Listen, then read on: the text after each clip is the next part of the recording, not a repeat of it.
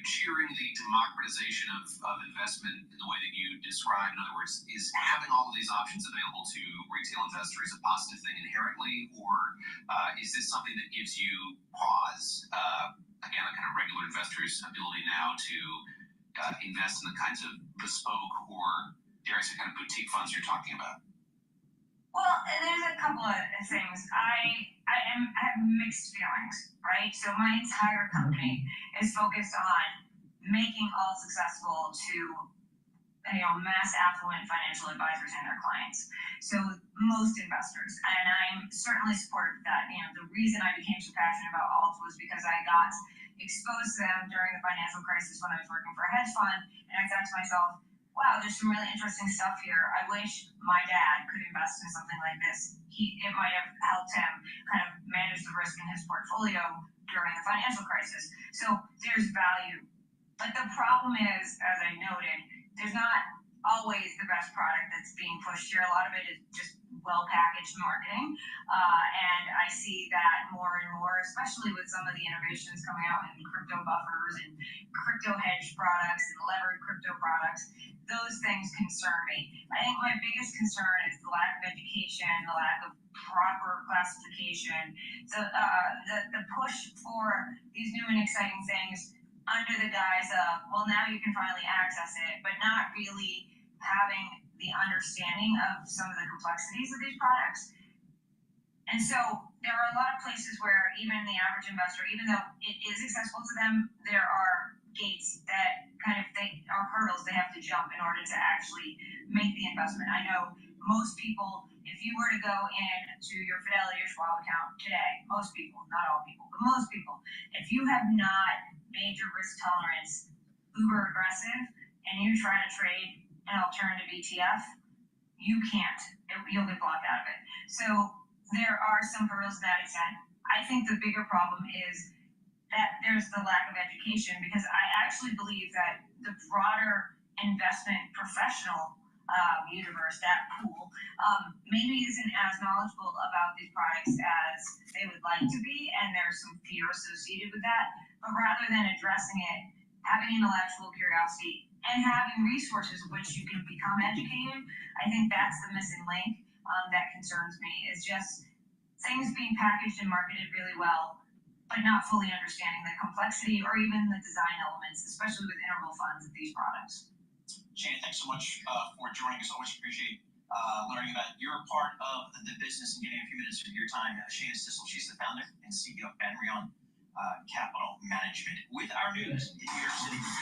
Thank you very much, Paul, David, Lisa. With the government shutdown now in day 14, Senate Republicans are expected to force a vote tonight on their clean spending bill, but it is unlikely to pass.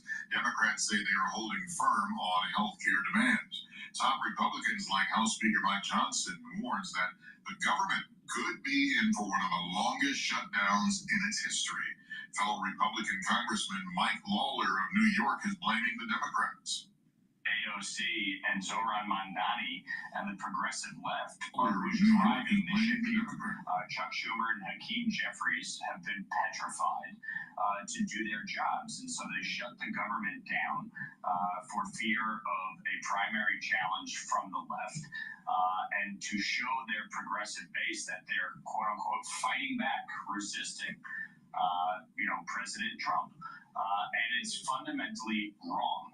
There are more than 750,000 furloughed federal workers. Families in Israel and Gaza are reuniting with their family members as the ceasefire between Israel and Hamas starts. Yesterday, Israel and Hamas released hostages and prisoners. There are questions when Hamas will return to Israel all the bodies of the 24 hostages believed to be dead and held in Gaza. Only 4 were turned over to Israeli authorities on Monday. Cardinal of Chicago, Blaise Supich, called on the Catholic Church to have a moral and ethical voice about immigration. The remarks come during the Trump administration's crackdown on undocumented immigrants. Cardinal Supich said the administration's aggressive tactics are intended to terrorize. Our pastors are telling us that attendance at Mass, particularly in Latino communities, is down because people are afraid to come out. That's very sad. but they're also afraid to go to grocery stores, get medical help. The Cardinals' comments follow Pope Leo's call for church leaders themselves to be more vocal about the issue. Global news 24 hours a day and whenever you want it with Bloomberg News Now. I'm Michael Barr. This is Bloomberg. Paul, David, Lisa. All right, Michael Barr, thank you so much. We appreciate that. David, now this is when you know AI is going mainstream. Walmart is teaming up with OpenAI to enable shoppers to browse and purchase its products on ChatGPT.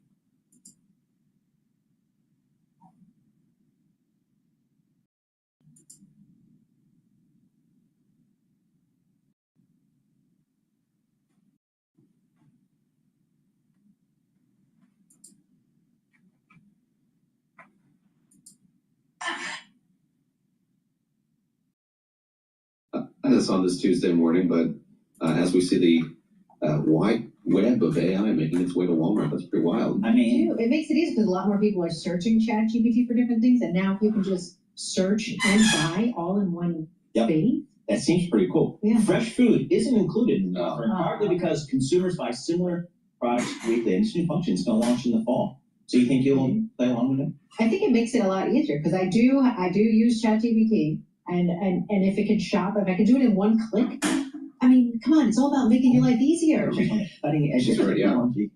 You're not scribbling down the little shopping list and then bringing it. Let's see, Bloomberg. Good morning.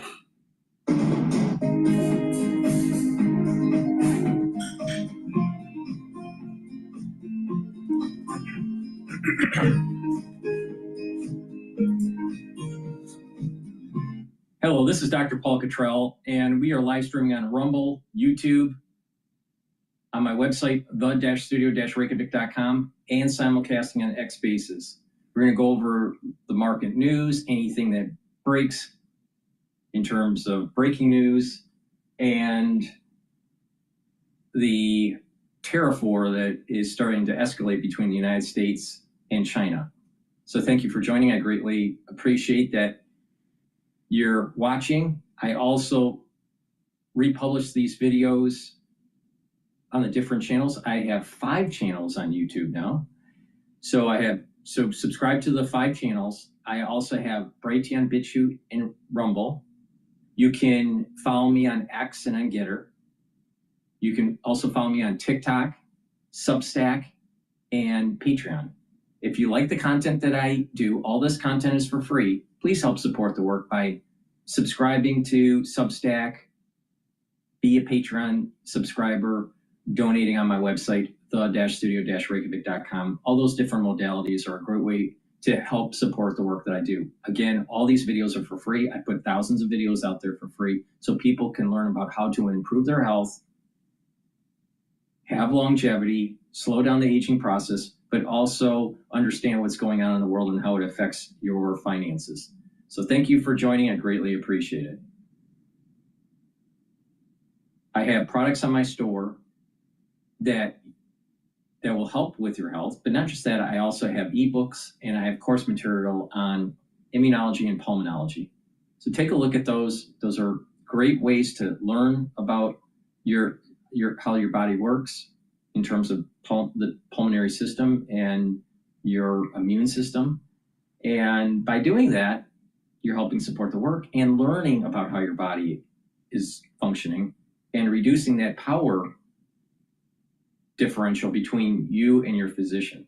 When you have more understanding of how your body works, you'll be able to improve your health outcomes. So please go to my store and take a look at those great course materials on immunology and pulmonology.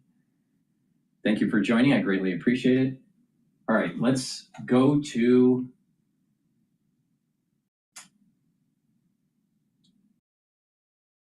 Fox News talking about Mamdani.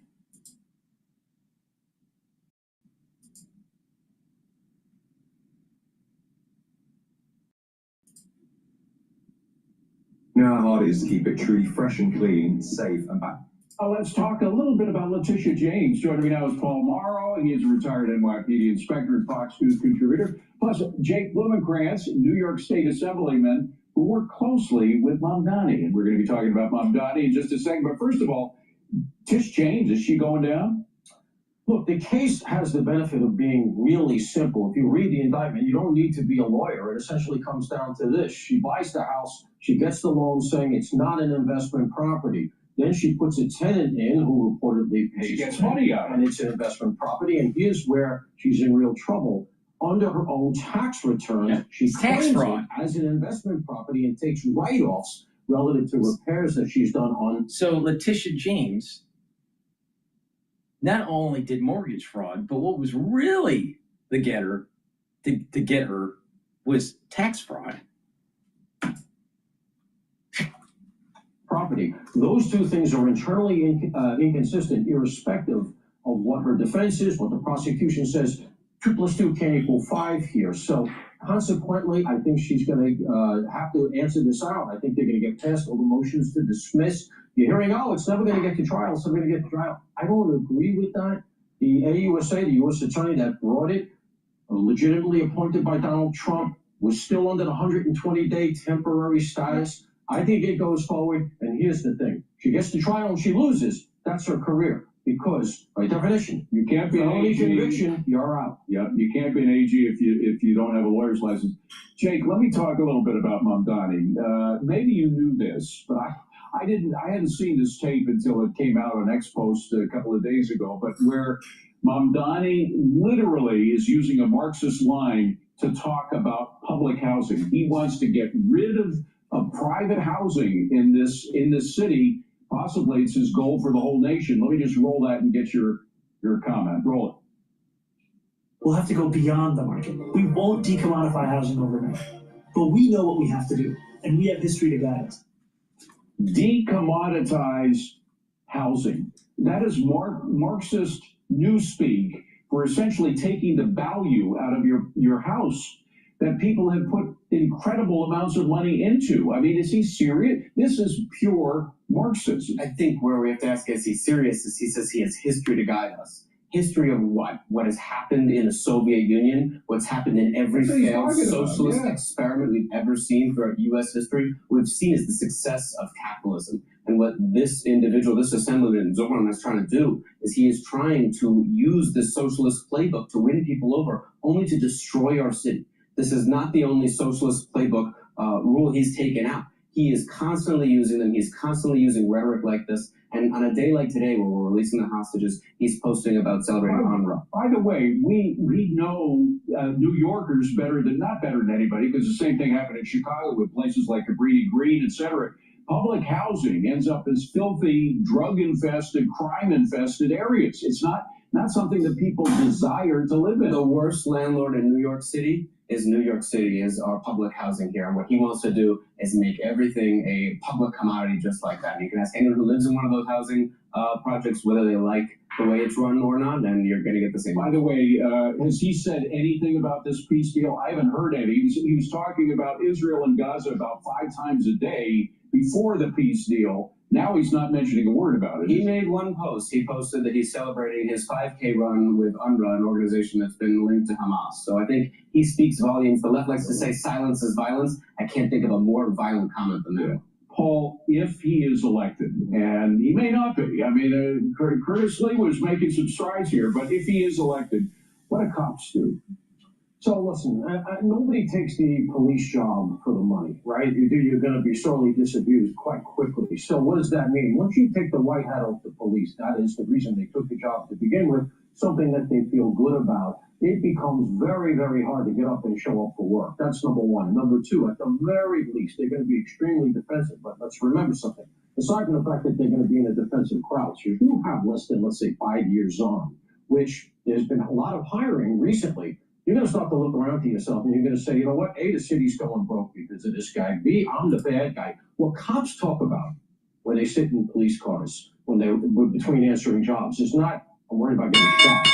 I'm worried about getting indicted, because that's becoming more and more prevalent. I feel like they have a target on their backs. And so what's going to happen is they're going to look around and they're going to say, Florida's offering a $30,000 signing bonus. South Carolina is offering $30,000 in immediate pay raises. and a take-home car and a better lifestyle, and I'm not the bad guy. Who would stick around? Yeah. And that's what is going to happen. The city's already broke, Jake. You work with this guy. Is he smart enough to realize that he can't print money? That either he gets a bailout from Washington, which ain't going to happen with Donald Trump in the White House, or he's going to have to cut back on his plans of free this, free that, free everything. I think he wants to turn, as we've seen lately, our buses into roving shelters, as who's going to use a free bus all the time, as we've seen in other cases. But the reality is New York's are going to face a serious situation when they see his plans implemented in the way they do. And right now we're seeing his Albany Democratic allies saying they're going to fall in line. They're going to do what he wants. They're going to raise taxes the way he wants, and New Yorkers are going to pay the ultimate price for it. By the way, there's no such thing as a free bus. There's no such thing as a free lunch, but somebody's got to pay for the gas. Somebody's got to pay the drivers. Somebody's got to pay for the buses and the upkeep. I mean, to say that free bus service is going to be possible is not true. Look, he is using the Soviet playbook, just Latin. Right? Yeah. All right, Paul, Jake, thank you very much. Appreciate you being here.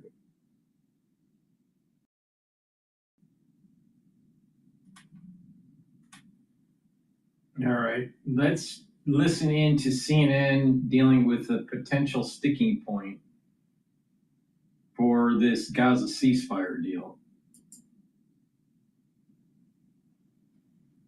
Thursday night football on Prime. It's on. Thursday night. This week, it's an old. This morning, President Trump says phase 2 of the ceasefire in Gaza is underway, but phase 1 is not yet complete, with Hamas failing to release 24 of 28 bodies of hostages. So how will phase 2 get underway, and what will happen in a mostly destroyed Gaza in the meantime? Joining me now, retired Colonel Cedric Layton, our CNN military analyst, and CNN Global Affairs analyst Kim Dozier. Thank you both for being here this morning. First to you, Kim. I mean, hasn't Hamas already broken the ceasefire deal, because all of the hostages, alive or dead, were supposed to be handed over around the same time? Could this threaten the ceasefire? Well, Hamas had always warned that it might take more than 72 hours to find all of the bodies, in some cases because they weren't held by Hamas, in other cases because the Hamas groups that were holding them, the individual units, might have gotten killed by Israeli airstrikes, and Hamas has lost contact with them. And also, remember, right before the ceasefire, Hamas was under attack, so it couldn't be in constant contact with all of its different elements. Now that the Israelis aren't monitoring all the communications for targeting, they are reaching out and trying to find the different units and locate all of the bodies. But it's going to take time. Let me ask you, Colonel Layton, President Trump had mentioned that they had approved Hamas as a police force for now in Gaza. And since then, Hamas has carried out executions of people that opposed it or that it claims were collaborating with Israel in some way. What does this tell you about whether Hamas will actually disarm?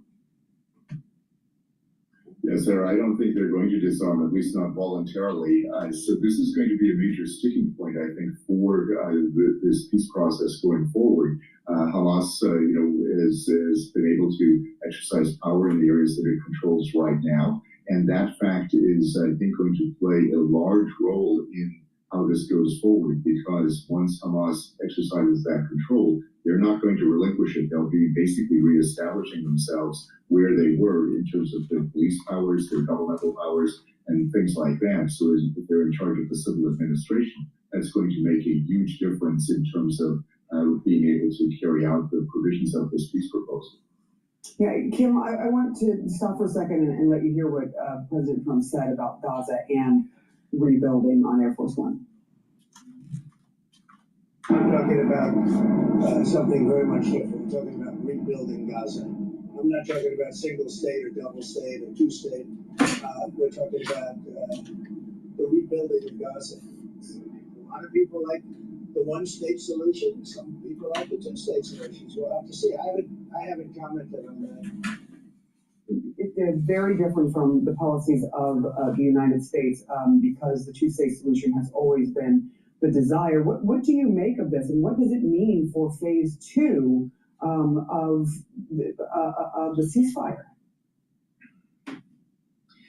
Well, to look at the larger Palestinian state issue, if President Trump wants to move ahead with the expansion of the Abraham Accords, Saudi Arabia and other Gulf nations have said they won't support expansion unless Israel commits to a two-state solution. So there's that. Eventually, they will change the channel on President Trump's thinking on that.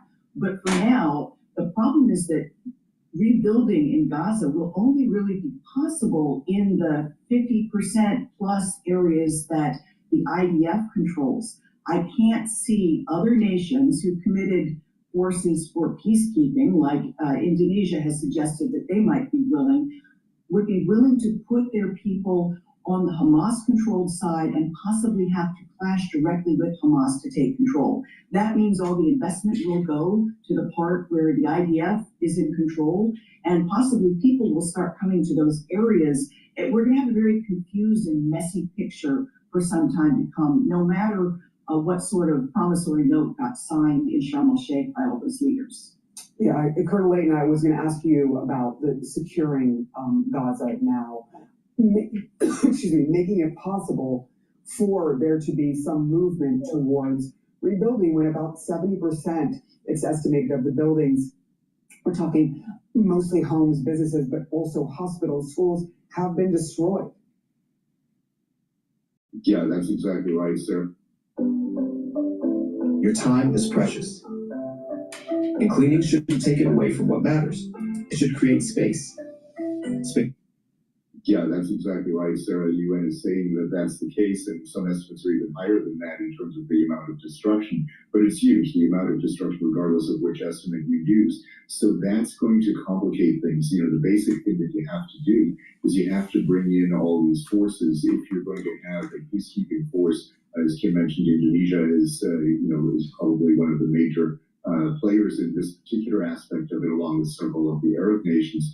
That is going to be very difficult to insert them between the IDF lines as they exist right now and the areas that are controlled basically by Hamas. So that's, I think, one of the most difficult things, both logistically and operationally, that we're going to see. And if that's the case, then this peace process, the rebuilding, which really amounts to the rebuilding process, is going to have some major stumbling blocks associated with it, because if you don't have the security, you can't rebuild. That's basically the bottom line here. Phase 2 is the most critical thing going forward, but also the most complicated. Colonel Cedric Layton, thank you so much to you and Kimberly Dozier as well. Well, joining me now live from Beirut is Paul Salim. He is a current senior fellow as well as a former president and CEO of the Middle East Institute. I appreciate you being with us. Thank you for having me. So, after watching the emotional return home of all 20 living hostages, the signing of the ceasefire agreement, and the release of nearly 2,000 Palestinian prisoners, President Trump says phase 2 of his peace plan has now begun. How hard will this next phase be, given it will require the disarming of Hamas and the implementation of Gaza's security and governance? Well, first of all, what has happened is tremendously important, as your reporting indicated. The return of these hostages, the release of prisoners from the Palestinian side really underlines, hopefully, the end of the most intense conflict that we've seen over the last 2 years. And the return of these hostages and prisoners for their families and loved ones is a tremendous achievement. I think President Trump deserves a lot of credit for that, as well as the Arab mediators that put a lot of pressure on Hamas as well. But indeed, the second step, or the second phase of this agreement, I think will be much more difficult to implement. On the Hamas side, as mentioned, they have not agreed to disarm. They don't want to deal themselves out of the Palestinian future, neither politically nor militarily. They have given up the hostages, and that means they've given up a lot of leverage.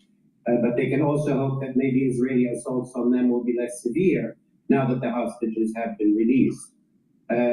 On the Israeli side, the Netanyahu government and its right-wing allies, Smotrich and Ben Gvir, all of them, I think, are not enthusiastic of bringing back another Palestinian authority of some kind into Gaza. That would limit their ability to operate in Gaza. They don't trust Hamas.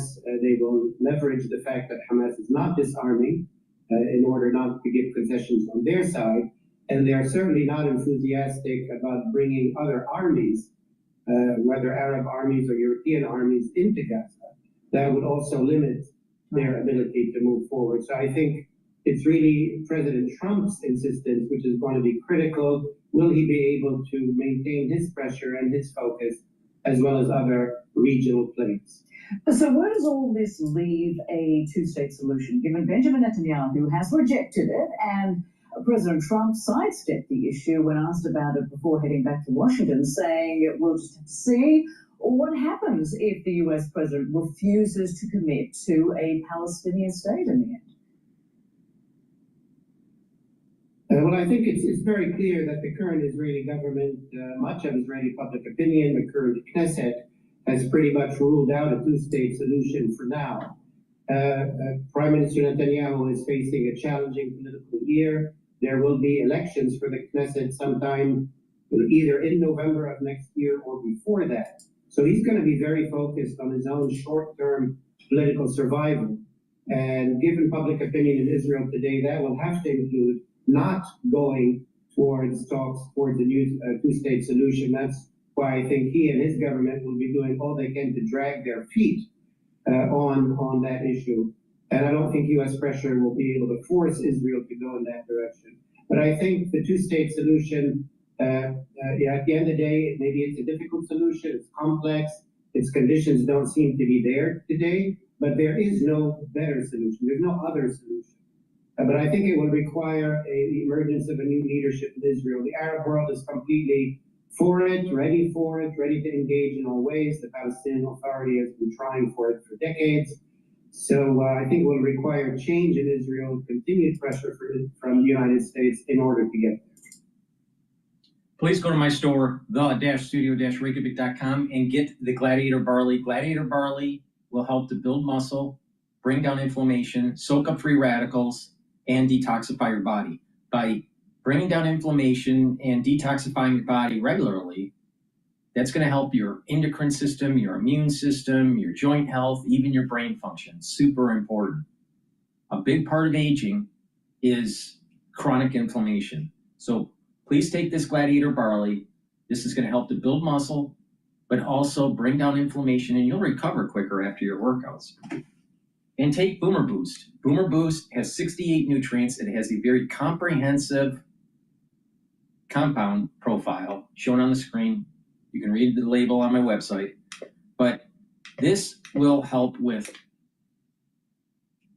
your heart, your vascular system, your brain function, musculature, rev up your metabolism, and increase your energy levels. You're going to notice the effects of this within 72 hours. You're going to have a steady burn of energy. You're going to get rid of that brain fog. You're going to be able to concentrate. And over time, what you're going to notice is you're going to have more vitality. You're going to be more active. And taking it every day, you're going to notice that your musculature is better, your sleep is better, your brain functions better, your cardiovascular health is better. You have a steady burn of energy throughout the whole day. And by moving around and being more active, you're just going to have a better quality of life. So please go to my store, get the Boomer Boost. This is a very important supplement to take every day. And if you're an athlete, you can use this as a pre or post-workout fuel source. Now, a great way to benefit from this is to stack these together, to take the Boomer Boost and the Gladiator Barley and do some resistance training, but also some cardio, some stretching and balancing exercises are important. And by doing that, you're going to really control your A1C levels. A lot of people in the United States have problems with their blood glucose levels. Well, you want to control that? Take these, get the Boomer Boost and the Gladiator Barley, stack them together, but you can take them separately, but you get a synergistic benefit by stacking them. And because we're in the fall and winter season, it's really important to prepare. And you can do that by getting the drops and the lozenges from my store. You can get it in elderberry zinc, and you can get it, the drops in cherry, honey and lemon, for blueberry. Get a few bags for your household, all right? And by doing that, you're going to be prepared for the fall and the winter. The moment you have that throat irritation, take the drops and the lozenges. Have some at work, have some at home. But the moment you have that throat irritation, mitigate it right away by attacking it. So please go to my store, use discount 5, all caps, discount the number 5. You get $5 off any order. But it's really important to prepare for the fall and winter season.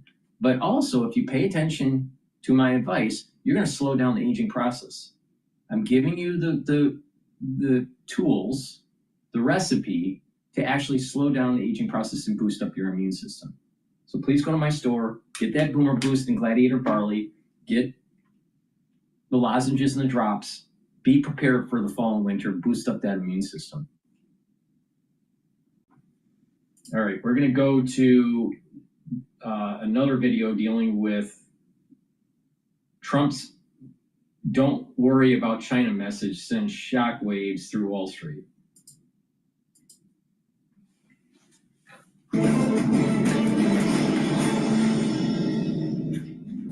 President Trump striking a calmer tone on China, and the bears are backing up. I have a great relationship with President Xi. He's a very tough man. He's a very smart man. He's a great leader for their country. He's a great leader. And I have a great relationship with him. I think we'll get it set. I know what happened. I really understand what happened. And I'm not even saying he's wrong. But then we met him with something much tougher than what he did to us. Welcome to the Big Money Show. I'm Brian Brenberg, along with my co-hosts Jonathan Honig, Dagan McDowell, Jackie DeAngelis, and with us for the hour, Michael Lee strategy founder, Michael Lee. Welcome, everybody. Well, just days after warning of new tariffs and threatening to cancel his next meeting with President Xi, President Trump took to Truth Social, writing, "Don't worry about China. It'll all be fine." That was enough to bring back the bulls after sharp stock declines on Friday and a weekend that saw nearly $20 billion in crypto wiped out. The White House says the new 100% tariff on China imports will still take effect in November, but Treasury Secretary Scott Bessent says the president's goal isn't confrontation. We are taking sound measures to right this problem, and we don't want to have to flex and show the Chinese that we, as President Trump says, we do have more cards, whether it's on software, whether it's on minerals, whether it's on financial services. Okay, a little back and forth between. Hey traders, welcome back to the Trading View channel. In this video, we're introducing our new AI indicator, which we've developed in partnership with OpenAI. Okay, a little back and forth between last Friday and today. What do you make of it, Michael? So, first, as an investor, every single sell-off from a trade-related headline as it comes to President Trump has been a buying opportunity. Going back 7 years, every single one of them. I bought some Ethereum on Friday night because there was absolute total crypto destruction to a lot of levered longs on Friday nights. Already seeing a little nice healthy return off of that bounce. But look, President Trump always tries to negotiate from a position of strength. With that chaos, with maximum chaos, you create maximum leverage.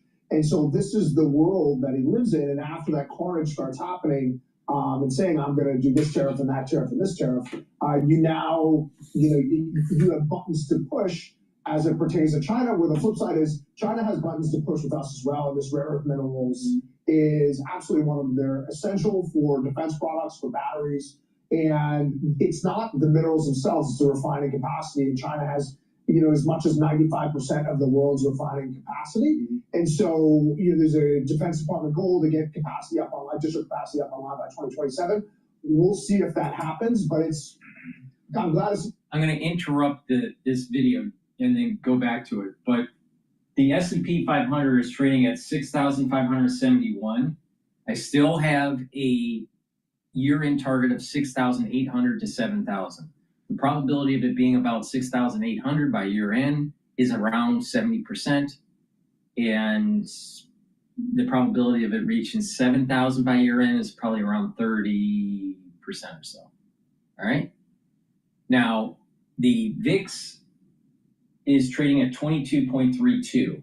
Now, if you watched my market analysis, I think it was episode 64.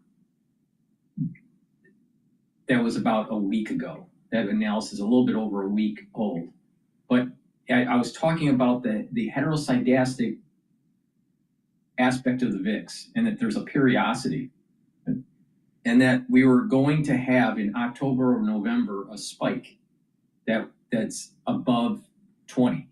Well, we now have that spike above 20. So if we close out with a higher VIX today, I think that the next VIX spike is probably going to be in December or January. All right. So if you've been paying attention to the analysis that I've been giving people, you'll see things, because I've been doing this for a long time. You will benefit from my perspective and my analysis and experience, especially in volatile markets. So I said that the VIX was going to spike in October or November. Now the reason being is that VIX will spike and then come back down. It'll spike up and then come back down really quick. There's this heteroscedastic aspect to it. It comes up and then comes down. It doesn't stay elevated.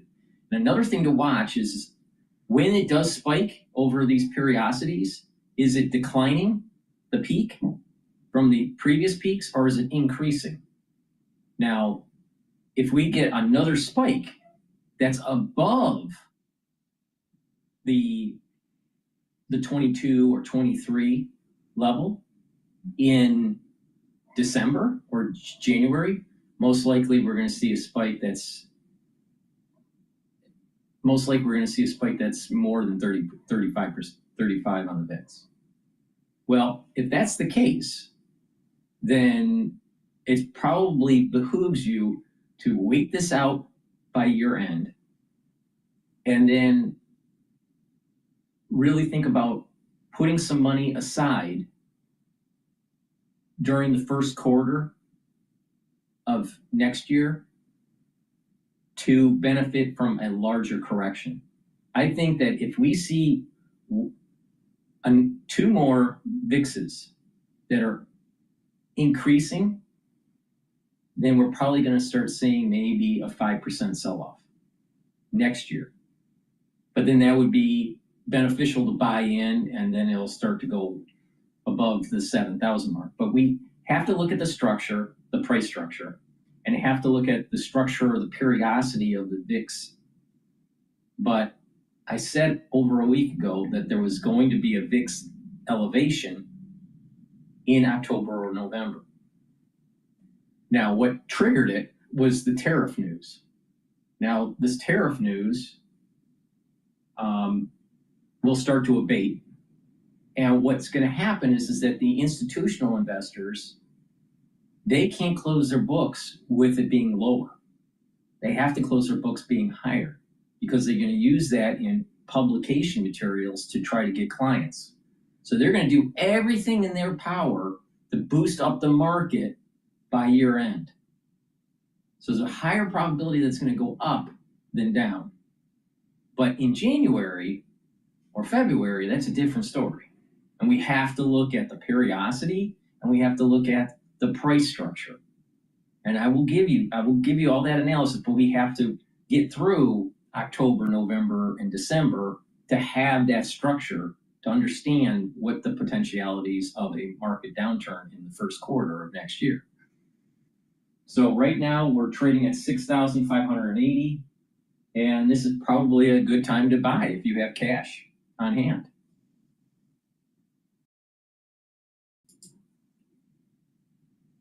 Markets coming back, I think we'll ultimately reach a amicable end with the Chinese government, even though they are somewhat of an enemy, but there's just too much money to be had. Okay, so Jonathan, jump in here, because Michael's saying, maximum chaos gives you maximum leverage. Maybe that's what we're seeing today. I don't know. It didn't feel so great on Friday, maximum chaos, when the market was down 1,000 points.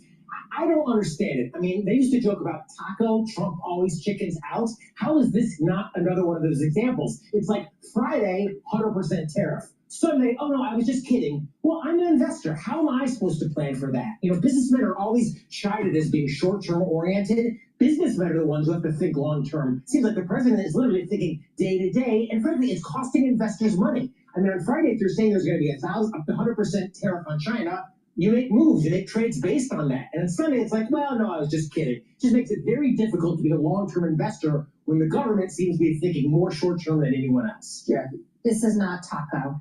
This is how he does it. This is how he negotiates. I think the markets are starting to understand that. How do you prepare when you're an investor? You keep a calm head. So you didn't sell stock on Friday, and maybe you used it as a buying opportunity. Now he comes out on Sunday, he says, don't worry about it. Everything's going to be okay. I told you, and this is my personal opinion, when he was talking about the shutdown in the military, and he said, don't worry about it, you're going to get paid. I believe him because I've seen how he does things. This is part of his negotiation process. Now, what's interesting here is that you've got two very strong leaders who know they're not going to get everything that they want. And Trump probably recognizes that internally as well. If he can get some of the things we want, as I've said from the beginning of all these trade negotiations, that's still a win that puts the United States in a better position than it was before. Like he said to Carney in the meeting in the Oval Office. What did he say? He said, I'm paraphrasing. Hey traders, welcome back to the TradingView channel. In this video, we're introducing our new AI indicator, which we've developed in partnership with Open. What did he say? He said, I'm paraphrasing, we want the same things. And Howard Lutnick chimed in and said, there are some conflicts here. There are conflicts here with China as well. But if he could score 1, 2 wins, 2.5, however we're going to keep score, they're going to want to get something too. Then, you know, the United States does essentially win. He's not going to get everything. I think he knows that. I think the market knows that. Dang. Friday wasn't about President Trump. It wasn't about China. It was about the turmoil that is emerging in credit and private lending. There's never just one cockroach that comes out of the work. It's never just about First Brands. It's never just about Tricolor. This is a broad concern about private lending, about credit, about bad credits. We are an economy that functions on lending. We are a credit-dependent economy when it comes to many businesses, and particularly the consumer right now. And so the market was already primed, and I'm talking about a whole variety of asset classes to sell off. And President Trump's tweet, or Truth Social, about China and what emerged as the day went on was the excuse to sell. China has become a much less important part of our economy and our trading relationship since his first term in 2018. The vast majority of our economy is us trading amongst ourselves. We've said that over and over again, but China's importance is shrinking. I understand that rare earth minerals and materials are critical, but to say, Jonathan, that, oh, how dare Trump? Well, are we supposed to believe him or not, Dagan? When he says he's putting 100% tariffs on China, should I take that as truth, or is that just a negotiation tactic? If your portfolio is based purely on what President Trump says on Truth Social, then I can't help it. Well, it certainly has a pretty big impact on the market, didn't it? I mean, the moment he posted that truth, stocks sell off. That's exactly what I told you. If your portfolio is so vulnerable to one Truth Social post, it is about more than President Trump. That's what I'm saying. Yeah. And I just wanted to note, and we can talk about it as the show rolls on, that the Committee to Unleash Prosperity. And this is the reason why she's picking up on something, even though she doesn't talk as fluently as it would be nice on Fox News, but she's picking up on something that's really important. She's hinting at what I'm seeing, and that is that there's an over buying of the S&P 500, but it's not going to burst yet. There's an over investment in AI, especially with the Mag 7, and the use cases are going to be really benefiting the small cap, not the large cap. All right, so much. It's going to be the small cap stocks, the smaller businesses that are going to be benefiting, becoming more efficient, maybe even more creative in developing products and services to reach their customers. All right.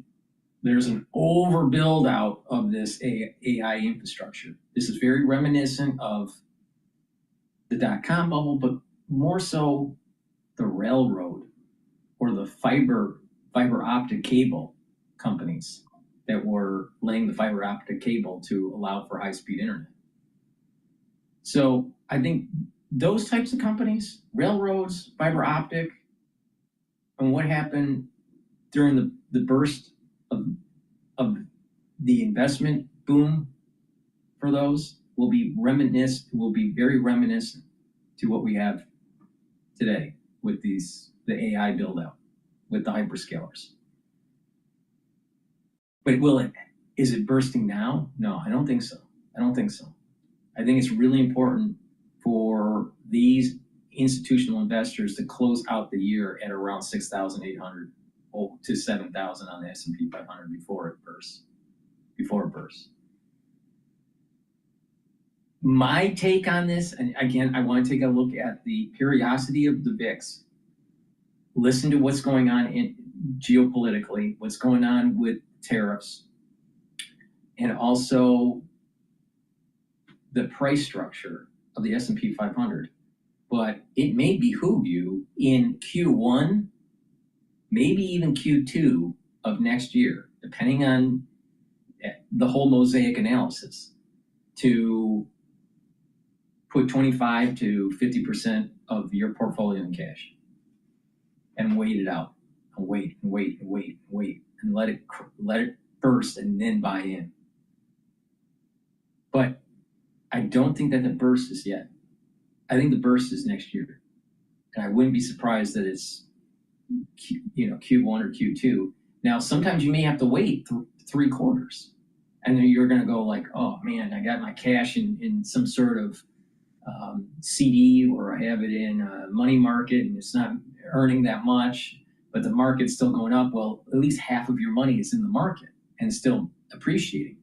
But what you're doing is you're waiting for that major correction, which will come. And when that major correction comes, it's going to drop 10%. And so when you deploy back in 25 or 50% of your money, and you're capturing that rise, and then the next wave of additional appreciation of the S&P 500. But I suspect that there's going to be a problem. There's going to be probably a problem at around 7,250 as a resistance level, and it's going to.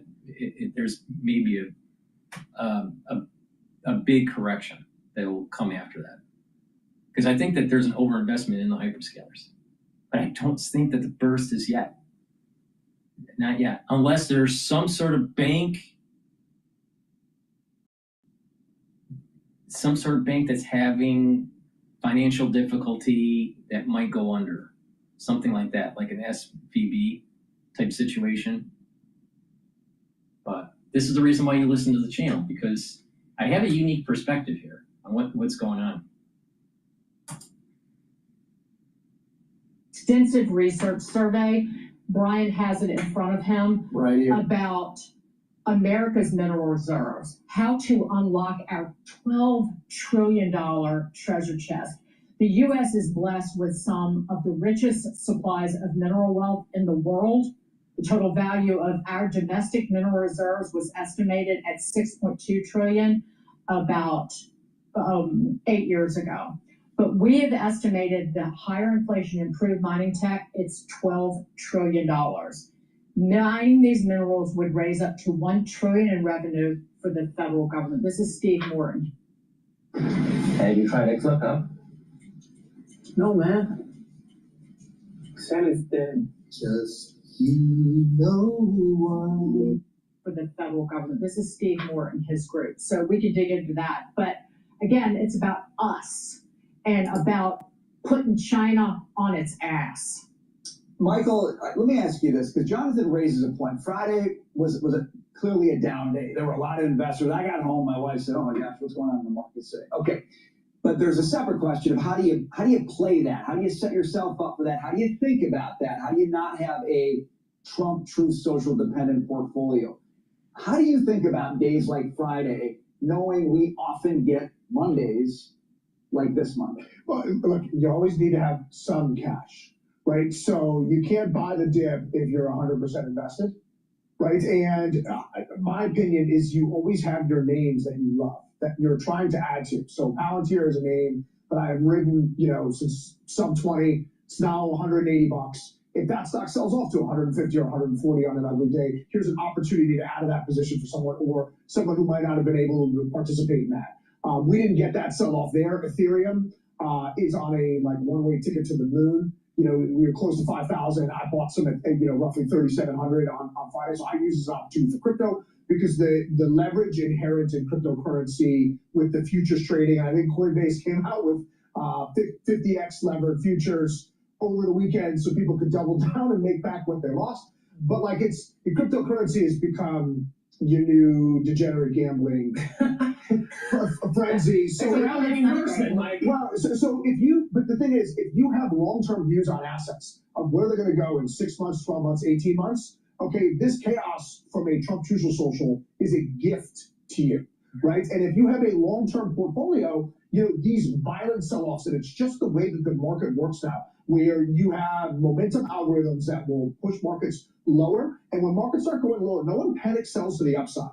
So it's always more orderly when the momentum pushes it up than when it pushes it down. So look for these really ugly days and know that it's hard to do it. But this is where you invest. This is where you made money. Because if you look at where we were in the tariff tantrum when Trump said buy stocks, what are we up? 30%, 40%? Really quickly, Jackie, because Mike just reminded me of this. You look at the moves China's made in the past couple weeks around agriculture, around rare earths.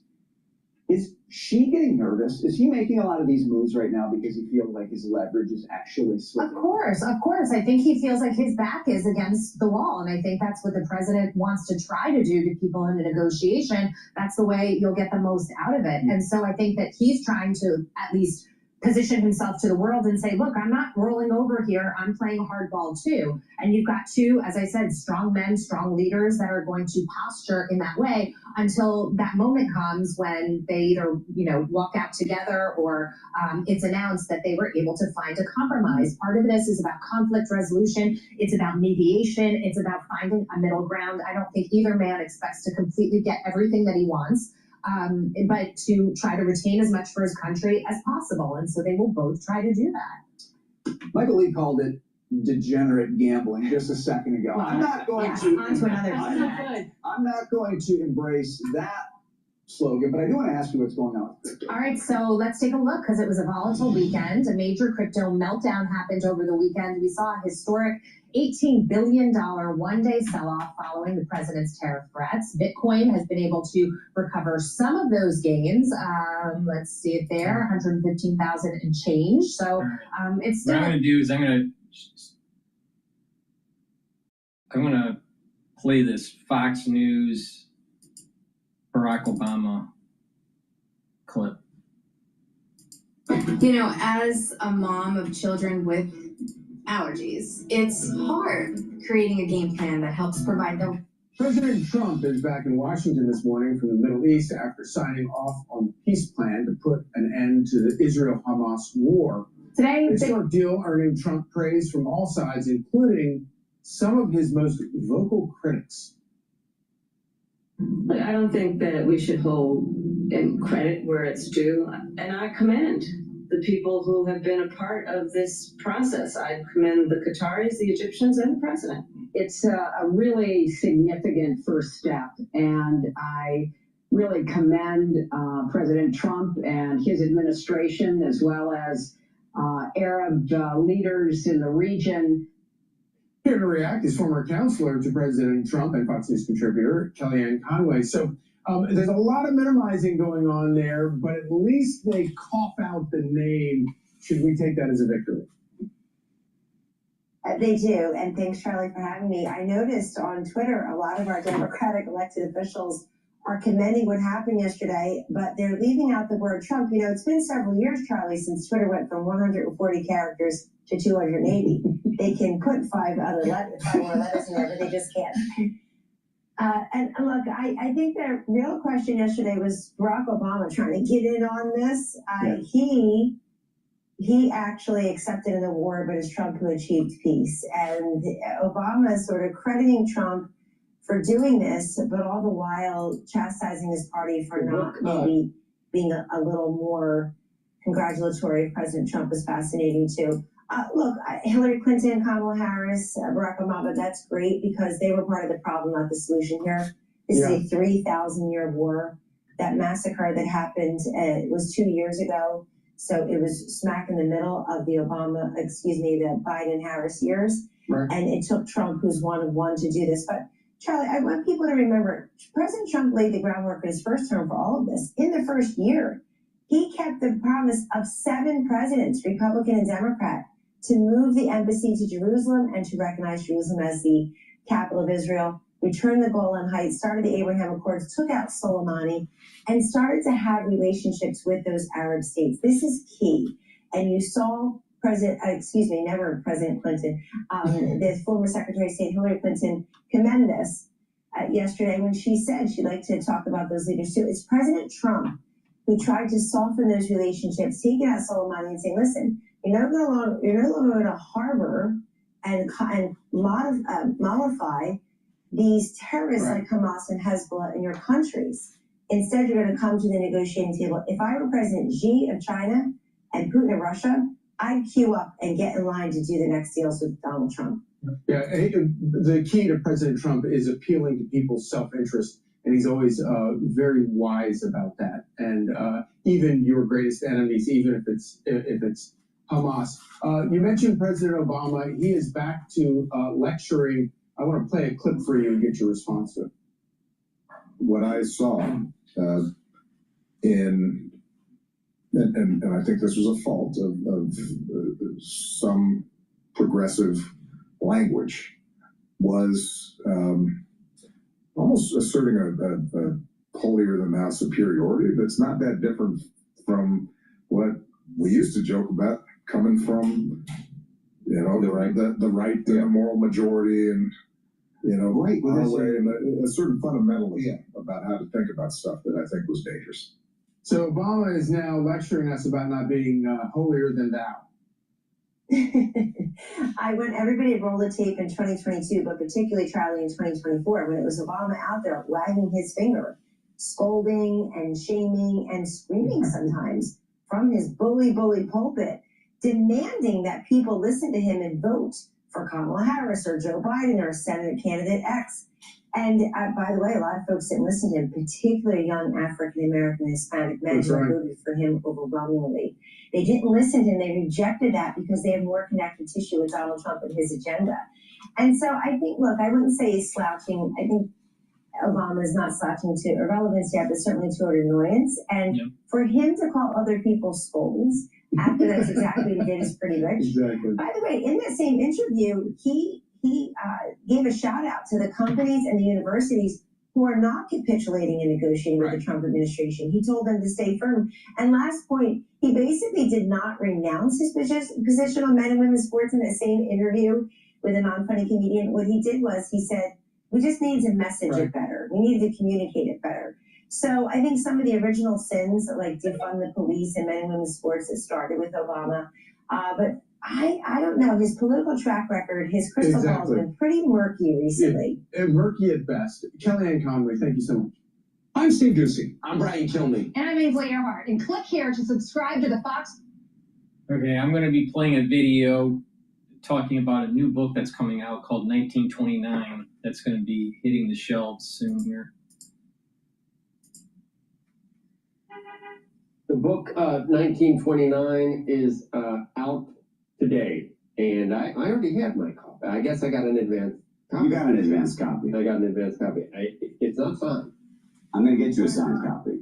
Oh, I have mine. You can just sign it. I can sign it. I want to thank you. Can I thank you just for your support of this whole thing? And the truth is, I kept you in the dark about this project. I know. For that long. About 7 years, maybe the last year. Almost, yeah. I worked on it for about 8 years, and I didn't want to tell you that I was working on this. About the TBTF2. I know, but to be honest with you, when I first started this, I didn't know if I'd finish it. I didn't know if I'd be able to get the material that I wanted to get. I mean, I was trying in my own way to write the prequel to Too Big to Fail, and I wanted that kind of detail, and I would travel all over the country. It's kind of a prequel to that. It's written, I mean, the goal was to try to bring you inside the room of 1929, because most, I mean, I think that no one's ever done that, which is we all have this general conception something terrible happened in 1929. And people like, look, Kenneth Galbraith wrote a brilliant book. He was an economist. Yeah. There's a whole bunch of people who have made different types of efforts in the 30s and the 40s. There's a good book that was written in the 70s. But I went on vacation years ago with my wife, like a real nerd, and downloaded all these books to my Kindle, and sort of left thinking, oh, I want to know more about these people and what's really happening here. And I don't think I told you what happened, but I was up at Harvard giving a speech, and I got there early, and I'm always late for everything, as you know. But I was there early, so I had all this time to burn, and I went into the Baker Library and asked the archivist if I could look through these documents about Thomas Lamont. Tom Lamont was the guy who ran J.P. Morgan. And she brings me these boxes. I open up the boxes, and inside these boxes are transcripts that Tom Lamont had, that his secretary was keeping, of his conversations with Hoover and Roosevelt. And you could actually see them talking to each other, literally, like what they were. And I thought, okay, that's, by the way, what I needed for Too Big to Fail to work, that kind of thing. But back then I could interview the people. And she said to me, Andrew, you can't write this book. This is not really going to work out for you. I read Too Big to Fail. You're not going to be able to get the granular detail. And she was right in that. That's what the archivist said. That's what the librarian said to me. Should I read your book? You can't. It's not going to work out for you. And it was almost like a personal challenge when she said that to me, because she was right. There wasn't like 3 or 4 or 5 sort of major archives that I think most historians would. You go and you excavate the archive. It was like a sort of a puzzle piece situation where you had to go. Oftentimes you'd have to think to yourself, okay, there's this great character, Charlie Mitchell, who runs National City, which becomes Citigroup. There is no archive. There are no diaries of his. They don't exist. And so you have to say to yourself, who would he have been corresponding with? Who would have been in his orbit? And then you'd have to go to their archives, see the letters, and pray to God that there was some letters or other materials from these people. But it really, that was what I was trying to do the whole time. And I would do it on weekends and nights. Corresponding with? What was your best treasure trove with Mitchell? With Charlie Mitchell, actually, the best treasure trove turned out to be depositions that were taken during a civil case. So that was the other thing. I made a great mistake in this project. Early on, I was looking at just stuff from 1929, maybe 1930, 1931. You realize actually that you had to go and find materials even into the 1950s or 60s, because some people had done oral histories that were in places I didn't even know existed. There was all sorts of like material that sort of like came out later. But a deposition from a lawsuit that came later, a civil lawsuit. A civil lawsuit. There was criminal cases, you know. So all sorts of, and by the way, then you'd see the interview. They'd interview his wife. They'd interview him. They'd say, "Where were you when this happened? What did you say? What did you say to your wife?" And then they'd interview the wife, and the wife would say, "This is what I said to him." And then all of a sudden you go, "Okay, I have a scene." Right. And it's this really interesting story, not just of Wall Street, it's also Washington, because it's actually almost pitched Charlie Mitchell against a guy who you all probably know, Carter Glass, who ultimately breaks up the banks. Carter Glass was a senator in Virginia at the time. He was the Elizabeth Warren of his time. And he would rail about this thing called Mitchellism and how he thought that Charlie Mitchell was going to ruin America because of debt and credit and the leverage in the system. So congratulations on finishing this, but having the vision to go do this and the tenacity to drag out all these details. Thank you. And then do it in such a beautiful manner. Too Big to Fail became a movie. It did. I think we'll see. Is that the right?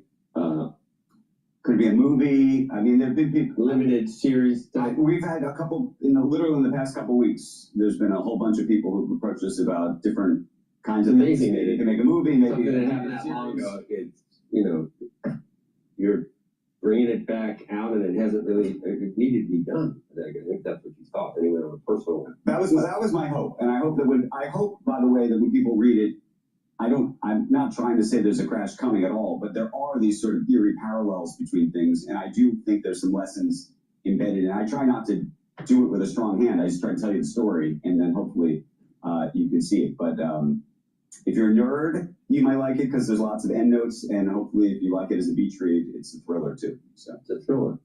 But we know even though you know the ending, there's lots of things I think that'll shock you. To be honest, I mean, by the way, you have people killing each other. Not killing each other, they're killing themselves.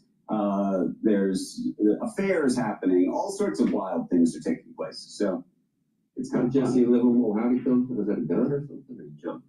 Sherry Netherland, Fifth Avenue. Yeah. Walks into the Sherry Netherland to the cloakroom. Yeah. Giving away the ending of the book here. Yeah, don't Yeah. do that. But is there anything like the opening scene in Billions? Like, no. We're back to in a box again? No, you brought it up. No. You're talking about when he has piano on the... No, I will say this. the cigar? My kids noticed that in Too Big to Fail, there's a lot of F words and cursing. Yeah. And they said, Dad, is there cursing in this book? And I said, no, and I hadn't thought about it. And I realized that because they were writing letters, but I think they probably did curse just as much, but they didn't put in their letters and memos and notes and diaries. Do we have all the same curse words? That's a good question. They smoked a lot of cigarettes. Yeah. A lot of cigarettes. That's great. The actors will love being in there. They still love smoking in those movies. I think they're clove cigarette. Please go to my store, the-studio-reykjavik.com, and get the Structural Nail Silver Toothpaste. This toothpaste is very high quality. It'll whiten your teeth, freshen your breath, help with the health of your gum line, reduce inflammation at the gum line. It has no fluoride, and this has an added benefit. By using this during the fall and the winter, it's going to help to neutralize. Please be prepared for the fall and winter season. You need this. Go to my store, get a few tubes of the toothpaste, be prepared. Another great way to prepare for the fall and the winter and to take it year round to boost up your immune system is to take Max 35 or Cleanse. Cleanse is 30 parts per million, Max 35 is 35 parts per million. Take either or. Take a teaspoon every day, swish in your mouth, gargle about 20-30 seconds, and then swallow. What this will do is help improve your oral cavity, your oral pharynx, help to maintain your mucosal barrier, and help with the epithelial tissue, the epithelial cells. By doing that, you're boosting up your immune system. You should be doing this every day. I've been taking this protocol for more than 5 years, every day. But especially for the fall and winter. If you're not feeling well, or someone around you is not feeling well, what you should do is take a tablespoon or two a day and keep on doing that until everything goes back to normal, and then go back to your maintenance dose. But taking Max 35 or Cleanse every day will boost up your immune system, and especially take this during the fall and the winter season. So be prepared, because this fall and winter in the United States is going to be problematic. And you know that what I'm saying is right, because all you got to do is just look around at what's happening to your environment at work or at home, in your cities. It's happening already. All right, let's go and listen to Fox News about China. Stop overspending on AWS. CloudRiser's cost optimization review is here to help you spend smarter. Our team reviews your cost and usage report. Listen closely to what I say here. Quote, there's only one way out of this reckless and damaging shutdown. Pass a budget that funds our government with no partisan strings attached. The American people don't get to demand ransom in exchange for doing their job. Neither does Congress. I just read was a direct quote. It was not my words. They belong to President Barack Obama. We're barreling toward one of the longest shutdowns in American history unless Democrats drop their partisan demands and pass a clean, no-strings-attached budget to reopen the government and pay our federal workers. What Barack Obama demanded then is exactly what Republicans are saying now. That's the Speaker of the House, Mike Johnson, on this ongoing government shutdown now in week 3. Sources are telling me that the Democrats have agreed to keep government shut down at least until the No Kings rally happens this Saturday in Washington, so that they can be there and say they're fighting Trump. No Kings rally. Hundreds of thousands of government workers have been furloughed in just the recent days. The Office of Management and Budget revealing well over 4,000 employees will soon be terminated. Homeland Security Secretary Kristi Noem said that Coast Guard personnel will still receive paychecks this week, thanks to the funding from the One Big Beautiful Bill. Joining me now is Minnesota Congressman and House Majority Whip Tom Emmer. Congressman, thanks very much for being here, and the Senate is returning today after a couple of days off to hold an 8th vote on reopening government. Will they be successful? Well, good morning, Maria. It's great to be with you. They should be. This is getting ridiculous. It costs the American people $400 million a day, Maria, for this shutdown. The Trump administration, God bless President Trump, they figured out how to pay our troops at least for this month. Yeah. And as you just pointed out, the Coast Guard will also be paid. But this is very damaging to the American public. It's a huge strain on the finances of this country. In light of all the great work that Donald Trump and the administration have been doing, to continue this shutdown for what? For a Hate America rally that's taking place on the Mall on Saturday, Maria? This is ridiculous. It's time that this my grandfather's party start listening to Main Street. Start listening to the American people. They spoke very loudly a year ago, November, when they voted for Donald Trump. 77 million Americans said they'd had enough of this stuff, and they just aren't listening. Well, I mean, how do we know that they're just not going to do this again? I mean, even if you were to pass a clean continuing resolution that funds government until November 20th, should we expect that they're going to take you hostage again on November 21st and say we want this, that, and the other thing, other than unless we close down government?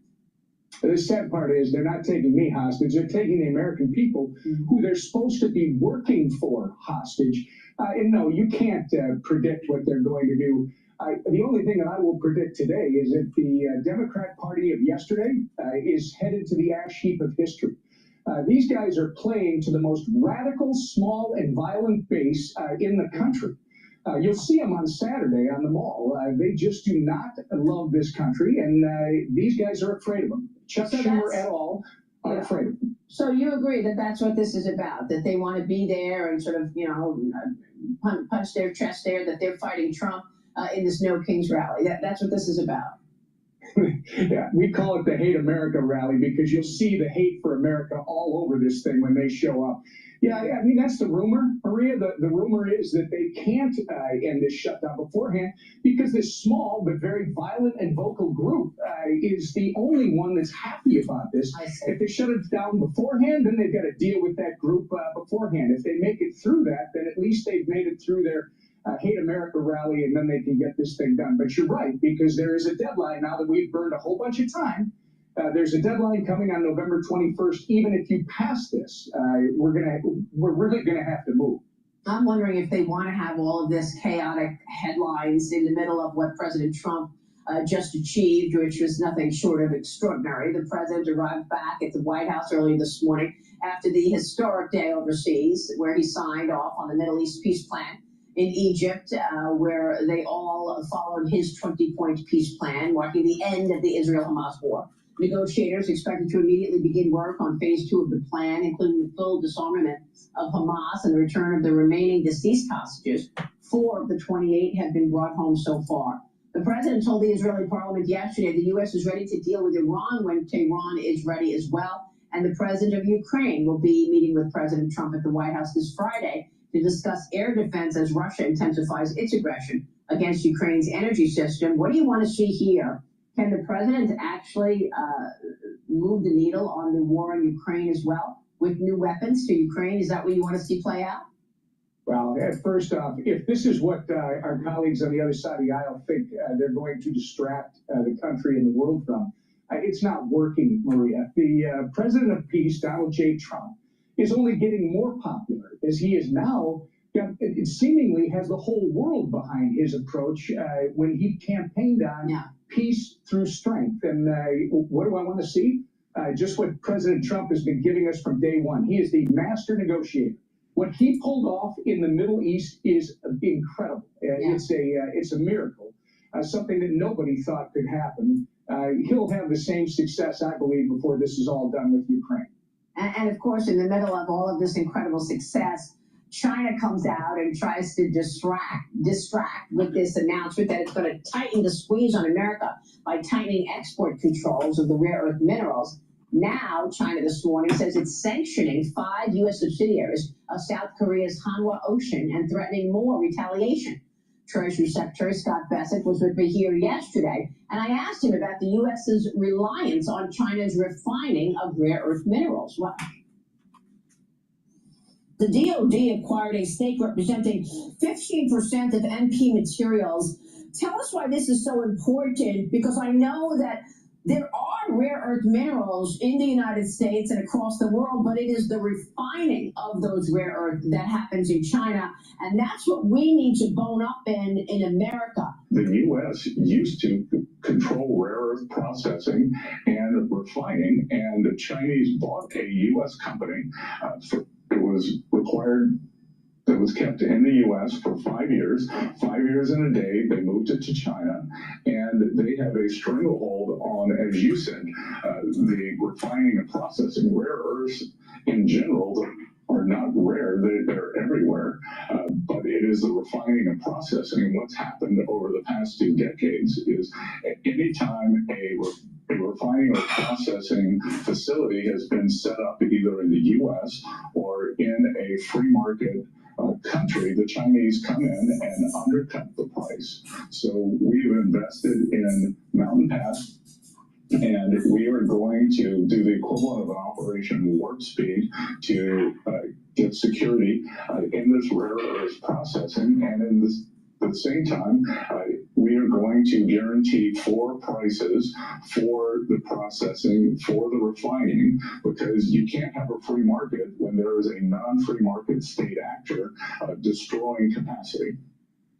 You know, Congressman, this deal, what Scott Bessent just told us there in terms of how China acquired the company, the refining company, and then took it over and then took the business altogether. That is the classic example of what John Ratcliffe told me years ago is China's MO. And that is rob, replicate, replace. And my question is, for this last 10-year period, while China was beginning to eat our lunch, where were your colleagues? Where was the Congress? Why are we so reliant on the China supply chain? All those years when they were attacking their political enemy, Donald J. Trump, with this Russia nonsense and the Steele dossier, etc., shouldn't they have been focused on America and the supply chains and where we get prescription drugs and where we get advanced semiconductor chips? Now we're reliant on China, and it's boxing President Trump.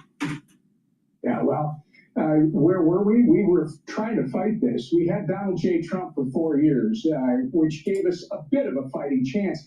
But then he, an amazing number of voters mysteriously showed up in the 2020 election, and Joe Biden had the next 4 years. And frankly, Joe Biden, Anthony Blinken, Jake Sullivan, this cast of losers that would take a knee for anyone but this country, led us down this road where if we didn't have Donald Trump right now, Maria, I don't know what the future would be. Right now, Donald Trump has credibility with the Chinese. They know when he speaks that he means what he says. In Minnesota, along what is known as the Iron Range, we have one of the largest precious metal finds in the world. The Chinese are literally making President Trump's argument for him by showing that you can't have an adversary in control of rare earths, minerals. Right. You've got to do it yourself. And we've got it right here in this country. It's time that we get back to mining and processing, which we are known for. And that is why President Trump is using tariffs to get these companies to fire up their supply chain. By the way, you mentioned Anthony Blinken. Exactly. This Thursday night is the Al Smith dinner. By having the tariffs as a tool to move manufacturing back to the United States, and it's not just final assembly, it's subsystems, it's mining, it's metallurgy, it's a lot of different things, pharmaceuticals, it's a lot of different things that allow for economic clustering. In addition, not only does it help our GDP, it will help us to be more self-reliant, especially if we need to go to war against China. Please go to my store, the-studio-reykjavik.com, and get the structural nano silver soaps. You can get it in peppermint or in lavender. charcoal tea tree, or lemongrass. Get these very high quality structural nanosilver soaps, especially for the fall and the winter. Also, make sure that you take, for the fall and the winter, magnesium and zinc, and vitamin C and magnesium. Magnesium and zinc will boost up that immune system and help with brain function. Vitamin C and magnesium will boost up the immune system, help with your skin, and help with your brain function. Also, magnesium and zinc increases the efficacy of vitamin D3. This is very important to take for this fall and winter. If you take it year-round, you're going to help to boost up that immune system and slow down the aging process. But it's very important to take this stack for the fall and the winter. Please go to my store and get the vitamin C and magnesium and the magnesium and zinc, and get the structural nanosilver soaps. Very high quality to be prepared for the fall and the winter season. Use discount 5. You have $5 off if you use that discount code. It's all caps, discount 5. You get $5 off any order. Now we're going to play a video about the potential AI bubble.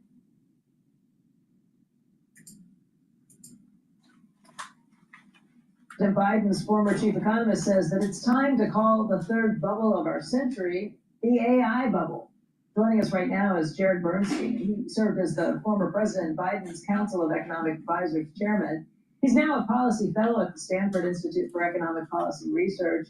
And Jared, thank you for joining us this morning. This is a big call. Now think about it. You think that what we're...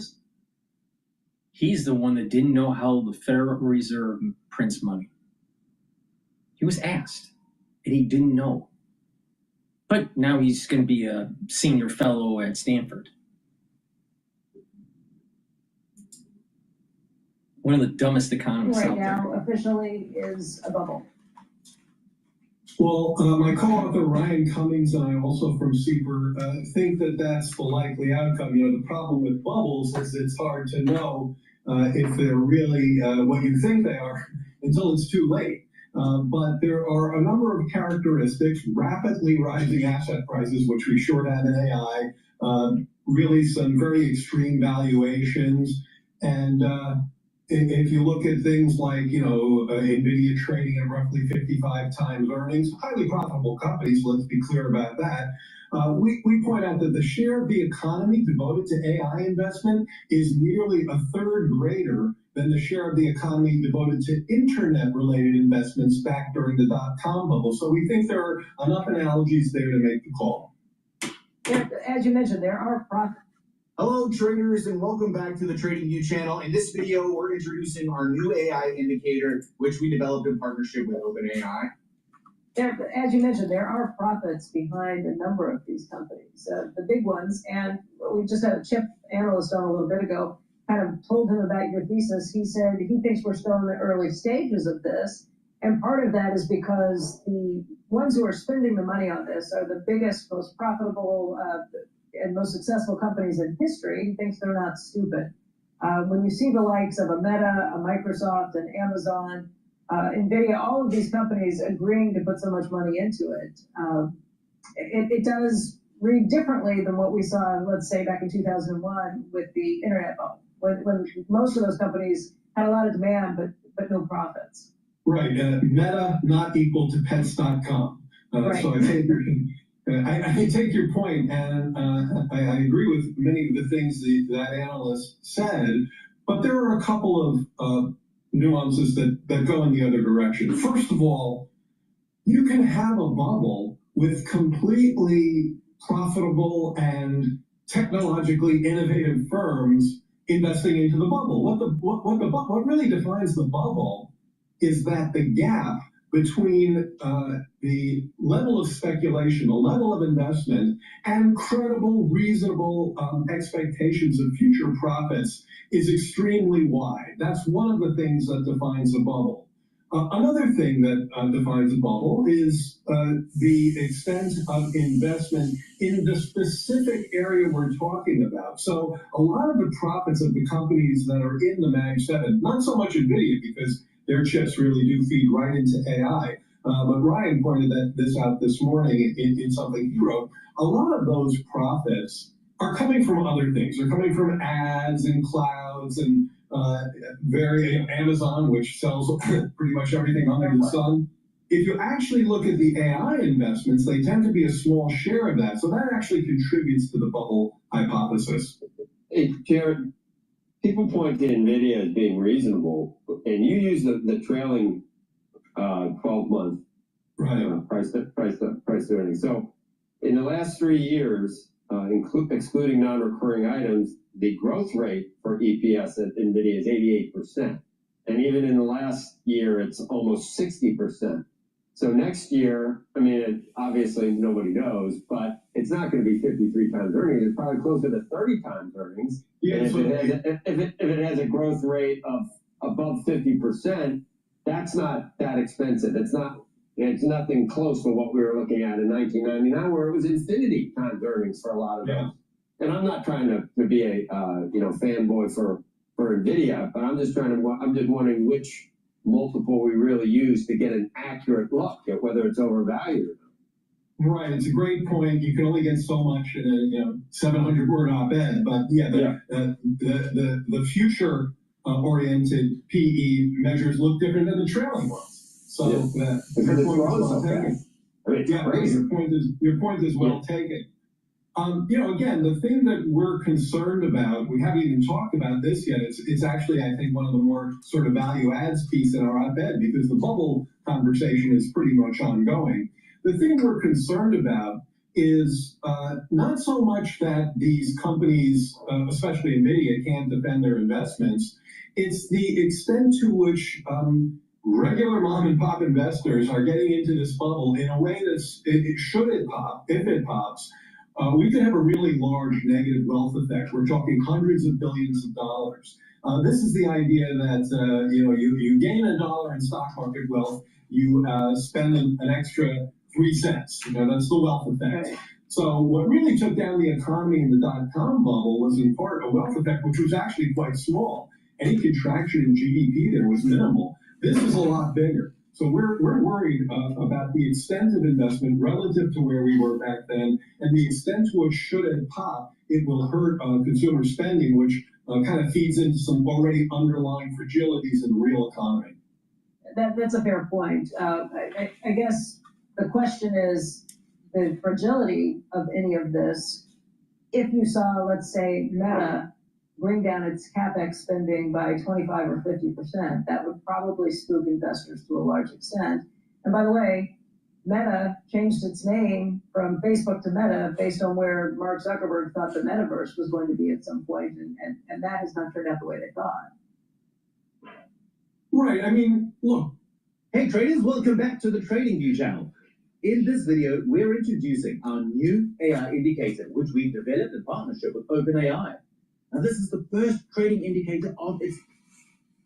Right, I mean, look, every day we're speculating in markets. So a bubble is hard to identify because it's a degree of speculation that goes well beyond the norm. And that's what we think we're seeing. I mean, when you have a share of the economy devoted to AI investment that at this point really surpasses what we saw with the dot-com, and when you see a level of profitability, not from the overall companies, but from AI itself, that's really quite minimal. OpenAI said they were going to need $1 trillion of investment this year, and their AI revenue is $13 billion. Now, again, Joe's point is well taken. You've got to account for future earnings. But to us and many others, that divergence between credibly plausible expected future earnings and this level of investment certainly looks bubbly. All right. How about a lightning round? This is one of my favorite Biden administration. The Democrat. Are you ready? I think so. What do you think of the government shutdown to try and get health care? It's the only leverage the Democrats have right now, and I think it's reasonable for them to be elevating the issue. Oh boy, listen to you. But what if some crazy Gerard is always, or Jared, or whatever the hell his name is. He's so partisan. Please go to my store, the-studio-reykjavik.com.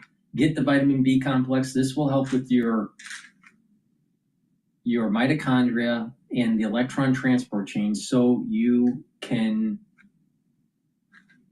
produce more ATP. That means you'll have more energy for your cells. Vitamin B complex will also boost up your cellular metabolism, and vitamin B12 will help to protect your neurons. Clarity factor, also a great neurostack to get rid of that brain fog, to be able to think more clearly, quicker, and clarity factor helps support your memory. By taking clarity factor regularly, not only are you focusing on tasks and the ability to concentrate over long periods of time, but you're also improving that microenvironment for positive neuroplasticity, so your neurons will be linking together more readily, and that way you're thinking faster. So please go to my store and get the clarity factor. Myotrol, very important, especially if you're age 40 or older, for males and females, to help build muscle. This will help with the gene expression to build muscle and maintain muscle, and also help with your mitochondrial health, because you need ATP to maintain muscle. One of the key features of aging is loss of muscle mass. So do some resistance training, do a little bit of cardio, do stretching and balancing exercises. Those are all very important, and take the Myotrol to help build muscle and maintain muscle. And especially work out your back. Do more back muscles, because when you have a better musculature in the back, what will happen is your posture will improve, your spinal cord will be more in line, your vertebrae will be denser because resistance training improves bone density, and the lymphatic flow in your vascular flow will improve. So your venous flow back to your heart will improve, and your lymphatic flow will improve. See, once you start crouching and your spine starts to compress, right, and you start to crouch, and you get older and you're just kind of crouching. Even you can see Trump is starting to have this little bit of a curvature of his spine. So when that happens, that's the early signs of aging, right? But if you look at people that are healthier and are younger, most of them have a better posture. So improve your posture, build denser vertebrae, improve your musculature for your back to get that better lymphatic flow, get that better venous flow, and you'll have this compounded positive benefit. Because when you have better lymphatic flow, your immune system is better. Well, if your immune system's better, you're going to age slower. If you have better venous flow, your heart, your vascular system is better. So these are all something very simple, as building musculature in your back can do a lot of positive things for your body to slow down the aging process. So please go to my store, get the Myotrol, build the muscle. This helps with the gene expression. It has polyphenols, flavonoids, and lignans. And Goodnight Formula. Goodnight Formula is also a great neurostack.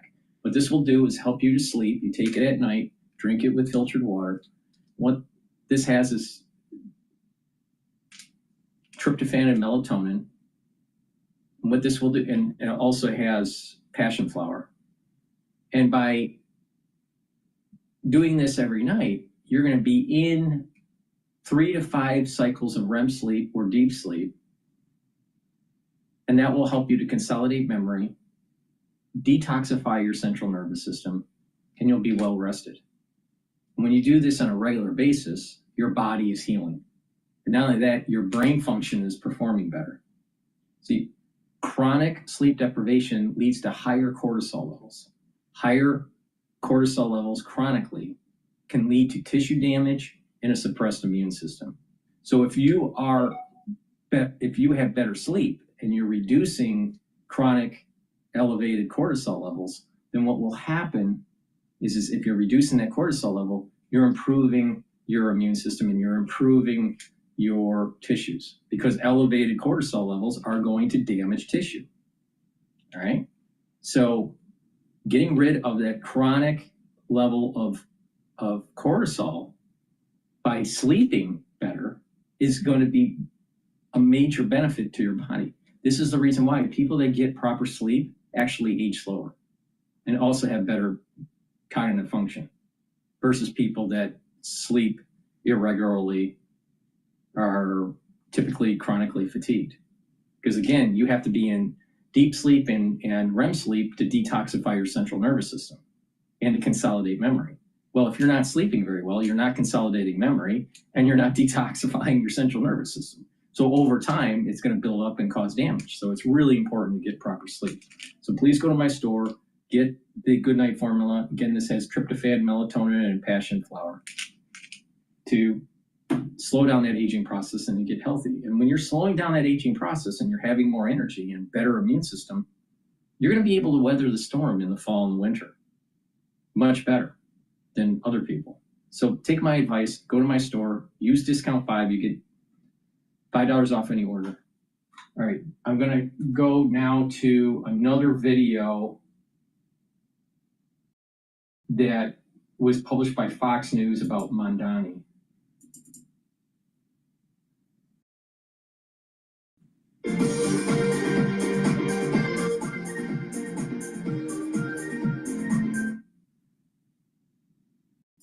Finally, after 2 years, every living hostage taken on October 7th is now out of Gaza. But right before their release, Zoran Mamdani was running a 5K race to raise money for a UN organization that employed 12 people directly involved in the attacks of October 7th, which started this war. Let's bring in Fox News contributor Miranda Devine. So great to see you this morning, Miranda. If this is not the most government thing I've ever heard, you have a guy running for public office who is raising money. This is important. This is really important. And I've covered this 2 years ago about this. When this was found out, UNRWA helped with the funding with NGOs to build the tunnels underneath hospitals. All right. They also helped fund Hamas.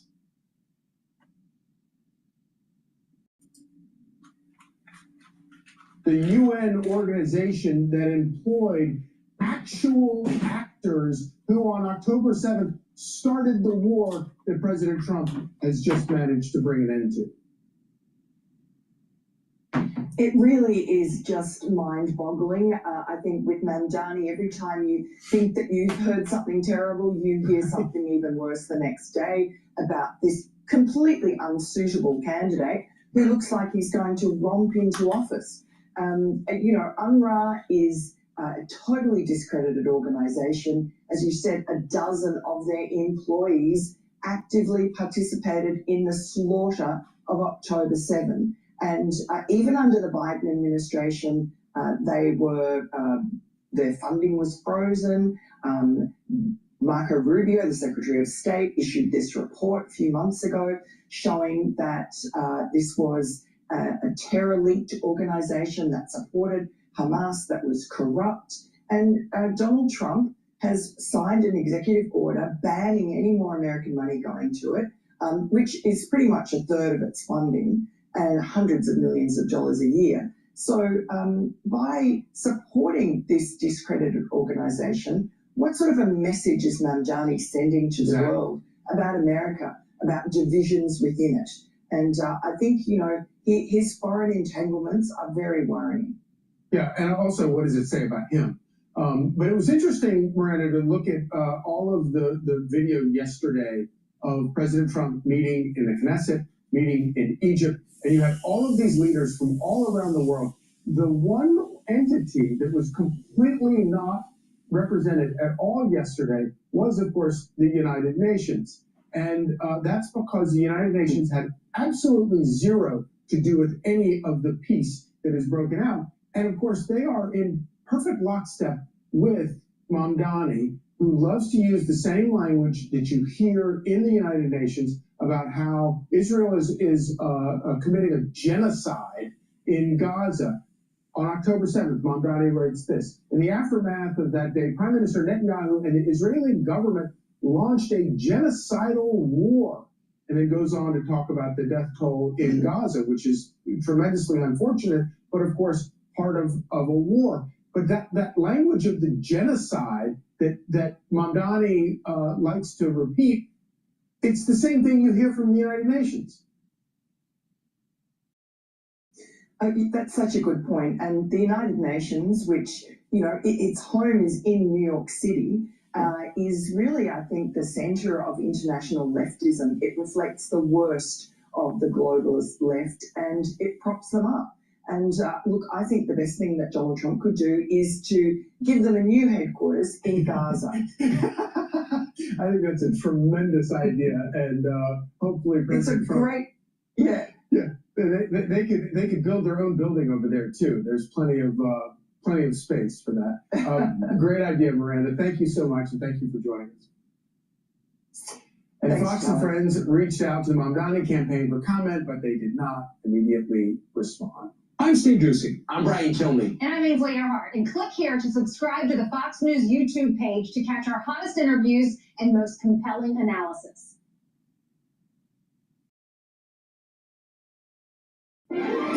What's the secret to peak health? Going micro with Noom. Micro habits, micro wins, even microdose GLP-1s. Micro? I can do micro. Get started at Noom.com.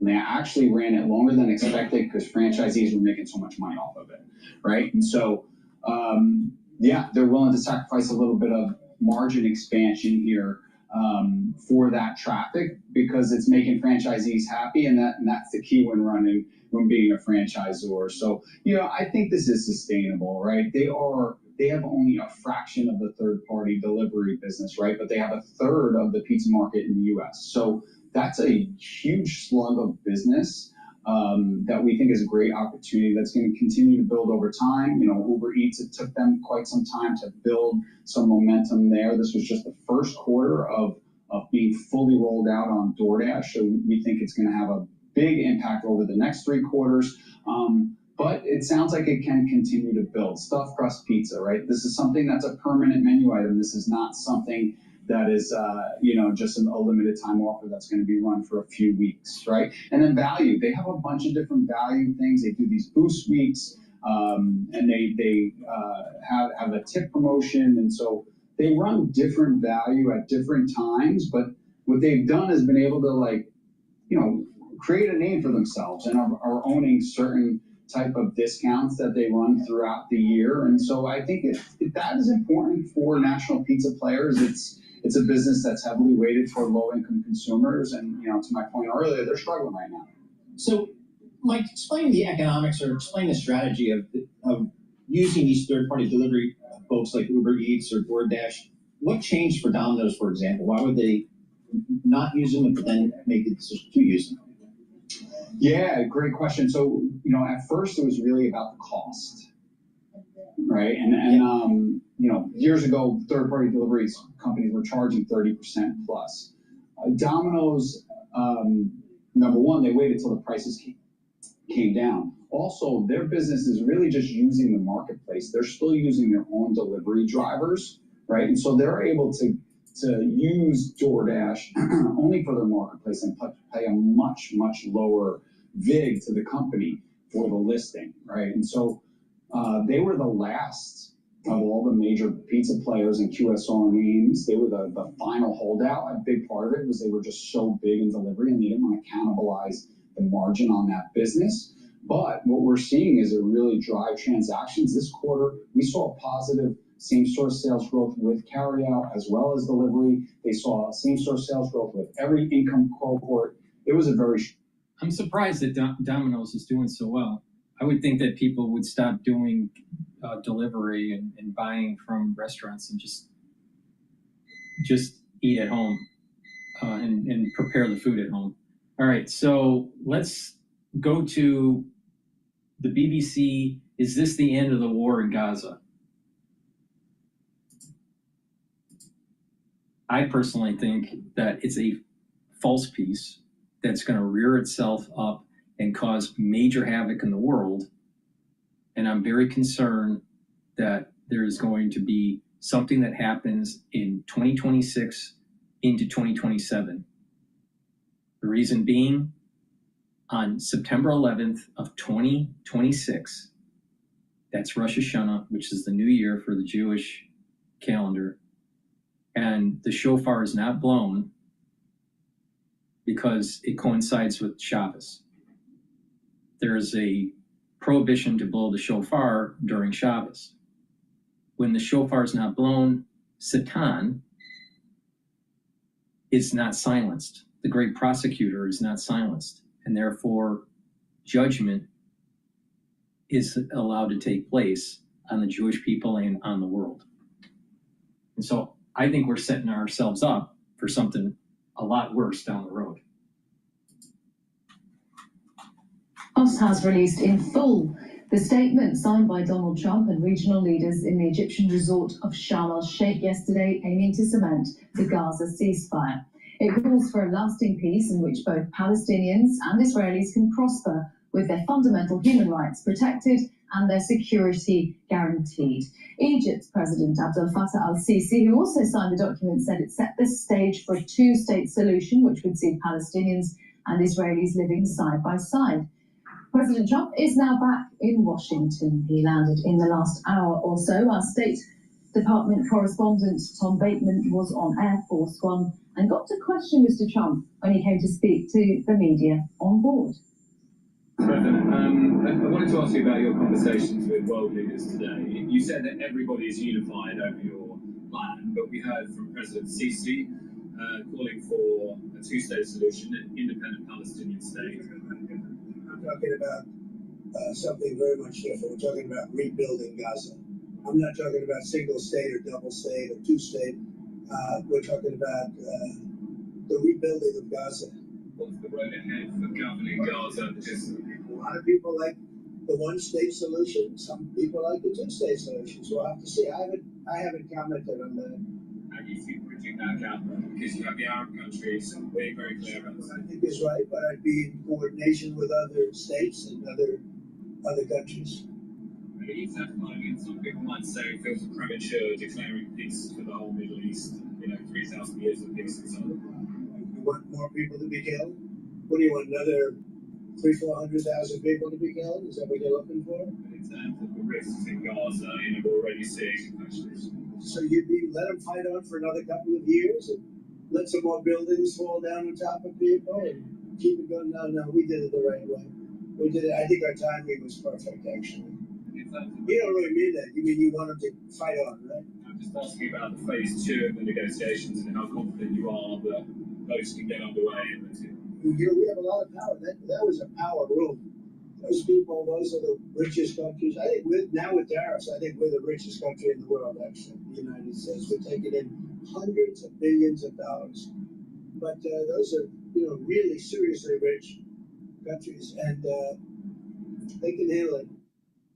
The questions there coming from the BBC's State Department correspondent Tom Bateman on board Air Force One with President Trump. Well, yesterday's summit in Egypt brought together international leaders to discuss the next phase. Alongside Sir Keir Starmer, Emmanuel Macron and others was King Abdullah of Jordan. His country borders Israel and the occupied West Bank. Speaking before the summit took place, the king sat down with Fergal Keane and warned that the Middle East is doomed unless there is a peace process that leads to a Palestinian state alongside Israel. So these guys are the descendants of those who... King Abdullah is the longest-serving leader in the region, sharing a border with Israel and with Palestinians making up more than 50% of his country's population. So, Your Majesty, you're chairing. A lasting peace is a personal and a national imperative. If we don't solve this problem, we're going to be at it again. So, in my view, two-state solution is the only way forward. If we don't find a future for Israelis and Palestinians and a relationship between the Arab and Muslim world and Israel, we're doomed. So much is unresolved.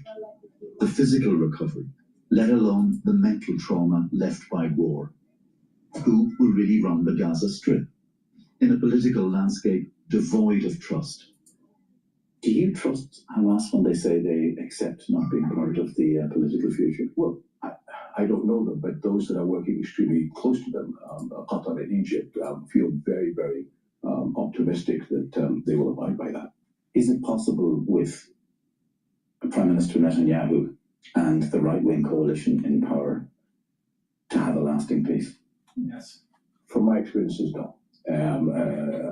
Most nations, when they look at strategic challenges, look at what is the end game. I believe that this Prime Minister and his group, their strategic end game is perpetual conflict. By perpetual conflict, they stay in power. But there are those in Israel that believe in inclusion, that want to change the way that this government has gone. And these are the peace builders that I think we can work with once there's an opportunity to do so. By His Excellency, Benjamin Netanyahu.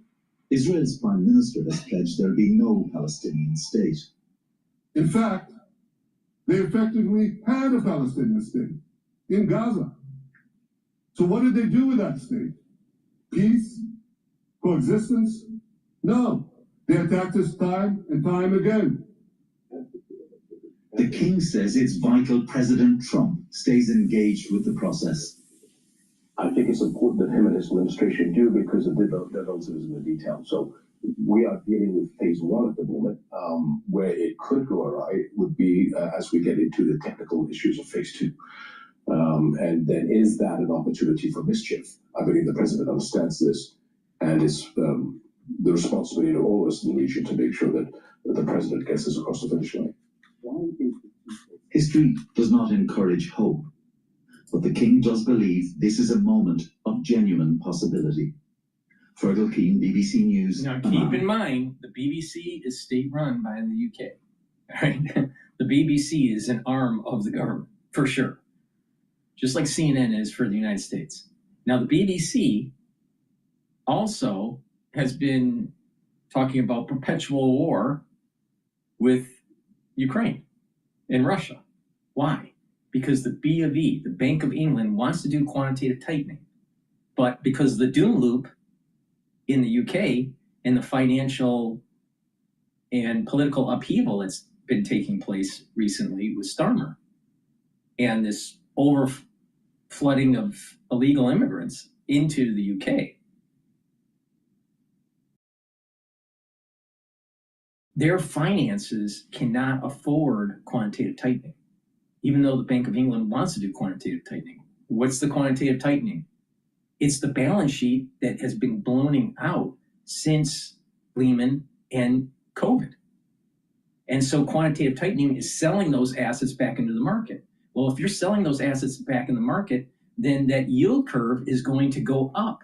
Why? Because there's more assets, debt assets, that are in the market versus demand. So the price of those assets will go down and the yields will go up because it's inversely related. Well, if they're going to issue more debt to finance their deficits, they're going to be borrowing money at a higher interest rate. So if you have a war, then what it does is it kicks the can down the road and prevents the B of E to actually do quantitative tightening. And hence, you're starting to hear a lot about Article 4 and Article 5 for NATO. So pay attention. The canary in the coal mine is France's economics and the UK's economics, which I'm concerned that they tip over and actually cause the burst of the bubble. So this is another one of those data points that I'm concerned about in 2026. Please go to my store, the-studio-reykjavik.com. Get the zeolite. Zeolite will bind to heavy metals, toxins, and chemicals and allow you to urinate them out within 6 to 8 hours. When you take this daily, take 3 small drops underneath your tongue and drink the filtered water. And by doing that daily, you're improving your immune system, your endocrine system, and your other organ systems like your kidney and your liver, even brain. So please go to my store and get the zeolite, detoxify your body regularly. Another great way to detoxify your body and to smell good is to get these dual purpose deodorants. They're for males and females. You can get it in citrus, and you can get it in peppermint, lavender, and tea tree.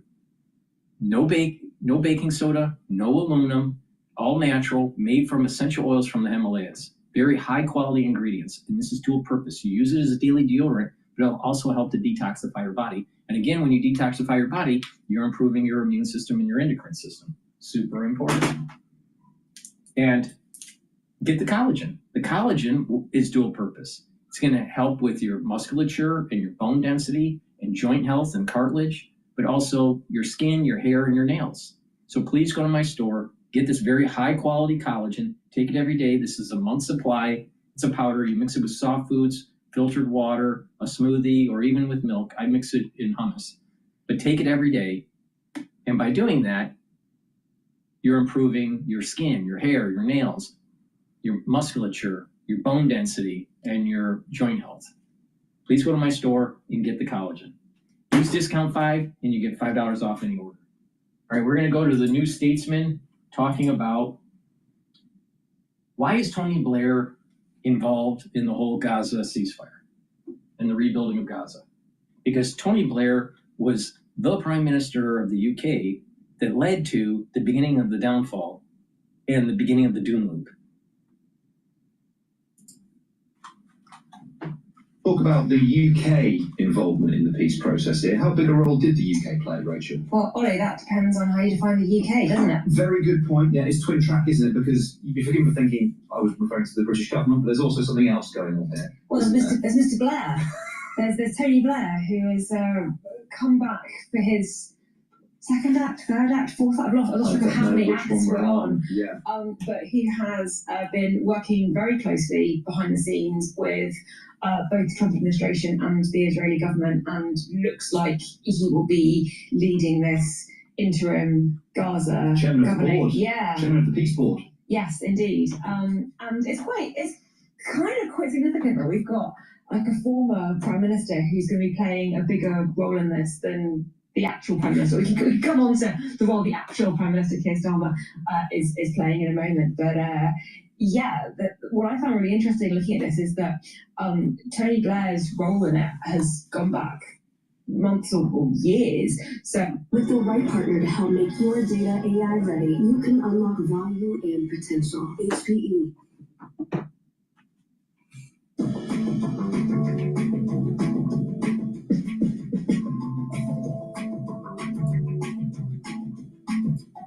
Months or years. So back when Trump was first elected, so 2016, so after he'd been elected, before he'd been inaugurated, Tony Blair had dinner or was seen having a meal with Jared Kushner, Trump's son-in-law, where it was suggested possibly he was pitching to be Trump's Middle Eastern envoy. He denied that. He certainly didn't get that gig, but that's how long he has been discussing the Middle East with the Trump team. It's almost 10 years. Yeah, there's a clip going around of Campbell, Alistair Campbell, that is, interviewing Blair at the time. He's trying to draw criticism out of Blair, of Donald Trump. You know, Campbell's been quite forthright, so he's attacking the judiciary, he's attacking the media, isn't he, a fascist Tony, and Tony Blair will not be drawn on it, ever the diplomat. Okay, let's dial into the government for a second, Ethan. Education Secretary Bridget Phillipson, at the weekend, speaking to Phillips on Sky News, says that Britain has played a, quote, key role behind the scenes in securing the Gaza ceasefire. Is that true? Well, it was immediately crippled, wasn't it, by people in the administration and also in the Israeli government. So you have Mike Huckabee sort of mocking Bridget Phillipson on the internet. And yet there's been a curveball today because Steve Witkoff, Trump's kind of leading emissary across the world in all kinds of foreign policy issues, has now said actually it was Jonathan Powell. It wasn't just the UK, it was Jonathan Powell, the National Security Advisor, currently on the domestic front, pretty embattled because of this whole China spy scandal, alleged China spy scandal, I should say. No, I think it's definitely a China spy scandal. The precise nature of I just mean alleged in terms of who was possibly not doing anything. Yes. Illegal. So yeah, Mike Huckabee writes on X, he quote tweets the Phillipson clip, and he says, "I assure you, she's delusional. She can thank Donald Trump at any time just to set the record straight." And I saw that quote and I thought, well, is this just sort of a typical bombastic, MAGA-coded, she doesn't know what she's talking about, all the credit, of course, goes to our glorious leader. Witkoff dispels it a little bit. He says, quote, "I would like to acknowledge the vital role of the United Kingdom in assisting and coordinating efforts that have led us to this historic day in Israel. In particular, I want to recognise the incredible input and tireless efforts of National Security Advisor Jonathan Powell." So, Ethan, who is Jonathan Powell? Well, I'd just like to say that, by the way, there are two things going on there, because you've both got the defence of Powell, which is very interesting, but you also have, I suppose, a split in MAGA world slightly, because Huckabee is, he's America's ambassador to Israel. He's naturally, by the nature of his job, close to the Israeli government, and also part of the reason why he was appointed to that role, because he's close to politicians in Israel. And there's a lot of animosity towards the current UK government in Israel.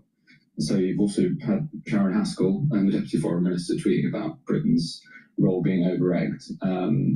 And Sharon Haskell was actually at Conservative Policy Conference last week doing an extraordinary speech in which she condemned the government for all sorts of things, and it was one of the most undiplomatic things I've ever seen a foreign minister do in terms of interventions in UK politics. Give us a sense of the flavour of that, Ethan. What was she saying? Well, she was saying that children in British schools don't learn to love their country. It was kind of the cultural war stuff, which seemed so far beyond the realm of what she was, I suppose, there to talk about. I mean, originally, so she was talking about the relationship between UK and Israel, how the Conservative Party had a close relationship, the Labour Party a less close relationship, partly because of the recognition of the state of Palestine, and then really getting into the weeds almost of kind of critiquing day-to-day domestic policy by the Labour government and saying that it needs to be more kind of patriotic and forthright on various issues. I think the point about there being a split in MAGA land about the UK is definitely the case, and is also something that it's not just about recognition of Palestine and how to deal with Israel. If you look at sort of J.D. Vance's approach to the UK, some of the stuff he said about, we're an Islamist nation, we don't have free speech, but just he seems to really, really dislike the UK specifically, whereas Donald Trump seems to really love the UK specifically, and seems, and this is something that everyone finds very weird, has a quite close, amicable, friendly relationship with Keir Starmer, and has actually helped Starmer on numerous occasions. So when he was asked about the UK recognising a Palestinian state in his state visit, he could have, he didn't say, yeah, I think it's a great idea, but he could have been really bombastically outraged by, you would expect him, and he wasn't. He kind of said, they can do what they want and we'll do something different. So there's definitely a split in how various people around Trump see the UK, and I think that came out in those two tweets. On the one hand, she's delusional, Bridget Phillipson, and on the other hand, the vital role that the United Kingdom played could not be more different in tone. Maybe that first state visit was actually, we didn't recognise it for what it was, which was Trump's first intervention in his diplomatic era. Before he brings peace to the Middle East, it was the first step towards it. Ethan, come on and tell us about Jonathan Powell. Who is he? How he got to this point? Give me a sense of the history. Well, so Jonathan Powell begins life. One of the important facts about him, I suppose, is that his brother, Charles Pole, they pronounce it differently, which I think is key to understanding their politics, because Charles Pole was Margaret Thatcher's foreign policy advisor for years. He was actually a civil servant, but she kept him around in Downing Street because she thought he was so essential to her kind of political project. So that was Charles Pole. And then his younger brother, Jonathan Powell, who was a civil service diplomat for a long time, but always a man who kind of understood what...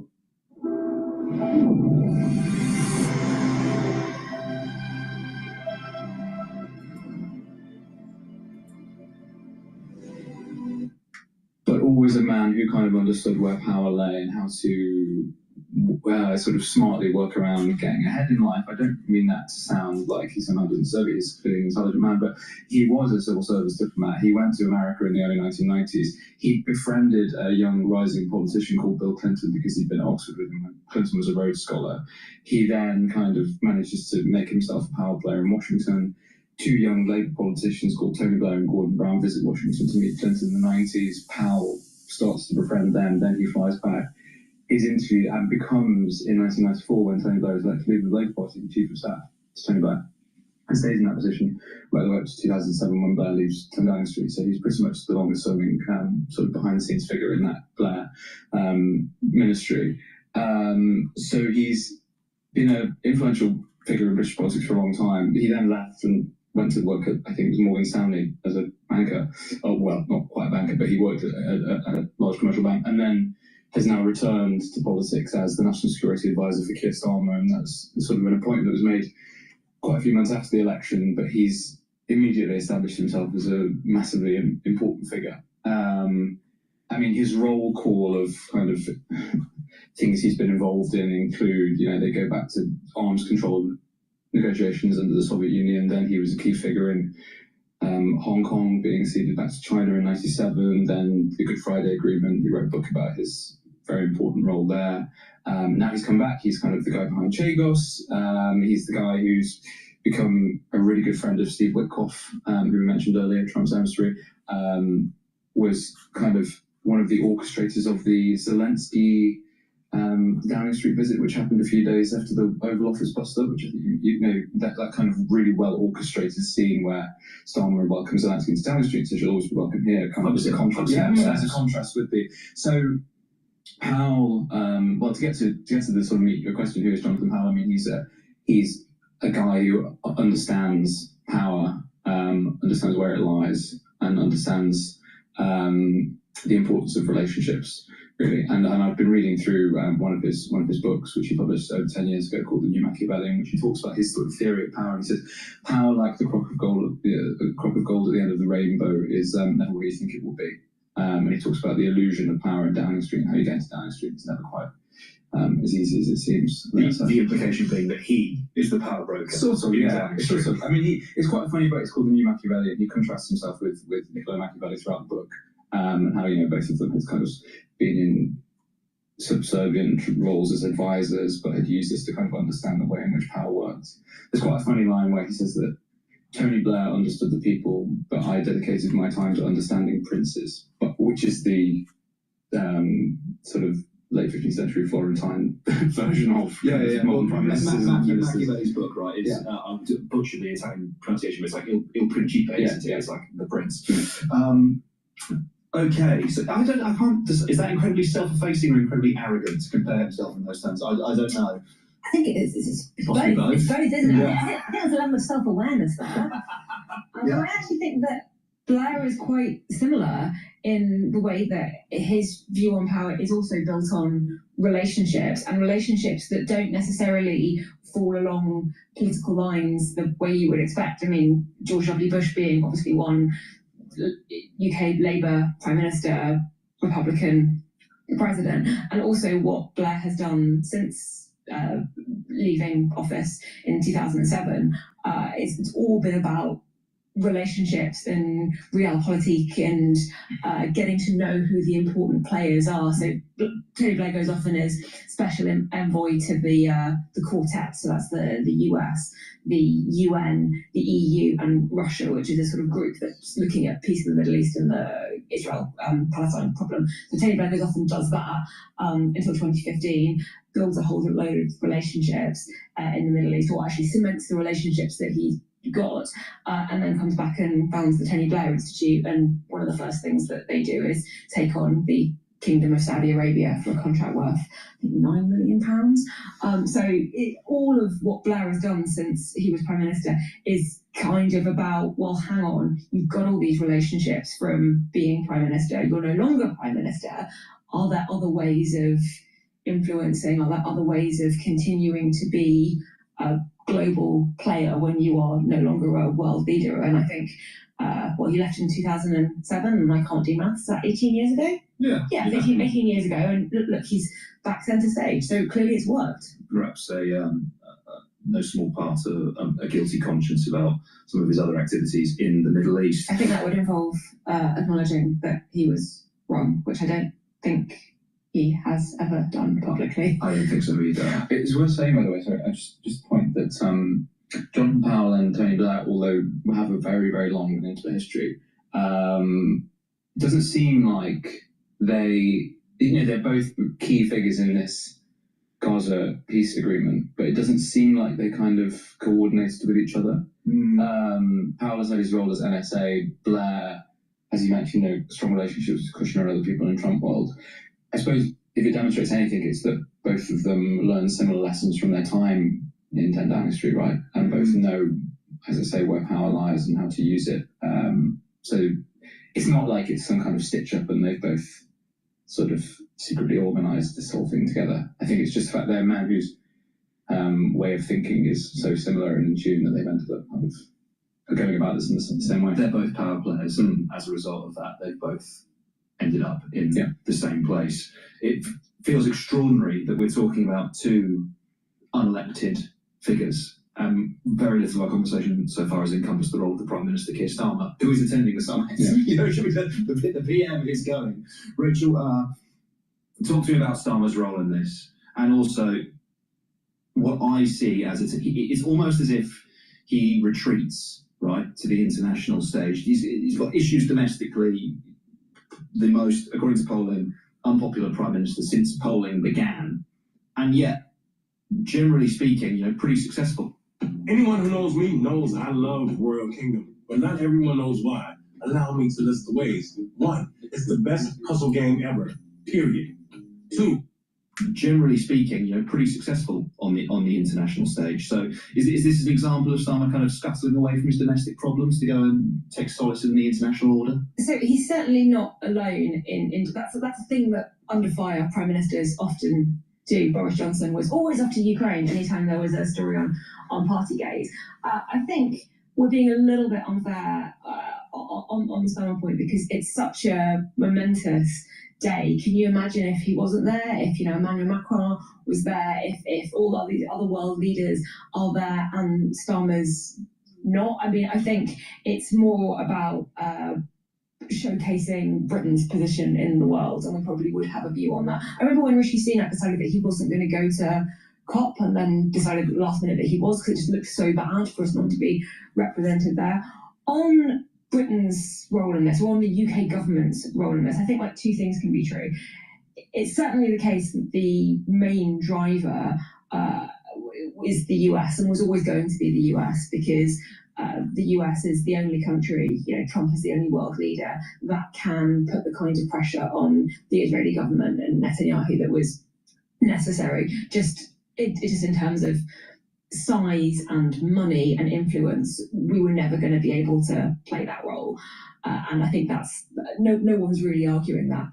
I think it's also the case that behind the scenes, work needed to be done to keep Trump invested in it. Like, dare we say that he has a slightly short attention span, and also the growing pressure from the rest of the world on the urgency of it. Like that I think has an impact too. Would this have happened without the UK? Probably, in some form. Did we help behind the scenes smooth the way to enable it to happen the way that it has? I think that's also probably true. I think Mike Huckabee calling Bridget Phillipson delusional is a bit unfair, and probably says more about his views of both the UK and perhaps of her personal politics that are sort of the antithesis of his views in the MAGA movement. So I think both can be true, and I think it's right that Starmer is there, and I think it's also right that we don't try and take credit that we don't deserve. Ethan, should we give Donald Trump credit for achieving this peace deal? Yes. It would be childish to say no, I think. Emily Gombrey said yes. I just throw that out there because she is. If Emily Gombrey is saying, she's been very strong in her criticism of Trump in the past. So Yeah. if she, the chair of the Foreign Affairs Committee, is saying it, she said she would wear a MAGA hat if the peace deal lasted. I mean, obviously, this is the very first stages of it, so we'll have to wait and see. I mean, that's the thing, isn't it? The key question now is whether or not this holds. The key question is hostage release, prisoner exchange. There is still the not insignificant point of negotiating the disarmament of Hamas. Whether that will happen very definitely remains to be seen. YouTube Premium is ad-free YouTube and video downloads, so you can watch cooking shows as you eat it. Please go to my store, the-studio-reykjavik.com, and get the complete multivitamin. This is easy to digest, and it has the multivitamins to help with enzymatic activity so your cells perform properly. This is a foundational piece for my health protocol, so please get the complete multivitamin. And also, stack it with the probiotic. You can get it in the VeggieCap version or in the powdered version. Either one is very high quality. By taking a good probiotic, you're improving your gut biome, you're improving your immune system at the gut level. You're allowing for your food to be absorbed properly. Your metabolism will improve.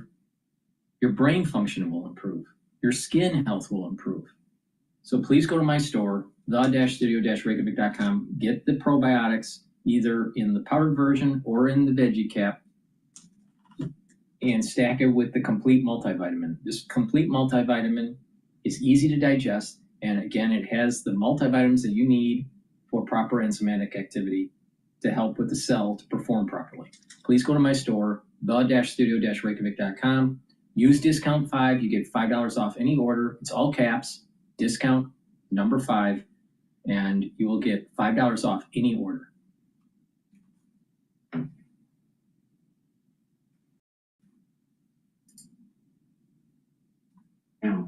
Fairly quickly. Once, when the $7,500 subsidy expired, they knew they had a portfolio that was, not congruent with what they think sales is going to be. So they're going to have to rationalize that portfolio. They've been the most aggressive, if not globally, but among the top, the big 3 in Detroit in rolling out new EVs. So they're going to have to review that portfolio, maybe even wean out some of the lower sales, less profitable EVs going forward. Yeah, what surprised me about this action, like you said, they've been pretty aggressive on the EV front, is Ford has delayed or scrapped some plug-in models and definitely moved money away from the EV business, which it's been losing money on. And it seemed like General Motors was taking the stance of like, no, that's not us. We are going forward with this. Is GM simply catching up to the economic realities that Ford has already acknowledged, or is there a different strategy at play here? I think it's really hard to foresee. These policies are changing so fast. With Biden in the administration, there was a huge push. Not just GM, but a lot of automakers was pushing EVs. You had new startups like Rivian, like Lucid pushing EVs. But things have changed, and look, GM is reacting to it. It's interesting you brought up Ford, and now actually Ford, Chris Farley looks actually pretty good, right? He looks like he made the right call. But I think, if you look at the bigger picture, what GM is doing today is probably just the beginning. We'll probably hear more, not just from GM, but from the other makers in terms of their EV plans going forward. Has this changed the way you're viewing the evolution to EVs, that, hey, maybe it's not going to be as far as we thought or as quick as we thought? How should we think about that? Because it seems to have lost steam. I'm not sure if it's just tied to this administration and its policies and aims, or is it more market-driven? Of course it's market-driven. I'll tell you, these people, when it comes to cars, they're stupid. I used to be an automotive engineer for a long time in Detroit, all right? And I've designed a lot of different cars, all right? I've had an interesting life. I've had, in different fields. But EVs don't work. They don't work. I'll tell you why they don't work. 1, mining the lithium, if you're using these lithium battery versions, it is more detrimental to the environment than fossil fuels. The mining operation and the amount of water that is needed for this is astronomical, and it does permanent damage to the landscape. You ever see a mining field versus, let's say, a oil well? Oil wells, you plug it up, and guess what? Nature takes hold, and you didn't even know that there was an oil well there. Not so much with a mining operation, because this is not just going to be underground. This is strip mining. So environmental degradation is much higher with lithium, and the use of water much higher. Secondly, these vehicles are not as safe as you think, especially during a crash. Third, they're not robust. You don't have longevity of the actual vehicle. you get a combustion engine and you compare it to an EV, the EV can't last more than 6 years. But I'm sure you know people that have a Jeep or a truck or some sort of SUV that has lasted more than 15 years. Maybe it needs a little bit of maintenance. But the thing is that when you have to repair the powertrain battery for the EV, it only lasts for 6 years, and it costs $20,000. The maintenance cost for the EV is terrible. Oh, so what they're doing is they're designing a vehicle telling you it's good for the environment, but you're forced to buy a vehicle every 4 years or 6 years instead of holding on to it. It's too costly. People can't even afford even a lease car now. So the cost, the durability, the environmental degradation, these are all elements on why it doesn't work. And then add in one that's even a bigger issue, the infrastructure. It takes forever to charge. So if you live in a city and you happen to have some sort of means to park, how are you going to charge your vehicle in today's modern society? You can't. So if you're in suburbia or if you're in a rural area and you have your own decentralized power source that could plug it in, then you have a better means of charging your vehicle. But it doesn't work so well with the city.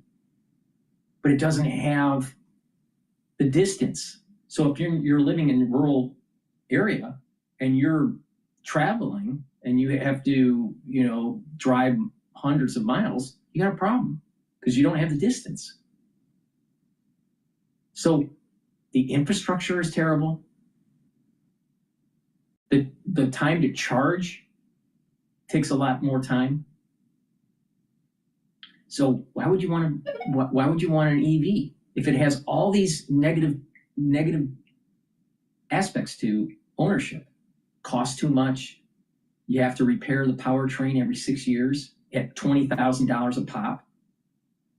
You don't have to spend $20,000 to repair a combustion engine after 15 or 20 years.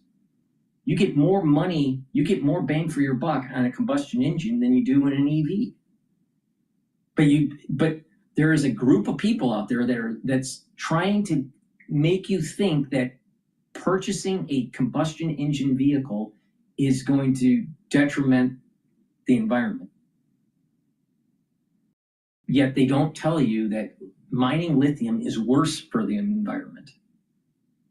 So you have a vehicle that is hard to charge, costs more, less durable, and costs more money for maintenance if you have to replace the battery.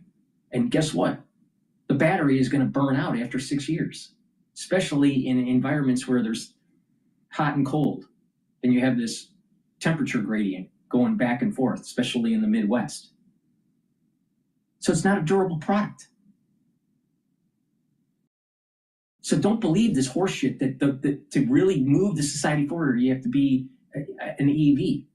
In addition, we don't even have an electrical grid updated enough to be able to have so many people plugging in their vehicle to charge, let alone using the electrical grid to create these LMs for the AI. So we don't have an electrical grid that can sustain it. And you have all of these other issues with EV. Now, again, I used to be an automotive designer long time ago, all right? Very successful in it. And guess what? EVs is a way to convince you to purchase a product that every 6 years or every 4 years you need to update it. It's not durable. It's not a durable product. Tesla is not a durable product. Show me one EV that is a durable product that will last 10 or 15 years. They can't. The way they're designed, they can't. But everyone's going to jump in on this idea that you're trying to save the planet. Yet mining the lithium is terrible for the environment. People would say, well, what about an oil spill? An oil spill can be cleaned up. How are you going to clean up a lithium mine? Tell me, how are you going to clean up a lithium mine? It's a permanent destruction of the landscape. Because it's strip mined. How are you going to do it? Oh, people that are, super liberal in the United States, they don't see it, so it doesn't exist. But it exists in some other country that we're getting the lithium from.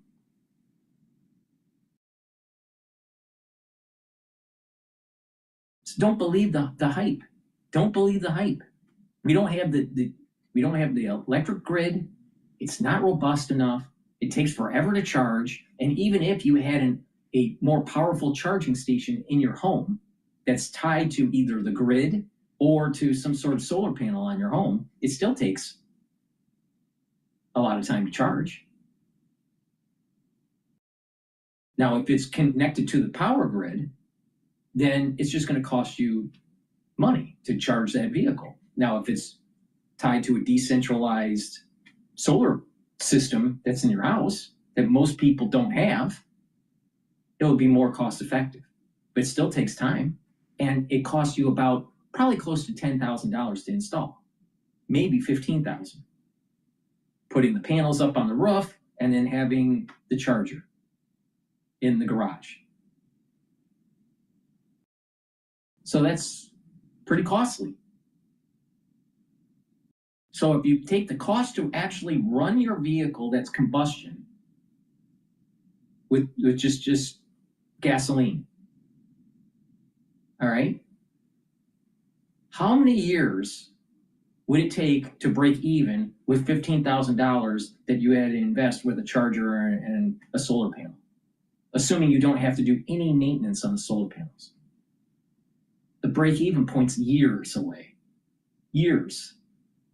So it doesn't make it makes zero sense. It makes zero sense. Oh, you're trying to save the planet because of the carbon that's being emitted. You know what? Instead of buying EVs and mining lithium, it's better to plant a tree to soak up the carbon dioxide. You will get more benefit for the earth by just planting more trees instead of stopping fossil fuels. And guess what? The trees will grow better. But people are so fucking stupid to think that EV is the answer. Really? Then why is it that no one's buying it? Because the infrastructure doesn't work. It's too costly. It takes too much time to charge. It's not robust. Do you want to spend $70,000 on a vehicle and it's guaranteed that it's not going to run after 4 or 5 years because of the damn battery? I mean, just look at your phone and look at your iPad. Simple lithium battery. After 2 years, it doesn't function as well. You think a vehicle that's out in the heat of the sun and in the cold of the winter, year in and year out, that your battery is going to be really robust? Wake up.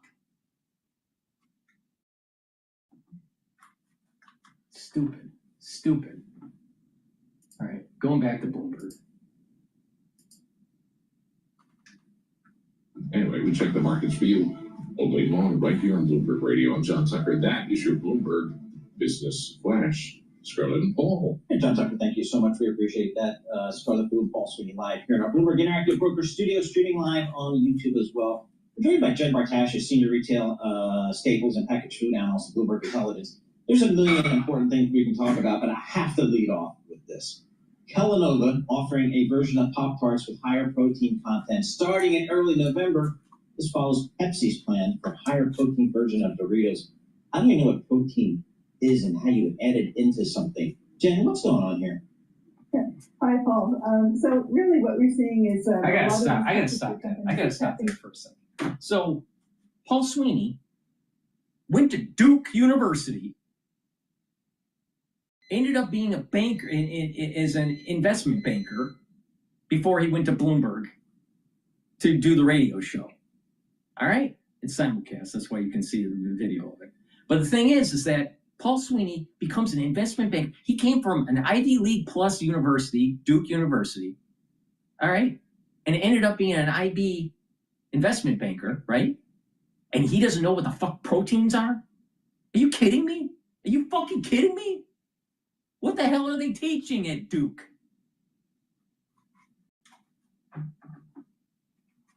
Another Wall Street dipshit.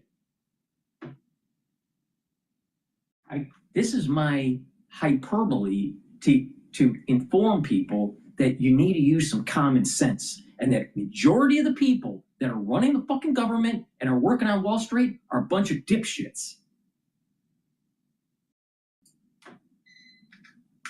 This protein trend is something that consumers are really looking for. And at the end of the day, when it comes to PepsiCo or it comes to Kellanova, this is really about making people feel marginally better about eating food that is bad for them. Right? Let's just be honest about it, right? So, you know, when you put protein on the package, people feel like even if they're making a bad choice, it's not as bad as it could have been. Well, at least she's honest. But the thing is that Jennifer, the one that's talking, she has a BMI of like 30. That's bad. That's obese. All right? Why the hell are you buying Doritos? Oh, it's got protein on it. Why don't you just eat a really nice cooked piece of chicken or some fish, or have a nice tenderized piece of beef? All right? Get your protein naturally. Wouldn't that be nice? Wouldn't that be nice? Instead of eating Doritos and having a BMI of 30?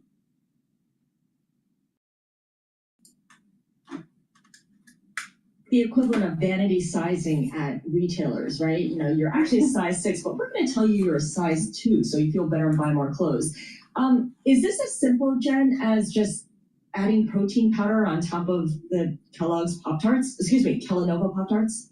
Yes. So what they've done is they've protein into the pastry part of the Pop-Tart, and that changes the texture and the taste just a little bit. But what's really interesting is the consumer trend behind it. You know, we ran a proprietary protein study back in the middle of the summer, and what we saw was that almost 40% of consumers eat something with protein enhanced, whether it's a snack or a beverage, on a weekly basis. In a snack or a beverage that has sugar. Now let's get back to the brass tacks of this. Insurance costs a lot. Medical insurance costs a lot. We're in a government shutdown because the Democrats want more money for Obamacare. Why? Because Americans have diabetes. Now I wonder, why is their A1C level so elevated? Because they have a lot of sugar in their bloodstream. Why is it that they have a lot of sugar in their bloodstream? Because they're eating fucking Pop-Tarts with protein in it. So the answer to this is to stop eating this crap. This is the reason why people are getting sick. This is the reason why our healthcare sucks. This is the reason why we're spending so much and getting poor outcomes because of this crap. Now, I guarantee you that Bloomberg won't say anything about that. Bloomberg will just say, oh, Trump's bad because he's shutting down the government because the Republicans don't want to kowtow to the Democrats and give them more money for insurance. Well, if you stop eating the Pop-Tarts, maybe you don't need the insurance.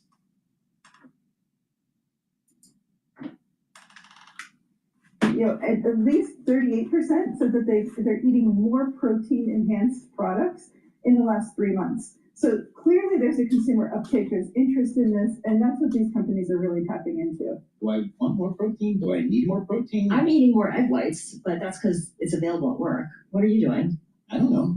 It's the same thing I posted. Your goldfish do not have extra protein on them. Goldfish do not have extra Paul protein. Sweeney that went to Duke, ended up being an IB, didn't do so well, and then ended up being at Bloomberg. And he doesn't know what protein does for you. Smart guy. You know, the reality of the situation here is proper diet, proper exercise and proper supplementation. All right? Now, do you think protein in snack foods is a good thing for you? I just eat more of that protein on that Pop-Tart or those Doritos. And then your salt concentration in your bloodstream goes up and your blood glucose levels go up. That's really going to be good for your kidneys. And then you'll have early kidney disease. Now, a better way to do it is proper diet, proper exercise, and proper supplementation. All right? So I'm going to segue into a perfect product plug. Heirloom barley. Heirloom barley is a micronutrient that you can't buy at a regular store. This is heirloom barley. The barley that normally people buy is degraded in nutrients. This is high nutrients.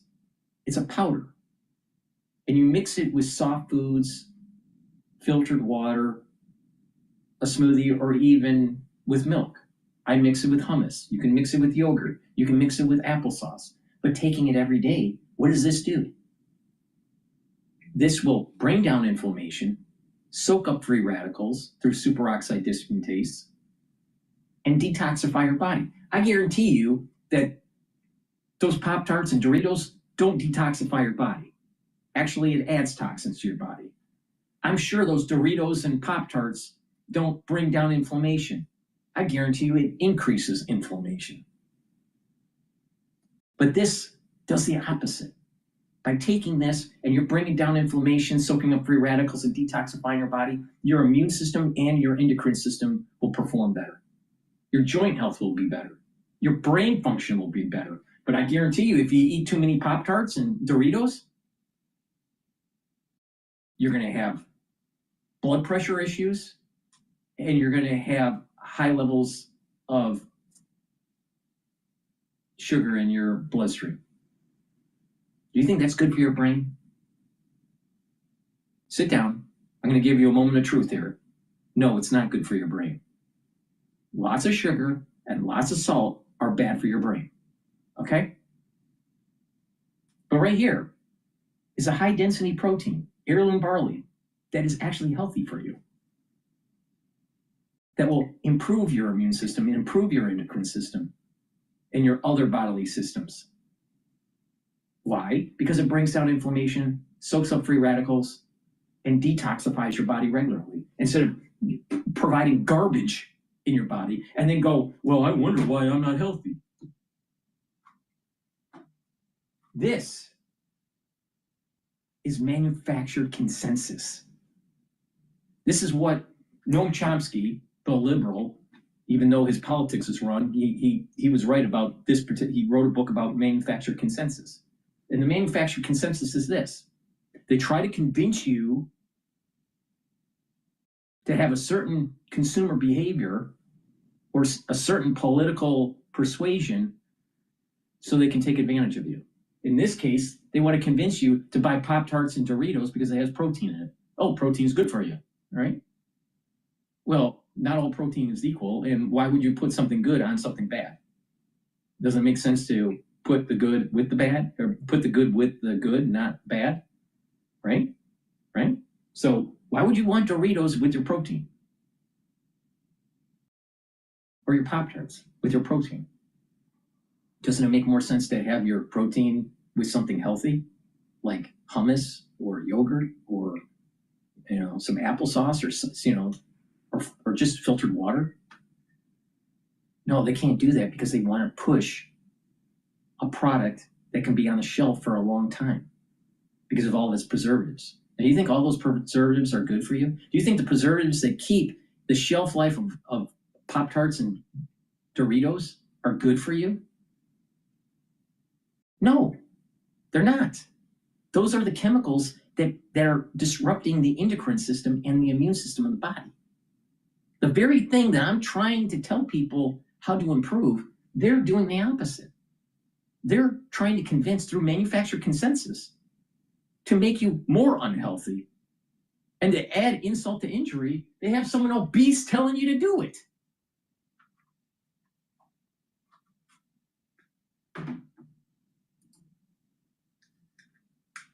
who are on GLP-1 drugs, right? But protein is a big solution for people who are on those drugs because you tend to lose muscle mass as a side effect of those drugs.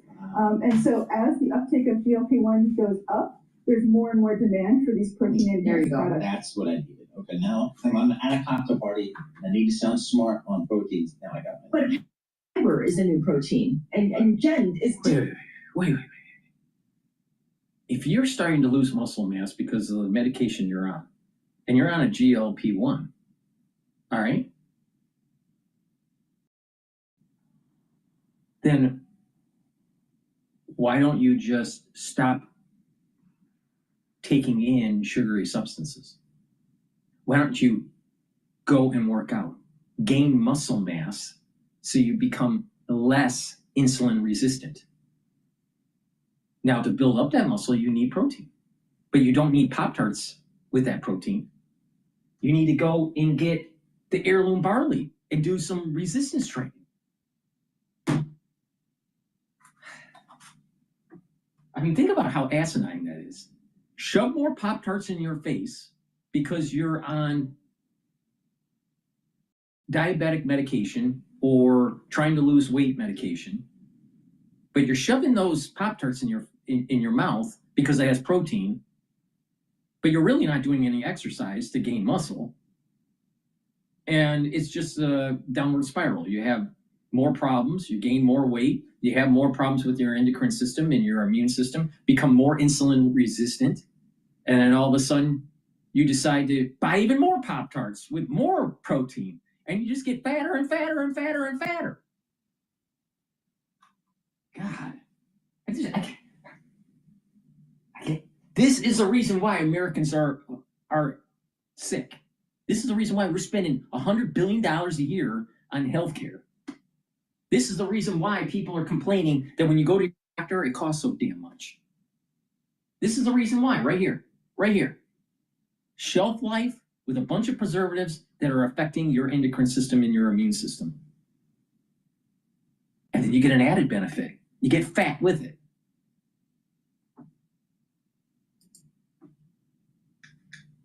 PepsiCo CEO say something about this? Yeah, whether it's anything that helps kind of enhance the product. So when you talk about Doritos, they have additional milk protein being added, higher fiber products. All of these things are things that the average consumer perceives as having a health or wellness benefit, and people are trying in small steps to be a little bit better about their health. All right, let's get to another story I thought was really interesting. Walmart partners with OpenAI to offer shopping on ChatGPT. This sounds like a natural. What's going on here, Jen?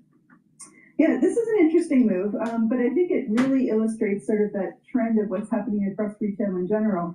Walmart's really been very good about doing experimentation and kind of checking out what the opportunities are when it comes to social media and social commerce particularly. And this latest partnership with OpenAI, this really does tap into that as well. Now, social spending is still very small in terms of the overall percentage of what retailers are achieving, but it's important to be present. And I think that's what's most notable about this announcement. What is social spending, and how do the numbers differ from normal shopping through Walmart's website or going into Walmart's actual stores? Yeah, so social commerce is when you're on a platform, whether it's on ChatGPT now, or whether it's on TikTok, or whether it's on Facebook, or any of the social media platforms, and you have the ability to add to cart and buy now. That's social commerce, but it's still a tiny fraction of the overall e-commerce that happens through these companies. So while it's important in terms of their showing that they're present and that they're aware of new technologies, it's not going to move the needle with regards to their overall e-commerce sales or their overall business mix at this point. Jen, we've got a little bit more data, a little bit more time. As it relates to tariffs, what's your best guess as to what your packaged foods companies, your retailers, how are they kind of segmenting the tariffs before maybe passing along something to the consumer? Yeah, it's a complicated situation, Paul, and really what's happening is, where they can find alternative sourcing, a lot of companies have been trying to do that. There are some companies in packaged food where that's not as easy. So I would take McCormick as an example where a lot of spices you can't produce domestically or you can't source domestically. And then it becomes a question of how do you negotiate with partners? Do you find alternative countries of origin that maybe have slightly lower tariff levels? And it's also a lot of effort right now is going into finding efficiencies that can help offset those costs so that they can absorb some of that cost and not have to pass it on to consumers. Ultimately, most of the companies we're talking to are saying that where needed, they will very strategically pass price through, but they're trying to avoid a uniform, unilateral price increase just due to tariffs. How much of this work has been done, what you just described? And I guess I wonder how much of it will be covered in the earnings calls this quarter. I think it will be definitely a topic of the earnings calls this quarter. But when we had tariffs back in 2018, a lot of companies started the process of identifying other options for sourcing. So there's probably been more progress made than people would recognize because it didn't just start this year. And so it's been sort of a gradual shift. And once they have those plans in place, they can sort of accelerate that. And then the focus really is on efficiencies. And that's where the technology comes back into play, where it helps them be better with regards to their sourcing, their negotiations, and really in terms of understanding what products they actually need to carry and which products they could perhaps suspend or discontinue. Jen, thanks so much for joining us. Jen Bartash is Senior Retail Staples and Packaged Food Analyst for Bloomberg Intelligence. Adding protein to your Pop-Tarts. I got the cinnamon glaze. That was my Pop-Tart back in the day. I like the Oreo one. Yeah. But I mean, I don't see how anyone can eat this for breakfast without gagging. It's too much. It's like cloying how sweet it is first thing in the morning. But add some protein, maybe I'm in. Yeah, I don't know. Maybe we'll see. If you really want a little bit of sweetness naturally, why don't you have a piece of fruit, like a pear or an apple or grapefruit or kiwi, blueberries. No. Let's shove our mouth with fortified protein on a Pop-Tart. This is the reason why Americans are sick.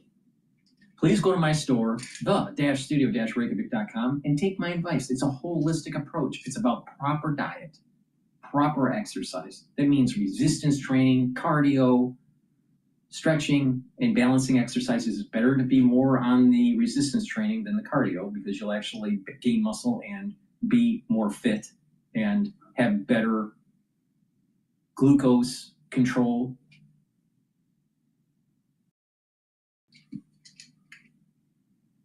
But you also need to take proper supplementation, right? Get the olive leaf extract. Olive leaf extract will bring down inflammation and help with your lipid profile. By improving your lipid profile, by helping to reduce LDL levels and increase your HDL levels, you're reducing plaque formation. Why? Because less LDL means less oxidized LDL, and oxidized LDL is eaten up by macrophages inside the media of your blood vessel that leads to plaque. They turn into foam cells, and that's the plaque. Well, if you have less LDL oxidized, guess what? You don't have foam cells. You don't have plaque. Amazing how that works. And by bringing down inflammation, you're boosting up your immune system. So this is a dual purpose. Get the olive leaf extract instead of a fortified protein Pop-Tart. Resveratrol. I've been taking this for decades. Do you want to look like DrPaulCottrell, or do you want to look like Alex Jones? And DrPaulCottrell's older than Alex Jones. Resveratrol soaks up free radicals because it's an antioxidant. It also helps the health of the mitochondria, so you have more energy. It helps with youthful gene expression, super important when you get older. And it helps to get rid of cells that are in senescence. So you want to slow down the aging process and get healthier, take resveratrol. This stacks really well with C60, NAD+, ubiquinol. So please go to my store and get the resveratrol, and resveratrol helps the basal layer for your skin, so you look better. I'm pretty sure that Pop-Tarts don't do that. And omega-3. Omega-3 will help to bring down inflammation, systemic inflammation. It'll help to bring that down. Omega-3 helps to reduce the stickiness of your red blood cells. And omega-3 helps to improve your lipid profile, helps to bring down those LDL levels and increase your HDL levels. This stacks really well with olive leaf extract. And this is very important for cardiovascular health. So a great stack for cardiovascular health is the omega-3. Stack it with the olive leaf extract that help boost up that immune system and help with your cardiovascular health. And resveratrol helps with youthful gene expression. So if you're improving your cardiovascular health, if you're improving your immune system, and you're getting better gene expression, youthful gene expression, don't you think that over time you're going to look younger? The answer is yes. So please go to my store, the-studio-reykjavik.com, get the omega-3, the olive leaf extract, and the resveratrol. Stack it together, use it. Discount 5, and you get $5 off. Or you can just go to the grocery store and go to Costco and buy a whole crate of Pop-Tarts fortified with protein and get healthy. Wrong. Proper diet, proper exercise, proper supplementation, getting proper sleep, mindfulness or spirituality, learning new things. That's the way you get healthy, not gorging on Pop-Tarts. Oh, you're so busy and you don't have time. You got time to get fat. You got time to have to go to the doctor once you get diabetes.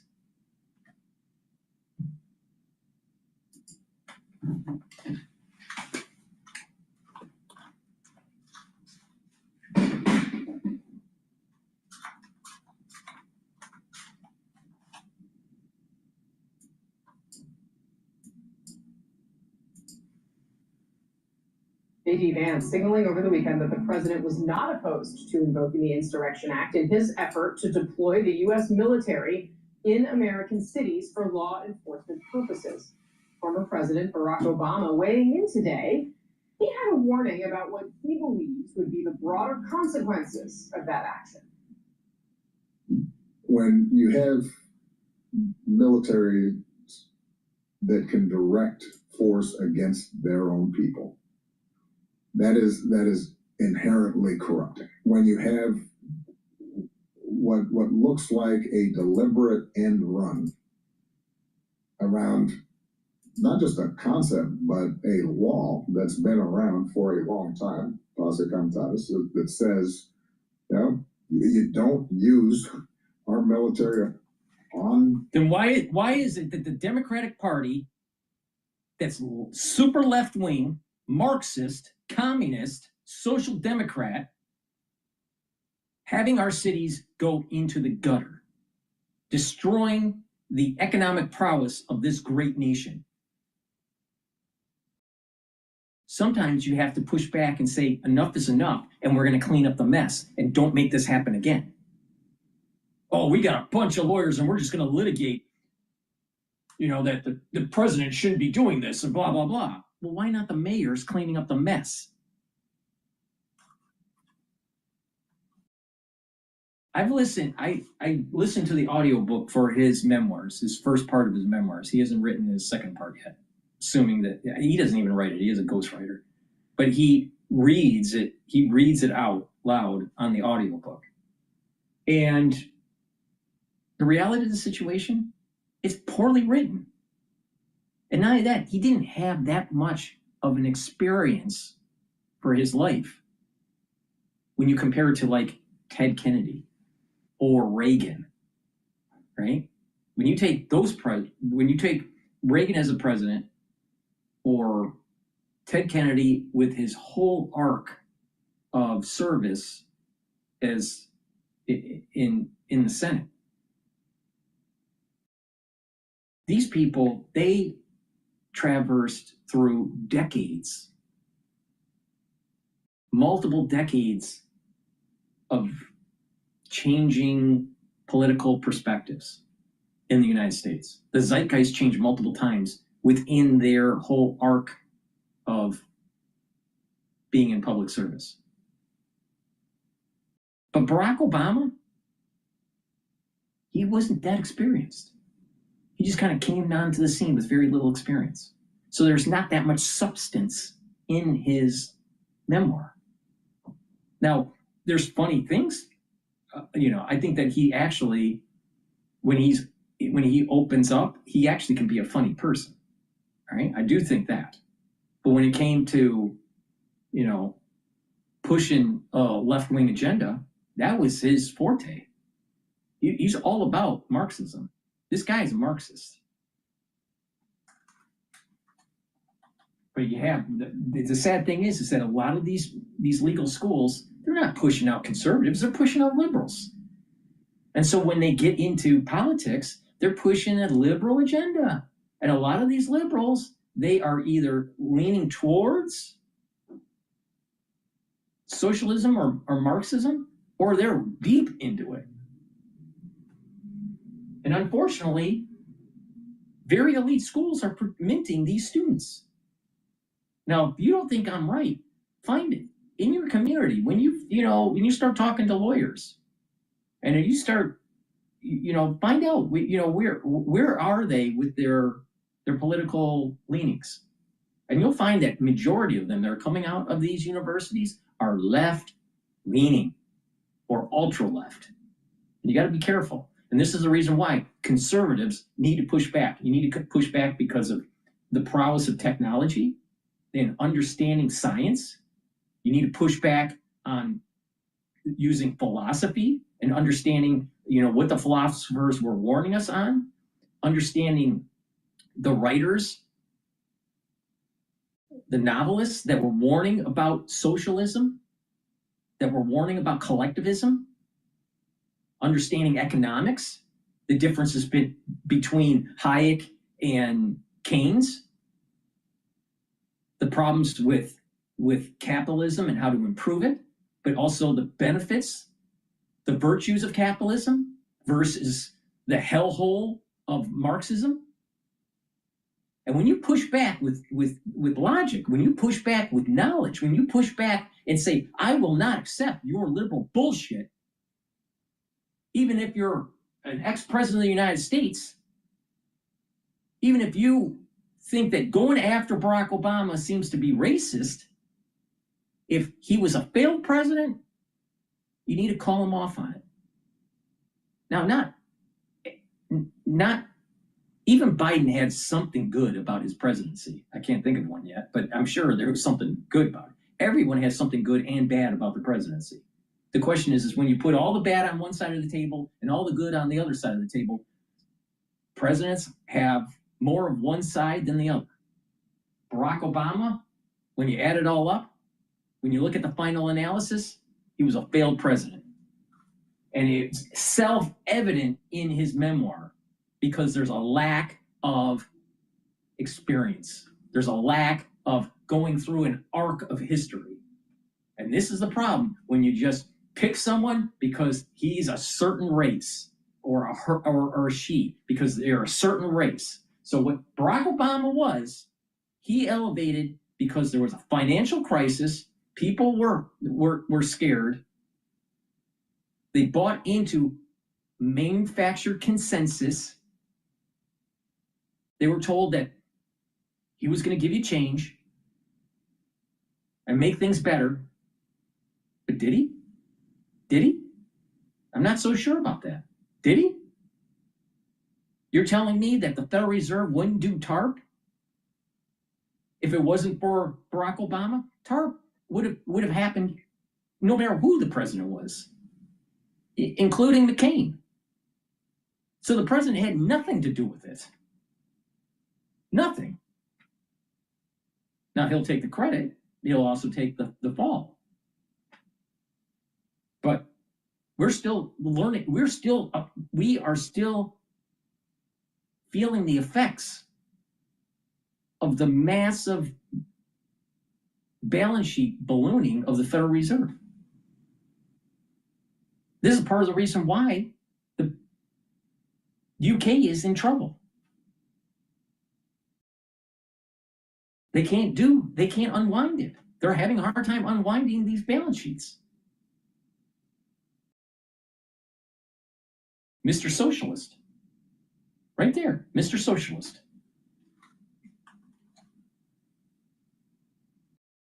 Now, when you're not a deep person, you'll notice that they kind of like save fluffy words and, you know, beat around the bush, and, you know, they're just kind of like, you know, just handling the question in a peripheral way, not getting to the root cause, because there's no substance. There's no substance. See, a lot of people that are with these Marxists and these socialists, it's like they're trying to memorize like certain phrases, like red is the best, and, you know, we had the workers are the most important, and if you're rich, you're evil, and, you know, so they have the point I'm making is that they memorize certain tropes, and then they keep on repeating it. But if you actually push back on these ultra leftists, there's no substance behind it. And then when you start showing logic, they start getting more violent. They're raising their voice more, and they're trying to shut them out. There's a video, if I can find it, maybe I'll play it. But over the weekend, Cuomo, which I don't like, he's a mobster, but Mamdani sent some of these leftists to Cuomo's public speech that was on the street. All right? And they kept on trying to drown out Cuomo while he was speaking. It was obvious that it was to disrupt. All right? This is a tactic of a Marxist. This is their tactic. You see the same thing when you have a conservative trying to talk at a university, and you have the liberal student body trying to cancel them, trying to either raise their voice and prevent them from speaking, or they raise such a ruckus they actually cancel the event. Look at when Stephen Bannon was part of the administration for the first term for Trump. Harvard Business School, because Stephen Bannon went to HBS for his MBA, Harvard Business School students, alumnus, did a petition to try to cancel his diploma and have the university cancel it because he was working for Trump. This is the idiocy of the left. This is the idiocy of a Marxist. And conservatives need to push back.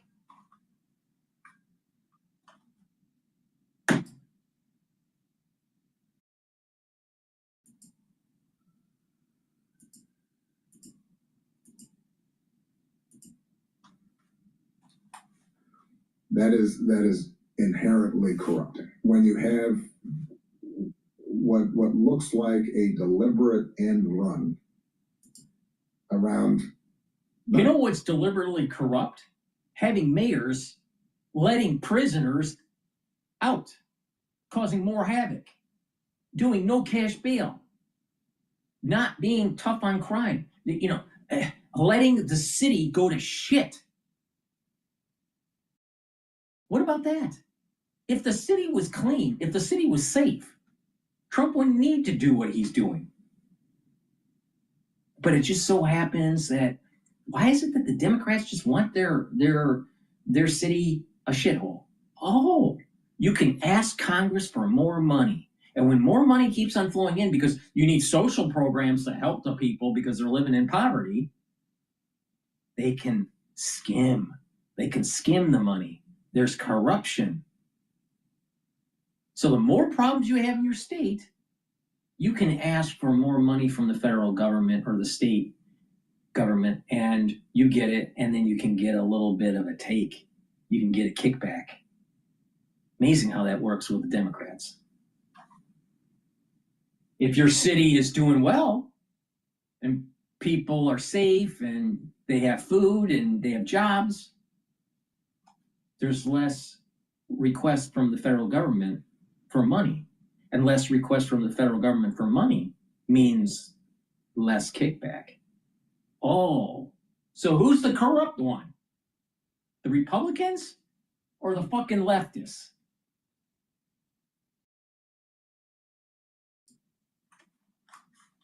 The concept, but a law that's been around for a long time, that says, you know, you don't use our military on domestic soil. We got a lot of laws on the books saying corruption's bad, and they need to be, and politicians need to be prosecuted. But the thing is that when your judicial system, your attorney generals, your district attorneys, and your governor, and your mayor, and your city council are all Democrats, then they kind of like, they protect each other. But if a Republican does something wrong, they're going to go after you. Look at Letitia James. Letitia James said, once she becomes a district attorney, she's going to find something that Trump did wrong. And she's going to prosecute him. That doesn't sound like a fair judicial system, does it? Does that sound like Lady Justice is blind? No. It sounds like Lady Justice is black. And has a chip on her shoulder named Letitia James. An extraordinary emergency of some sort. That when you see an administration suggest that ordinary street crime is an insurrection or a terrorist act, that is a genuine effort to weaken how we have understood democracy. All right, joining us now in the... When you pay rent with Bilt, you earn valuable points every month to redeem toward flights with world-class airlines, stays across all major hotel programs. All right, joining us now in... Have you noticed how he speaks and he has these pauses? Barack Obama has these pauses trying to explain something. There's no substance to the guy. There's no substance. I'm telling you, there's nothing there. There's nothing there. He's not an intellectual.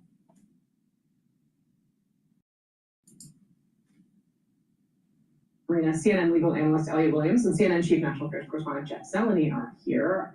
Great. So we're on a state-sponsored news network called CNN. And we're going to have them litigate on CNN about what Barack Obama just said and how bad Donald Trump is. So let's listen to the experts, the lawyers. That's another problem with this country. Not only do we have people that are eating too many fucking Pop-Tarts with protein fortification, we have too many fucking lawyers. Not enough engineers. The text chain is also joining us there on the left side of your screen. They're going to have additional analysis for you while we continue to chat here. Jeff Zeleny, you covered Obama's entire campaign, right?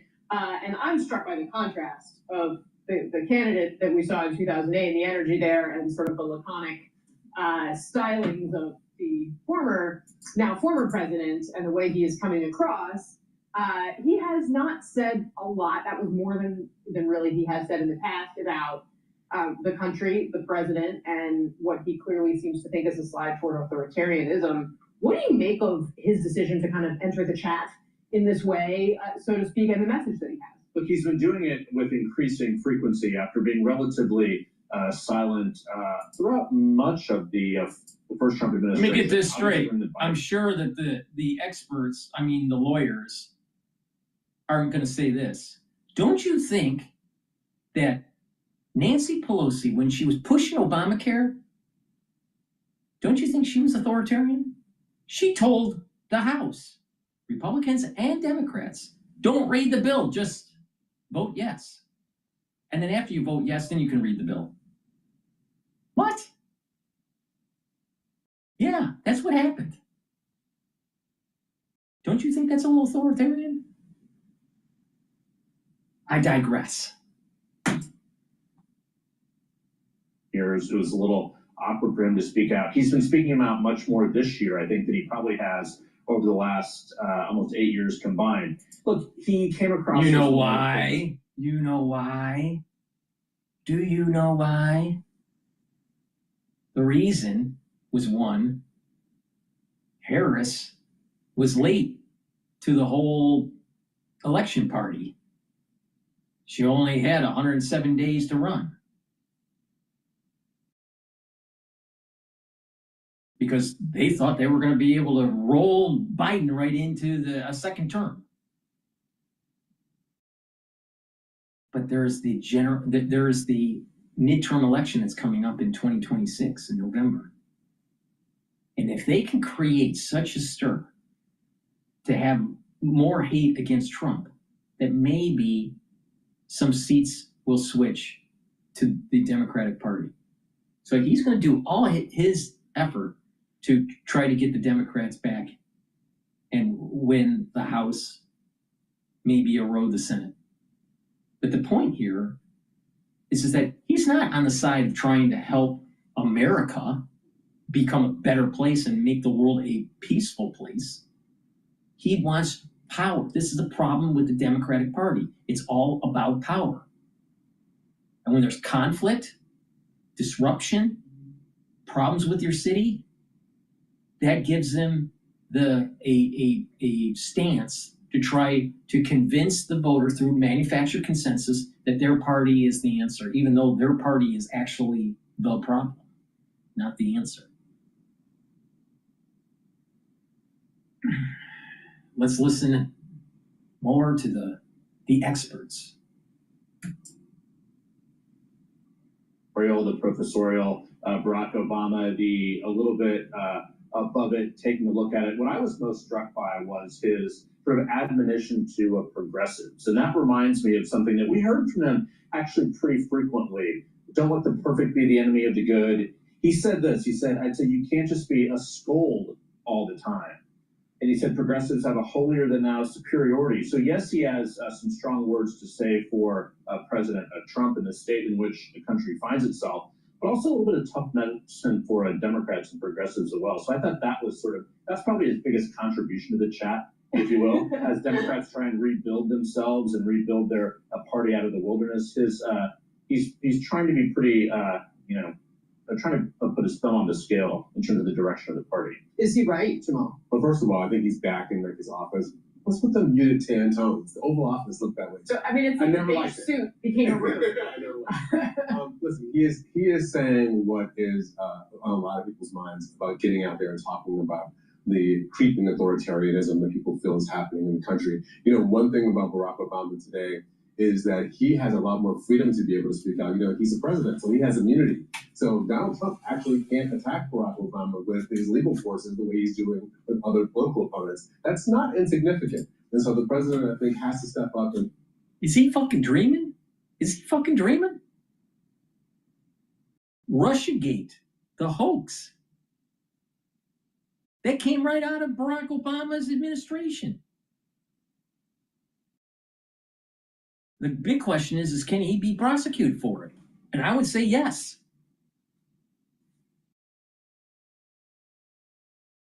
His administration set in motion to lie to the judicial branch, to try to demonize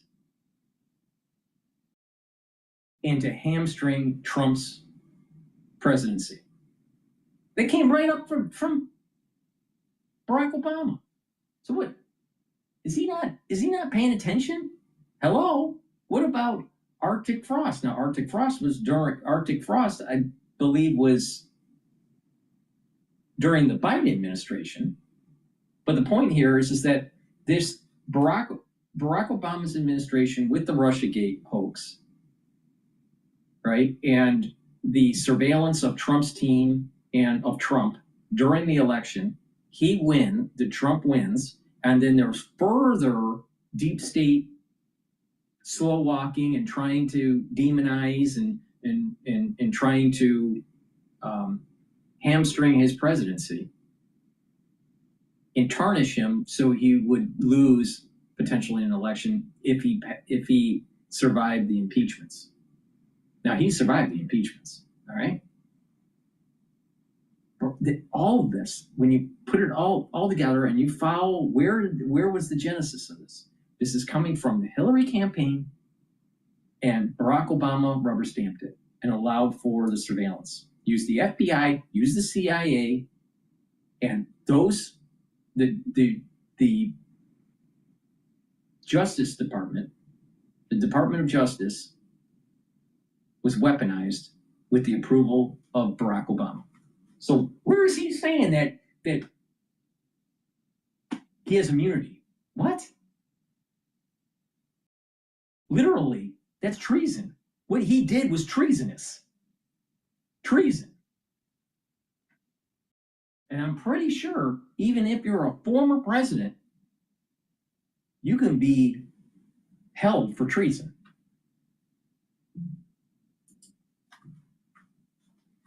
Out in a way that maybe some other Democrats won't be able to. But I did learn this when I worked for Bill Clinton as a kid, which is it takes a horse to beat a horse. And I think this is what Barack Obama is talking about. Put your own ideas on the track, get them out there, let people judge them versus Donald Trump's, not just be a scold about how bad Trump is. Scott? Yeah, treat yourself to big savings on top-rated pieces during Raymore Flanagan's anniversary sale. What's down there? For ages, man can only wonder. Until 1957, when a man named Carl Loren. Scott? Yeah, he's been the most hyper-political and hyper-partisan post-president we've ever had. He's still acting that way. Yep. They're not over the fact that Donald Trump won the national popular vote last year. Yep. And they keep warning about the same things that they were warning and fussing about during the campaign. They're not even, and the Democrats aren't even paying attention. There are there's over 3,000 counties in the United States that are Republican. They're red. There are about 500 that are Democratic. Now, it just so happened that some of those counties are high density, like New York, but the majority of the country is Republican.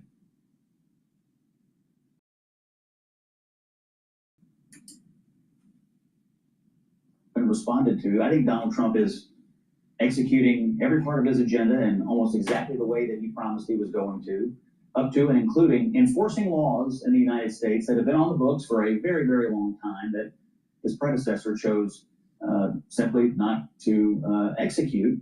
You throw that on top of the fact that he's having this extraordinary success on the world stage, and I just think Democrats from Obama on down are having a heck of a time understanding where they went wrong and how Donald Trump has captivated a nation and now the entire world. Elliot, how do you see They're Marxists. They're Marxists. They want control. They're trying to force it, and they think that they can just pull themselves into the presidency and into the legislative control. They think they can just pull and just, do focus groups. But that's not in the heart. That's not in the soul of the candidate and of the party. See, if you stay away from the over polling and the over clinics and interviews of individuals, and you stay a course, if you have some convictions and you don't seesaw back and forth based on polling, but if you stay with convictions, then you will fare better in the long run. See, the Democratic Party, they're always polling themselves to oblivion. And so it makes the candidate look disingenuous. Why does Trump look so good? Because he doesn't plan it. He doesn't take polls. It's whatever he's thinking. For better or worse, you get what you see. With Harris, it was like she couldn't articulate it right, but not just that, there was over polling to try to get to a certain demographic so you can potentially win electoral votes in this area of the country. It's over precise. And when you do this over precising polling, you lose because the candidate doesn't look genuine. It's like it's over tolerance. This is part of the reason why the Germans lost the war. The Germans made weaponry with such tight tolerances that when it was in the field, it wouldn't work because of temperature changes or dust or dirt or whatever. The weaponry was made better than what the Americans were making, but the Americans, it was more robust in the battlefield. Well, if you over tolerance something, in this case, over polling, and trying to get the candidate, the Democratic candidate, to be persuasive for a particular group of people, and it's really not within their heart, it's not going to look legitimate. And that's the reason why they keep on losing, because they think they can pull themselves into the presidency.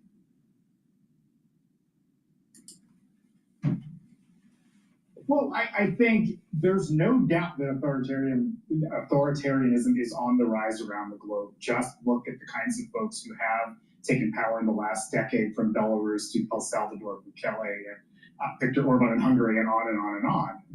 They also happen to be often folks that the president speaks about favorably. Like that's a fact. That's not a criticism of Donald Trump. And I just think the kinds of things that have made those men so powerful, the kinds of things we ought to be careful about embracing here in the United States, like firing prosecutors, and some of the other acts that might seem good and might seem wonderful on a gut level to many people, but are profoundly dangerous for the rule of law in the country. And I just think when you strip down the politics out of Obama's statements, like he's not making an untrue point about authoritarianism around the world, what we ought to be cautious of in the United States. Yeah, so speaking of this, I want to play a little bit of what the former president put out. You saw him on a podcast that was released in the last day or so. This was at the Obama Foundation, or for the Obama Foundation, over the weekend on Saturday, where he's talking about how basically the United States isn't immune, even though perhaps many people in the United States thought that the U.S. was immune. Let's watch.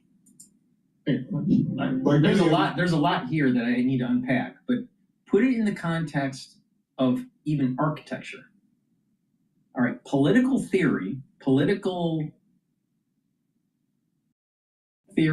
or philosophy can also be represented in art. Now,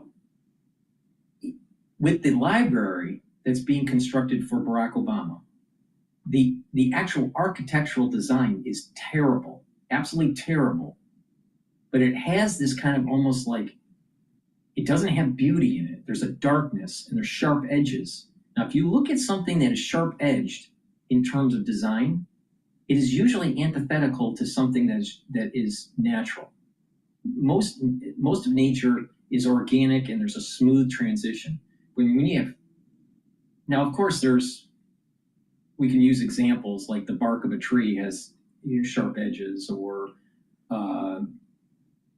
salt crystal is a cube and there's sharp edges, right? But in nature, there's like at the macro level, there's a smoothness to it. It's what is called organic. In terms of design, it's called either an organic design or an inorganic design. An inorganic design has a lot of sharp edges. An organic design flows, right? Barack Obama, even his library is sharp-edged. It doesn't have a flow. And so it's going back to this kind of like philosophy of like a postmodernism, a relativism type philosophy.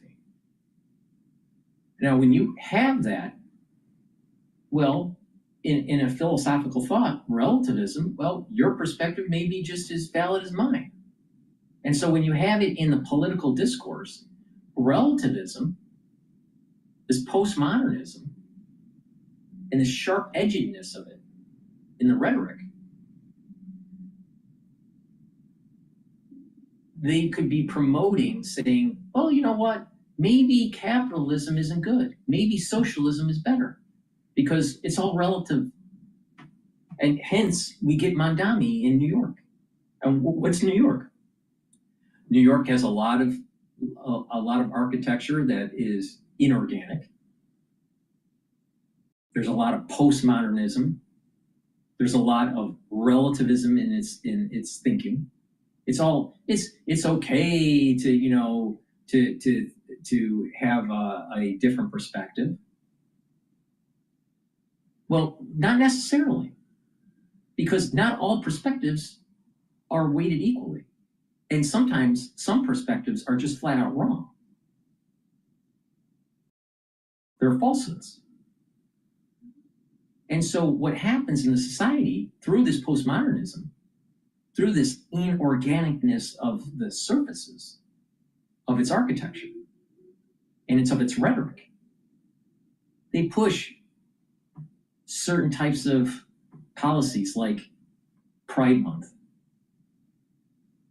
It starts something benign like equal rights for homosexuals, and then it's a slippery slope where it's now projecting gender dysphoria at a very young age. And this is all due to a postmodernism of philosophy, or relativism, which is antithetical to a more parochial way of thinking. Now, there are times when relativism is important to use, where one particular vantage point gives you a certain perspective and another particular vantage point gives you a different perspective, and they may seem mutually exclusive, but they're actually mutually inclusive. But that's not always the case. So there's a fallacy with these liberals that are using this postmodernism. But unfortunately, we don't have people on CNN or MSNBC or anywhere that's really talking about this. That Barack Obama's library, where it's over budget, poorly designed, and is a manifestation of this postmodernism, this relativism. Oh, any person, black or white, male or female, will give you an equal result in the presidency. Really? Really? That's what relativism means. That's not necessarily true. It's about merit. It's about competency.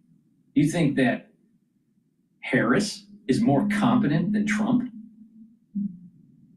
Do you think that Barack Obama is more competent than Reagan? So maybe relativism has its benefits in a certain context, but when you take it to the nth degree, this postmodernism philosophy is affecting our country, not just the landscape for buildings.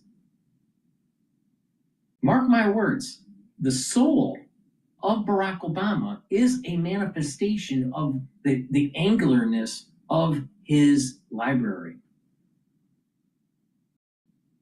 And when you look at evil characters in movies, do they have sharp edges or do they have soft edges? Do they look more organic or inorganic? And you will come to the conclusion when you do the final analysis that you will see that angular villains are more prevalent in movies than organic ones. They're sharp edges. Why? Because during our evolution as a species, we had to survive from predators. Now, what do predators have?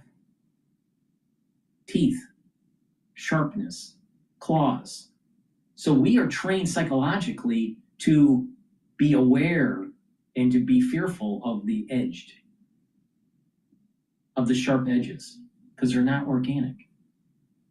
They come from a evilness. They come from the side of death. So if you have postmodernism pushing angularism, if you're having postmodernism pushing relativism, it's actually going to our reptilian brain that's leading us to say, wait a minute here, this is something evil. And this is why conservatives need to push back. This is the reason why conservatives need to get way more intelligent and push back. Barack Obama is angular. And this angular philosophy of his postmodernism is not in congruence with the Constitution, even though he's a lawyer. You think of the founding fathers, do you think of angular? Do you think of the Enlightenment and you think angular? No, it's more organic. When you think of light, do you think of angular? Or do you think that it's ubiquitous? And if it's ubiquitous, it's hard to catch, right? There's no angles when you see light. Well, maybe if it goes through a prism and blah, blah, blah. But you get the point that I'm making. That when a room is lit up, you don't see the angular. But this is this light is metaphoric for the Enlightenment of philosophy. This is antithetical to the postmodern world that Barack Obama has aligned himself with, that Marxism has aligned himself with.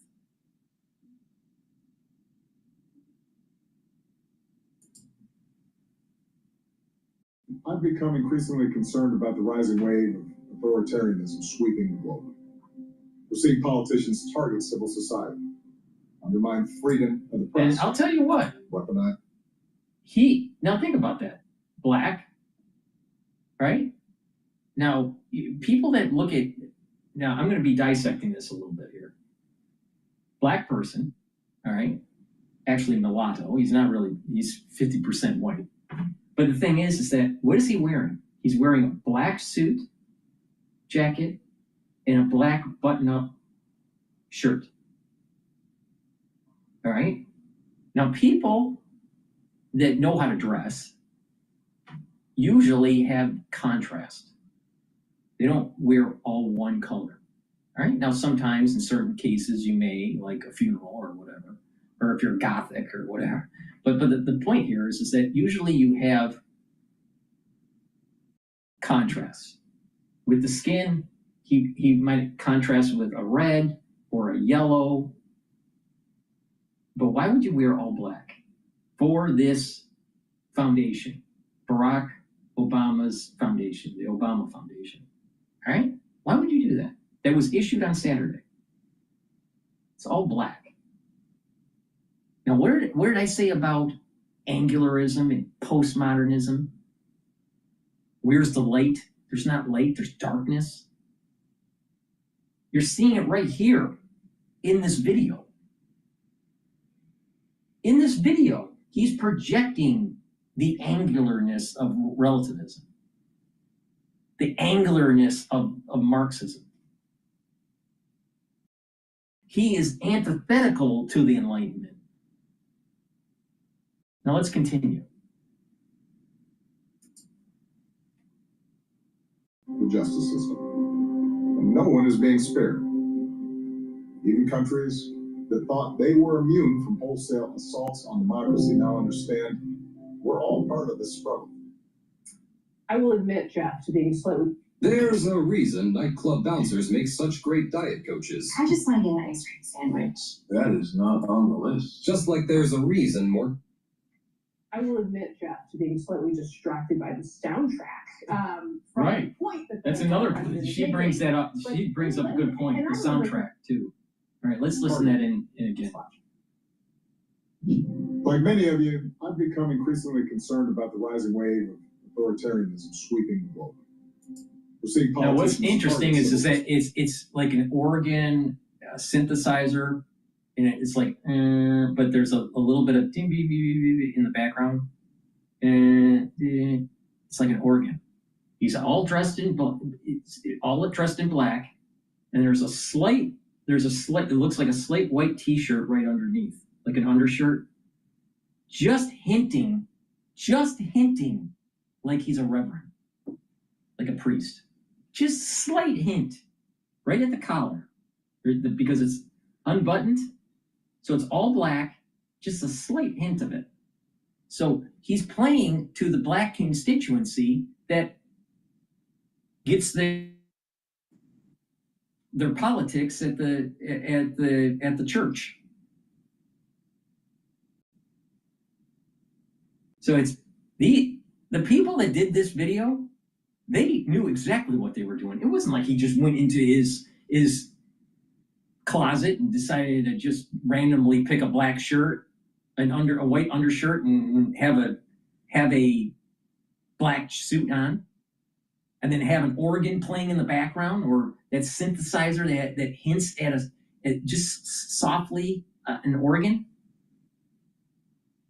And authoritarianism?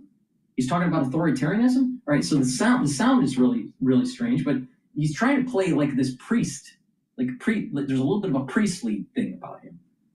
Now, this blackness also is not, this is inorganic. It's not organic. This goes to this whole relativism and postmodernism stuff.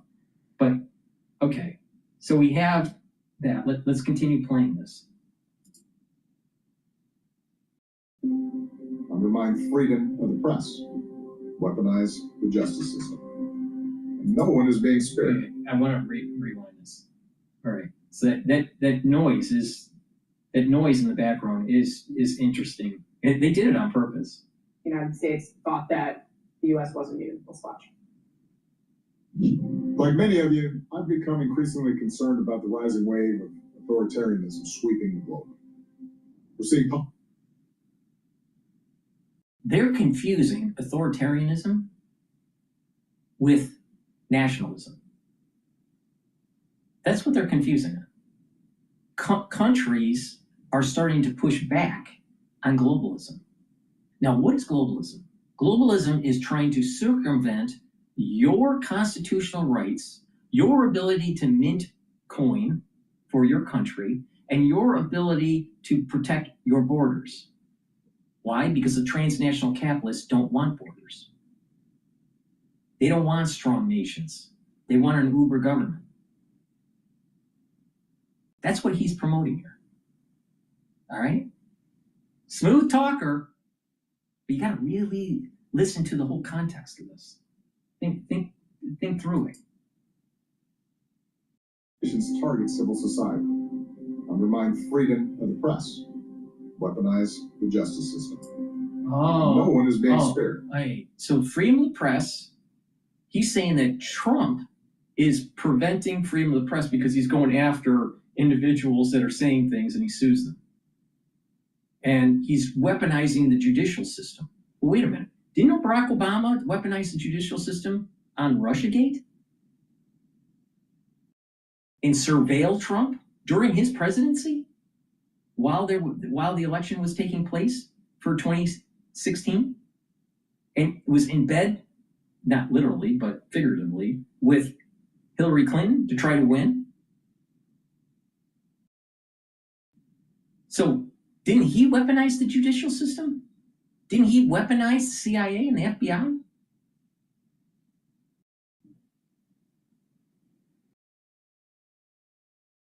Now, what about the freedom of press? It was under his administration that they modernized the Smith Modernization Act. You know what that does? That gives the authority for the intelligence agencies to actually use propaganda on its citizens domestically. It was originally written to fight the communists to do propaganda outside of the country, not in the country, not to its citizens. It was under Barack Obama where he actually eroded the freedom of the press. He tried to control it. This guy is bullshit.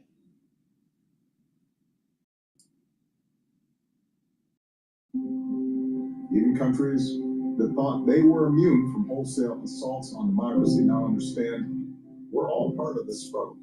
Oh, so if you use tariffs to bring back manufacturing, you must be on assault of democracy around the world.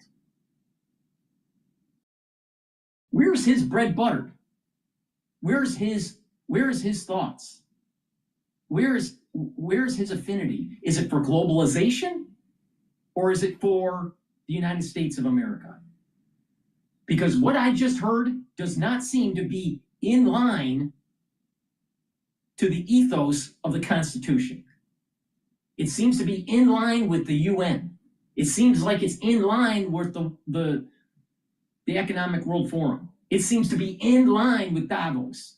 It seems to be in line with a one world government. And guess what? Our founding fathers, most of them were Freemasons, and they were against a one world government.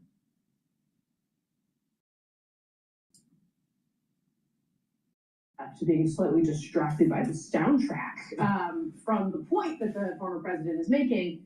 But basically, I mean, and I remember thinking this too, or I should say, if you covered Capitol Hill before January 6th, right, there was a sense from so many lawmakers in both parties, but with, certainly with Republicans, that something like what then happened on January 6th couldn't happen here. He seems to be saying broadly that the world is different now, and that the things that we have seen happen in countries that here's something that conservatives really need to pay attention to.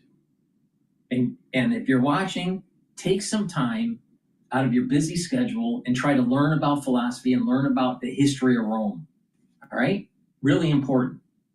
It started with kings. There was a king. It was under a kingdom and kingship, and eventually merged towards a republic, the Roman Republic, and then it ended up into the Roman Empire. All right, so there were these three main epochs. But the big point here is that as the society became larger, it needed to have more representation. And that representation was going through this republic. All right, you had the Senate, right, and then you had an overseer, and then you also had the plebs that eventually started having some power. All right, our founding fathers tried to learn from the republic and why the republic failed in Rome by setting up a Senate and a House of Representatives and an executive branch and a judicial branch. All right? So it was learning from the reasons why the Roman Empire was having problems. But the thing here is that as societies have this arc and there's corruption that starts to take place within government, maybe because of a deep state, maybe because of people on the take, maybe because of the cost of running a campaign, there may be multiple reasons why this is happening. But there's a corruption that takes place, and representative government starts to falter. So what happens is that it opens up for a emperor, in the case of Rome, to take hold, because the Senate became inept.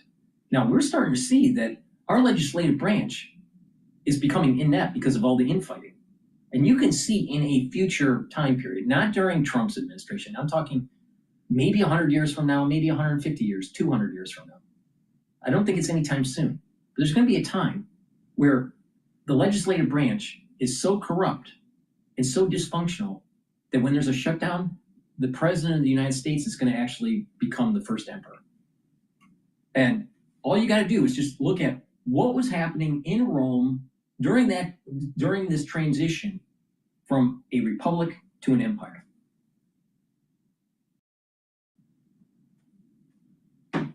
Now, it's not Trump.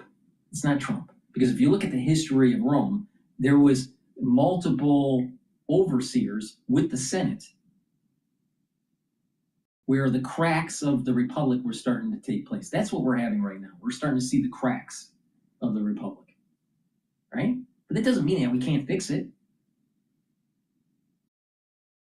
Now, because of technology, there is a point where it might be sped up. It may take less than 250 years for it to turn into an empire, into where our legislative branch is nullified. It may, maybe because of technology, it all speeds up, but maybe technology actually prevents it from happening and it stays the constitutional republic. So, but this is understanding that period of time that the cracks were starting to show in the Roman Republic and how it transitioned into the Roman Empire, right? It's not Trump that's going to be doing this. This is a president way down the road here, all right? But it's dysfunctional and you have to fix it. Now, why is it dysfunctional? You have people that are literally trying to demonize the virtues of capitalism and pushing Marxism. And if we allow Marxism to take hold, we will lose this republic.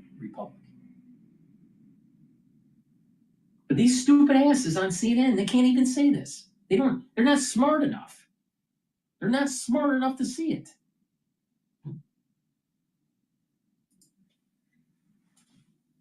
I mean, regimes that it could happen in the United States.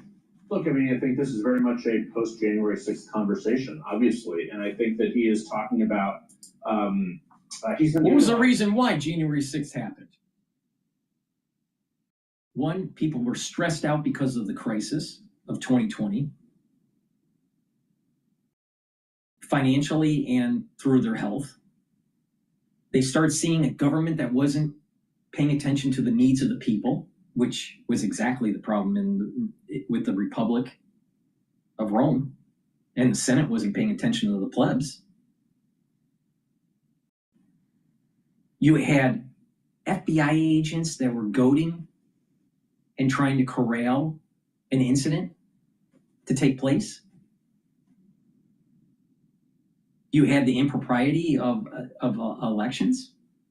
No one has done a full audit of the code in these machines.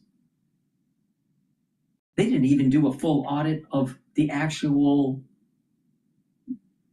ballots. They certified, but they didn't audit. Audit is different. Audit is taking a look at where are problems with the machines, where there are problems with the mail-ins, where there are problems with the voter rosters. That didn't take place. They just had governors stamping an approval. They didn't do a full audit. Because if you did a full audit, you would actually see that there was improprieties. Now, you can use statistics to do inference. And when you look at statistics, what's the statistical probability of a jump diffusion for Biden at 4 a.m. the next day with a bunch of mail-in ballots? And then realize that all these mail-in ballot boxes were supported by tech. Zuckerberg. And Zuckerberg literally thinks that he's a Roman fucking emperor. If you don't believe me, Google it.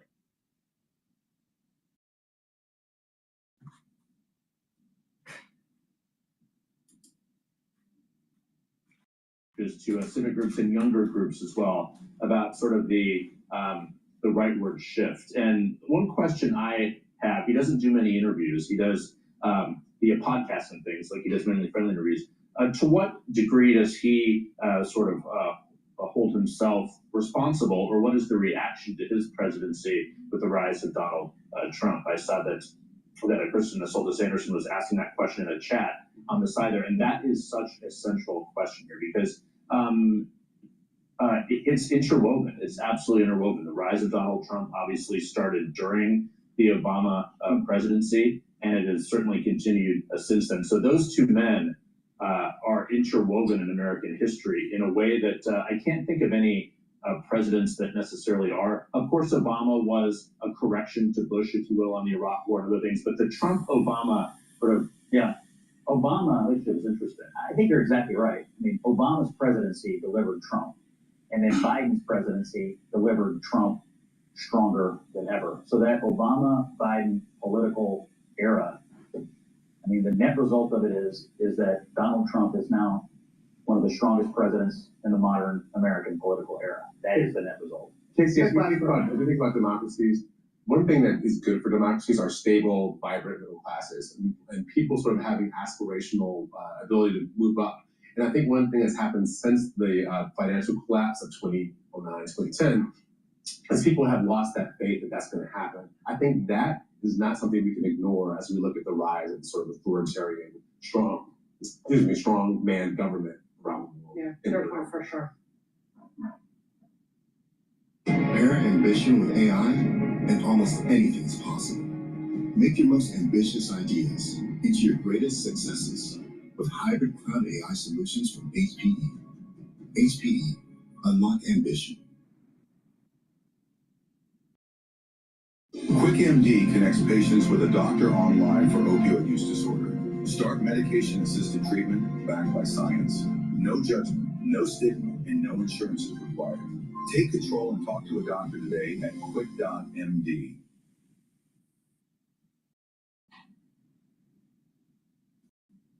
Well, look who's here. Former Speaker of the House, Newt Gingrich, joining us. Newt, thanks for coming by again. We appreciate it. I want to know how you would characterize the Democrats' response. All right, so now we're going to play a video by MSNBC talking about John Bolton being charged. Well, he had information in his possession that was highly classified. He's not supposed to have it. The president can have it,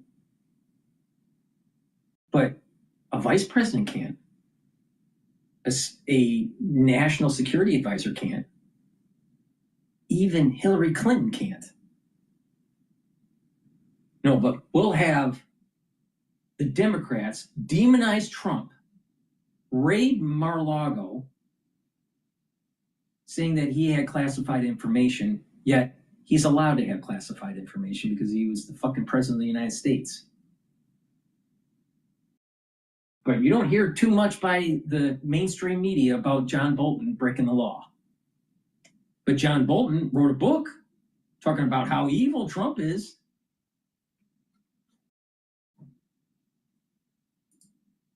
Conservatives need to push back to save the republic. Or heaven forbid, we have someone like Barack Obama or worse that ends up becoming an emperor.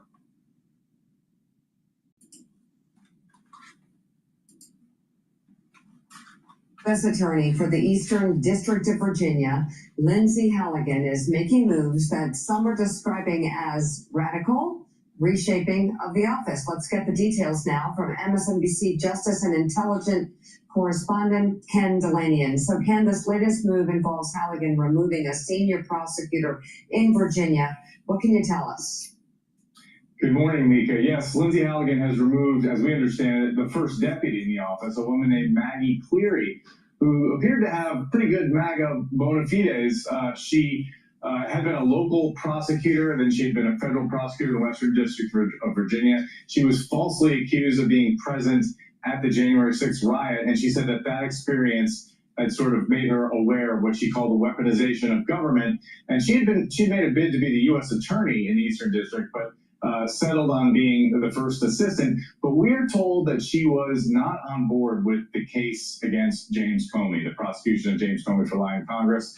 She did not accompany Lindsay Halligan into the grand jury to present that case. And now we're told she's been removed from her job and sent somewhere else in the Justice Department. And that's part of a series of firings that have taken place in the Eastern District since Lindsay Halligan has taken power there. And remember, Lindsay Halligan, Donald Trump's former defense attorney, no prosecutorial experience. She had been an insurance lawyer, and now she's in charge of one of the most important U.S. attorney's offices in the United States, guys. So Ken, Cleary's crime here was...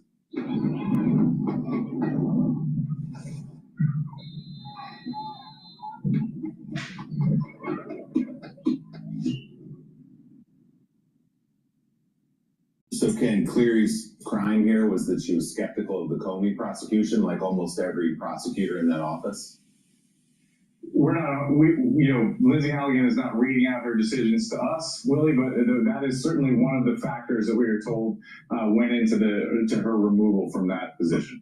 Let me ask you about Maryland as well, Ken. You report on the acting U.S. attorney there moving forward with criminal charges against President Trump's former national security advisor, John Bolton. What more are you learning about that? Yes, so the John Bolton case, we are told, is not seen in the same bucket as, say, the James Comey case and the case against Letitia James, the New York Attorney General. There actually seems to be some significant evidence in the Bolton case. Remember, First of all, Letitia James did tax fraud and mortgage fraud. Comey lied to Congress. Bolton has the deep state in his mustache.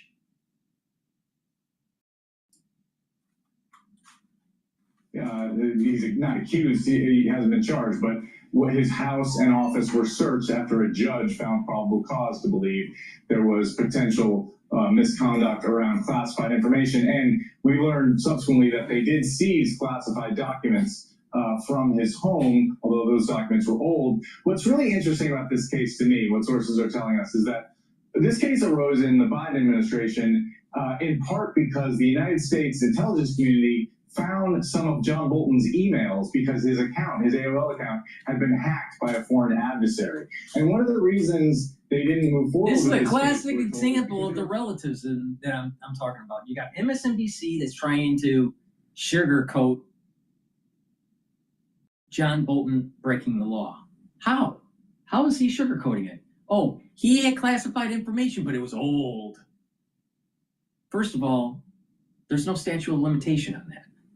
Second of all, John Bolton broke the law. And John Bolton went on public television around the fucking world for multiple years saying how bad and evil Trump was for having classified information at Mar-a-Lago, even though the president is allowed to have it. Relativism. This is an example of relativism that I'm talking about. Where, it's not so bad. It's old information. But if someone else does it, it's bad. So just accept our relativism. Let's accept our postmodern logic. No, there is this idea, right and wrong. It's very, very deontological. All right? Right and wrong. Black and white. All right? Very simple. Very simple. It has nothing to do with relativism. Concerned about revealing that information, that revealing that the access that the U.S. had to this adversary would be more harmful than anything that John Bolton did with classified material. Obviously, the Trump administration did not share those qualms, and so they made public the fact that the U.S. Essentially hacked into this other foreign government and found these John Bolton emails.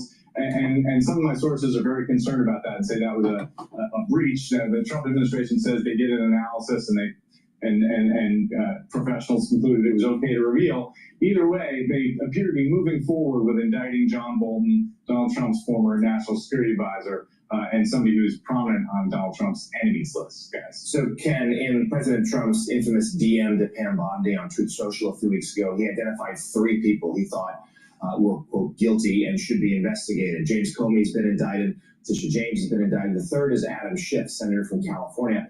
I couldn't help but notice that seemingly out of nowhere this weekend, Trump posted on Truth Social about his Ukraine impeachment, the first time he was impeached, and mentioned Schiff in that post, suggesting some of that process may have been illegal. Is there a sense from people you're talking to that there's anything, that this is a new front that they're trying to open up if they're trying to have retribution against Schiff too? Well, and if Trump does this, he must be against the government. Maybe Trump's actually saying we have a deep state that is out of control, that feels as though that it's not beholden to the people. And that you need to clean up the mess, just like you need to clean up the mess in Chicago and in New York and in LA and in Portland.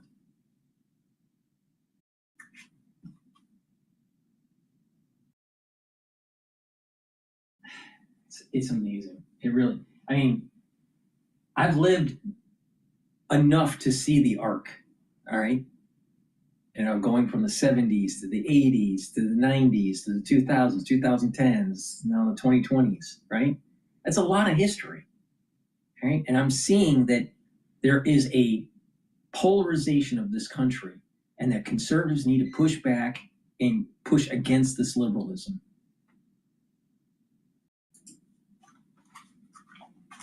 Jonathan, that's an interesting question, because what we hear is that there are certain people in the MAGA world who want to bring a sort of holistic prosecution. Their theory is that there was a conspiracy to violate Donald Trump's civil rights with all the investigations, whether you're talking about the Russia investigation, the Ukraine investigation, Jack Smith's special counsel investigations. They believe that everybody involved in these cases committed some kind of misconduct. No, he's mixing it up. He's trying to, say there's some sort of conspiracy theory with all dots connect. There was coordination. Come on. Look at Letitia James and what was going on. Look at what was going on with Comey. Look at what was going on with Biden. Look at what was going on with Barack Obama and Hillary. Look at what was going on with Nancy Pelosi. There was a concerted effort to try to slow down Trump's first term, because they knew, because they thought that he wasn't going to win. And this was all going to be swept under the rug under Hillary Clinton, because Hillary Clinton was tied to it. But because Trump did get in, but Trump was too stupid and surrounded himself with people that were protecting the deep state, they slow-walked his policies, they demonized him, they tried to impeach him, and they thought, okay, you get rid of him on in the second go-around, which they did. All right? And they were afraid that they were afraid that Trump was smart enough to find out. Now, unfortunately, he was not smart enough to find out during his first term. He surrounded himself by a bunch of deep staters that weren't for his policies or his administration. They were for the deep state. That was definitely obvious with Sessions, with the DOJ. That was definitely the case with the Pentagon. So, and I would say that even Lindsey Graham was tied to this, because he bought into the whole Russiagate hoax at the very beginning.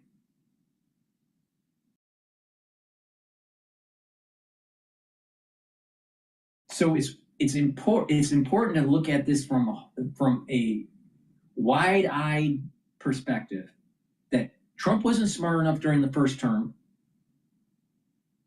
He surrounded himself with a bunch of deep staters that circumvented his policies, and there was a coordinated effort to try to hide, to try to get rid of Trump and to try to hide the impropriety that they were doing with the Russia hoax, because it was tied to the Barack Obama and Hillary Clinton.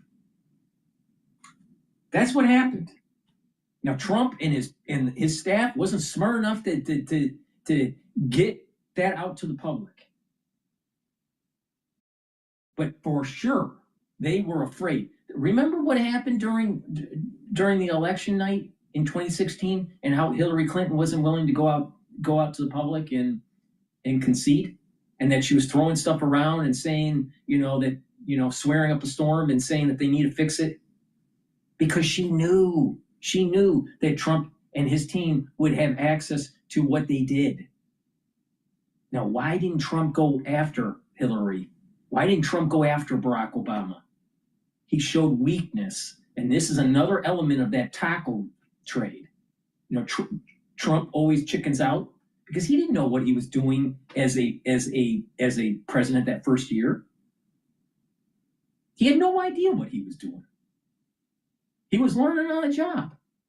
He didn't understand the bureaucracy. He didn't understand the players. And the deep state was able to take advantage of that. Now, when he came in for his second term,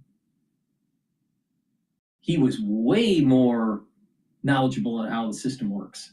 And now he's going after them. And that's what we're seeing now in the media. So partially, Trump's at fault. Why? Because he should have been smart enough and surrounded himself with people that would actually push his policies instead of surrounding himself with a bunch of deep staters. So he was wrong. It was part of his fault was his first term. his second term, he's hitting on all cylinders, and the media is oh, you're going after people. It's retribution. No, what it is actually shining a light that there was literally a coup. There was a coup that took place under Barack Obama, or they tried to do a coup. It was like partially successful because they weren't able to prevent Trump from getting into office, but they sure as hell prevented him from being the president that he could have been in his first term by slow walking and demonizing him and doing the impeachments and all this stuff. So that was somewhat of a coup. How successful? That's debatable with historians. But there was definitely impropriety. And now you got to hunt them down and charge them. But you have mainstream media with a bunch of fucking lawyers that like to litigate their whole life and litigate the whole country instead of having more engineers that actually improve the society and increase the GDP. You think our GDP increases because of lawyers? No. They're part of the problem. They're part of the problem.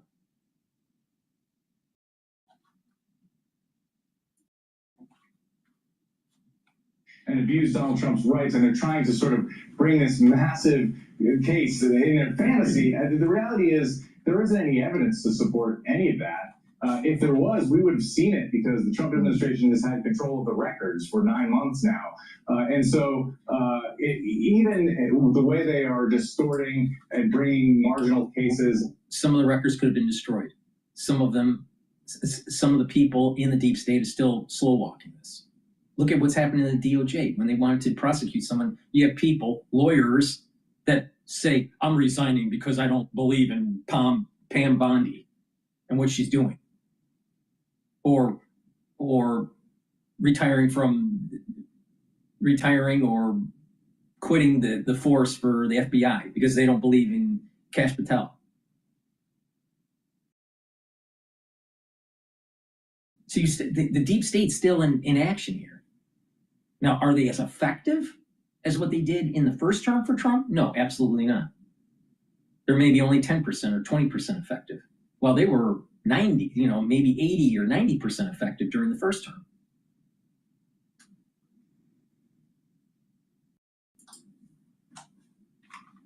And some of these figures, it's hard to imagine they could bring that kind of case. But, look, we're less than a year into the Trump administration. We'll see where it goes. We shall see. MSNBC Justice and Intelligence correspondent Ken Galanian, thank you so much. And isn't it rich? Isn't it rich that you have Morning Joe, trying to use his platform to try to say that maybe Trump's an authoritarian? Meanwhile, what happened to his staffer when he was in Congress? There was a mysterious staffer that died. Wonder what happened there.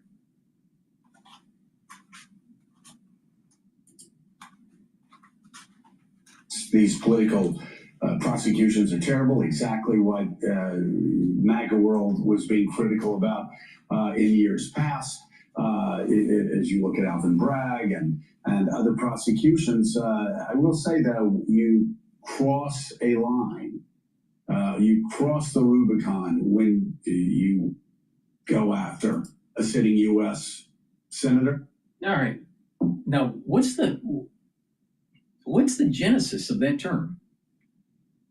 Crossing the Rubicon or passing the Rubicon. That was when Caesar was coming from Gaul after his campaign and went back to Rome. And he passed the Rubicon, literally. So we're starting to see kind of like these little hints in our prose, little hints of our history, our modern history, our contemporary history, and how it rhymes with what was happening with the Republic of Rome in Julius Caesar. You're starting to hear the little hints of it. Now, Trump is not Caesar, and he's not going to turn into an emperor. But what we are seeing is a representative government that's not listening to the will of the people, because it's paying attention to the oligarchs. It's paying attention to K Street. It's paying attention to the super PACs. It's paying attention to very wealthy individuals. And that is not sustainable if we want to maintain this constitutional republic.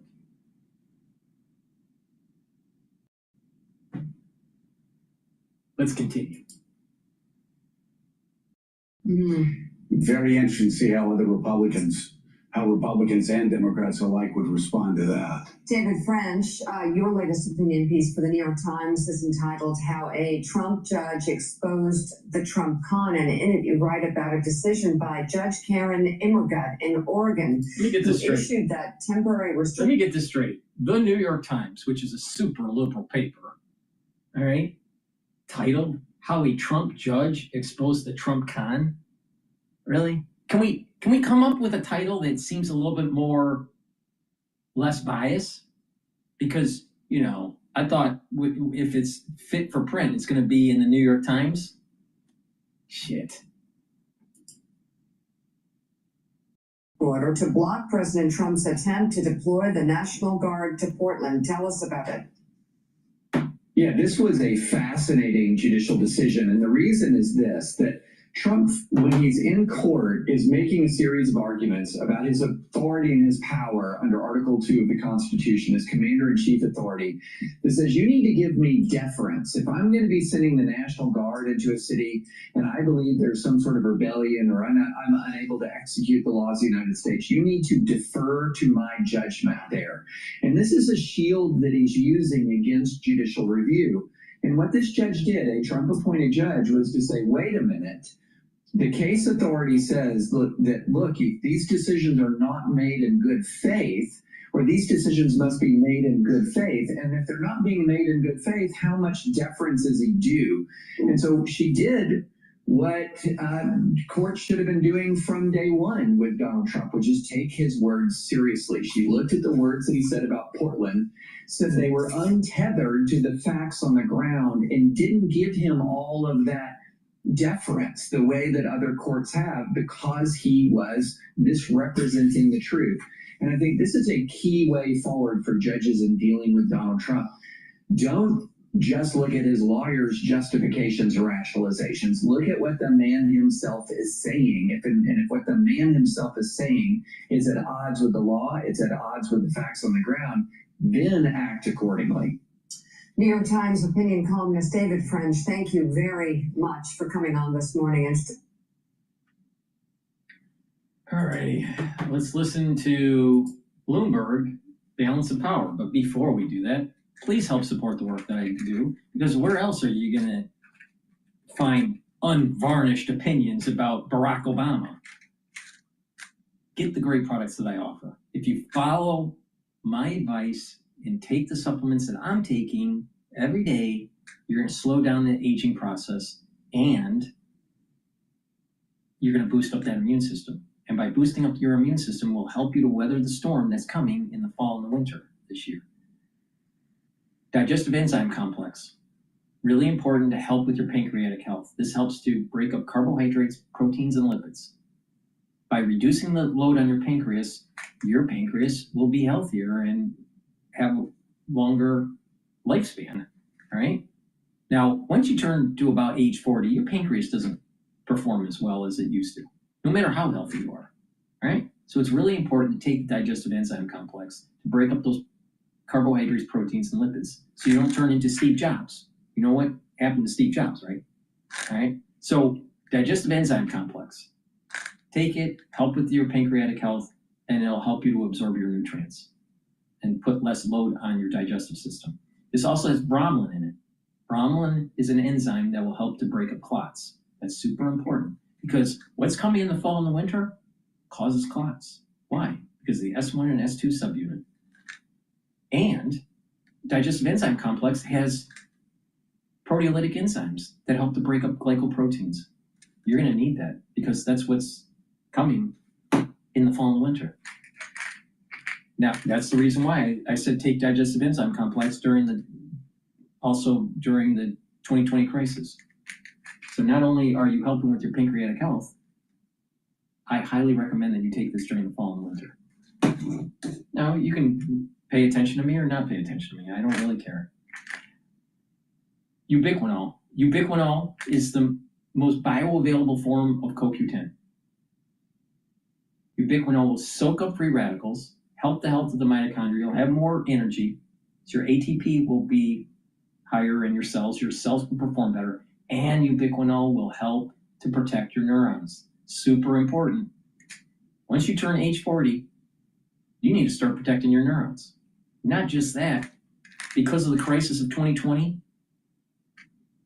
30% of the population that's over age 40 in the next 5 years is going to end up getting early onset of dementia at some level. 70% of that 30% will be due to micro stroke, microclots, so through a micro stroke or through a microhemorrhage. And when you have microhemorrhaging or microclotting that takes place, your blood flow is impaired and your neurons die. 24.5, maybe a little bit more than that, % of the 30% will end up getting amyloidosis, plaque buildup on the brain. And less than 0.5%, closer to 0.1%, will be due to prion disease. Now, prion disease and amyloidosis they're similar because prion disease is a subset of amyloidosis.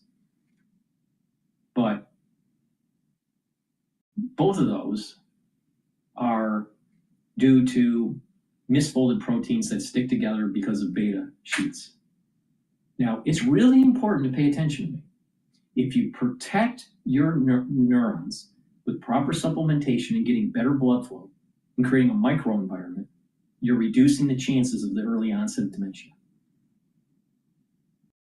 Now, you can pay attention to me or not, but there are a lot of adverse effects, what I call the shock wave, from the 2020 crisis.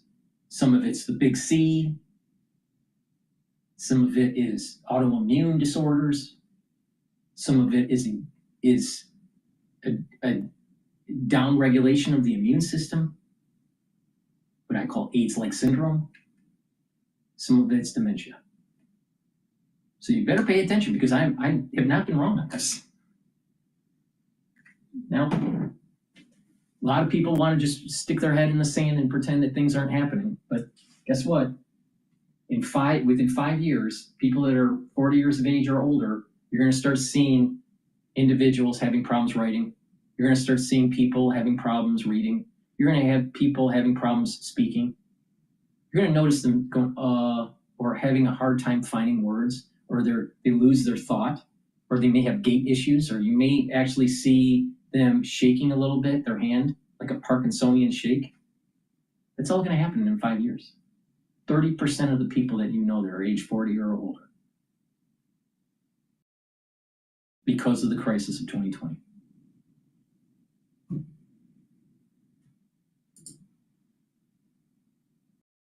Do you think a lawyer is going to save you? Home. And instead today, what is he doing? He is greeting his dear friend, the president of Argentina, so the United States can give $20 billion of taxpayer money to Argentina. And now Rick is talking about the fact they want to get Chuck Schumer back. Well, what about helping the people in the United States who are both been laid off, both under Doge and during the shutdown, which is an excuse for more federal layoffs, and also all of the people who are millions. What's wrong with laying off workers at the federal government? They're overtaxing us. Maybe less government is better government. You ever heard that? Why do we need government? Why do we need so much government?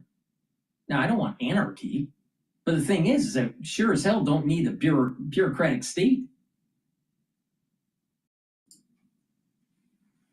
Looking at the soybean issue, have said this is a mistake. And so I'm not sure this is about, wanting to pay the troops. I don't know anybody in the Democratic side who doesn't want to pay the troops or keep WIC going. But we should be investing in the American people. The government should be open, and they should be doing the work that they have to do.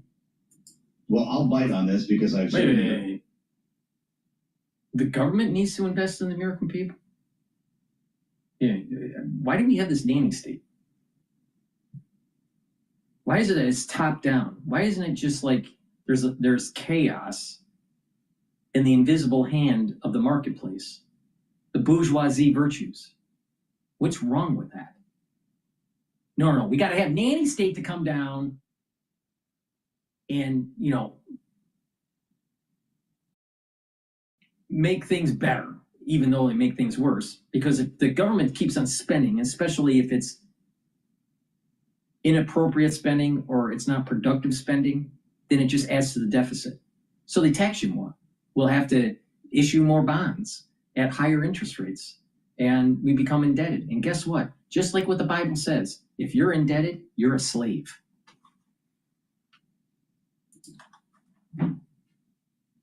Secretary Bessent has friends who are involved in the economy there, and they want to see Malay get reelected, and that's coming up. And he just got waxed in the Buenos Aires province by the Peronistas. So bad counter programming.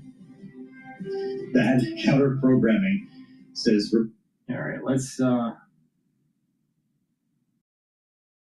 take a look at another video here.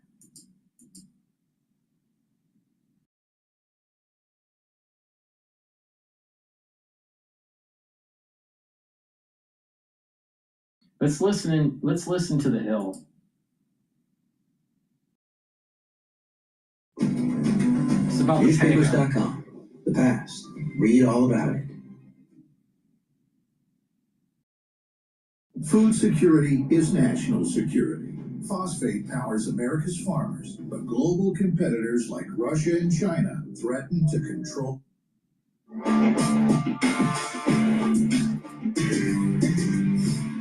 Well, the Defense Department issued new rules for press in the Pentagon, and several major outlets are now saying that they're not going to sign them.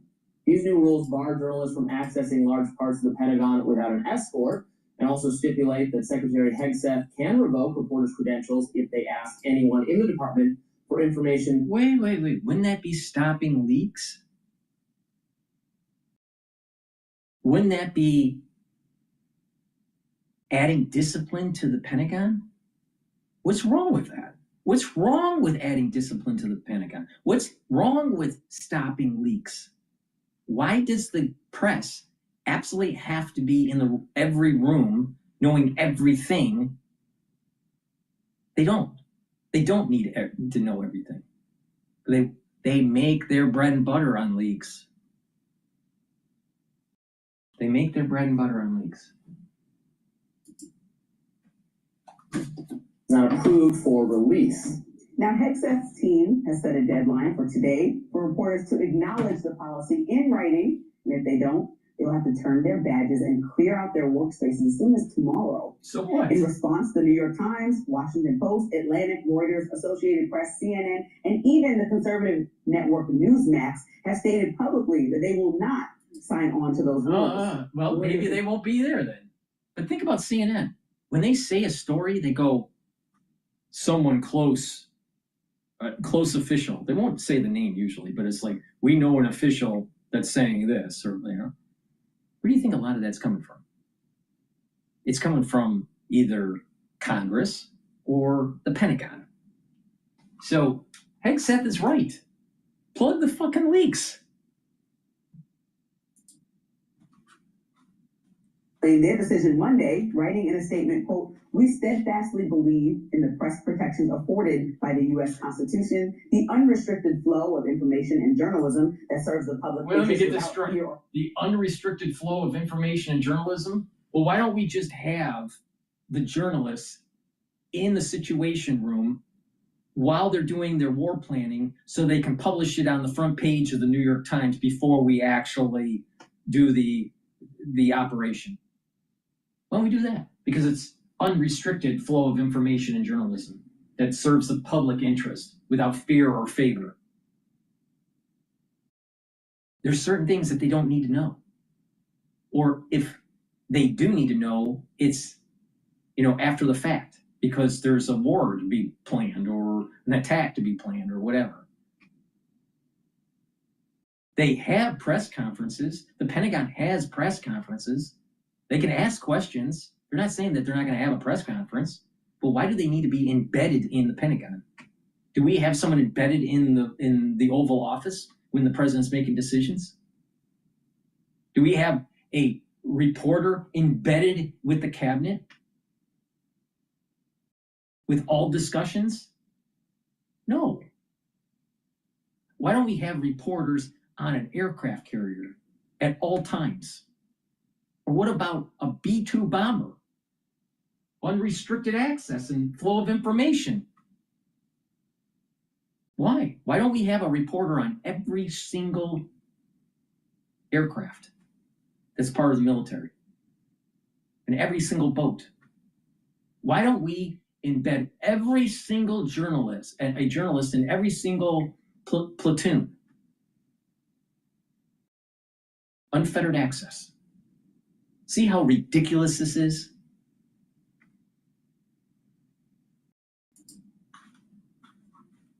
The Pentagon's new restrictions erode those fundamental values. And New York Times Washington Bureau Chief Richard Stevenson echoed Reuters' reasoning in a statement of his own words, saying, quote, journalists from the New York Times will not sign the Pentagon's revised press pass policy, which threatens to punish them for ordinary news gathering protected by the First Amendment. He continued, the public has a right to know how the government and military are operating. Meanwhile, Newsmax gave a less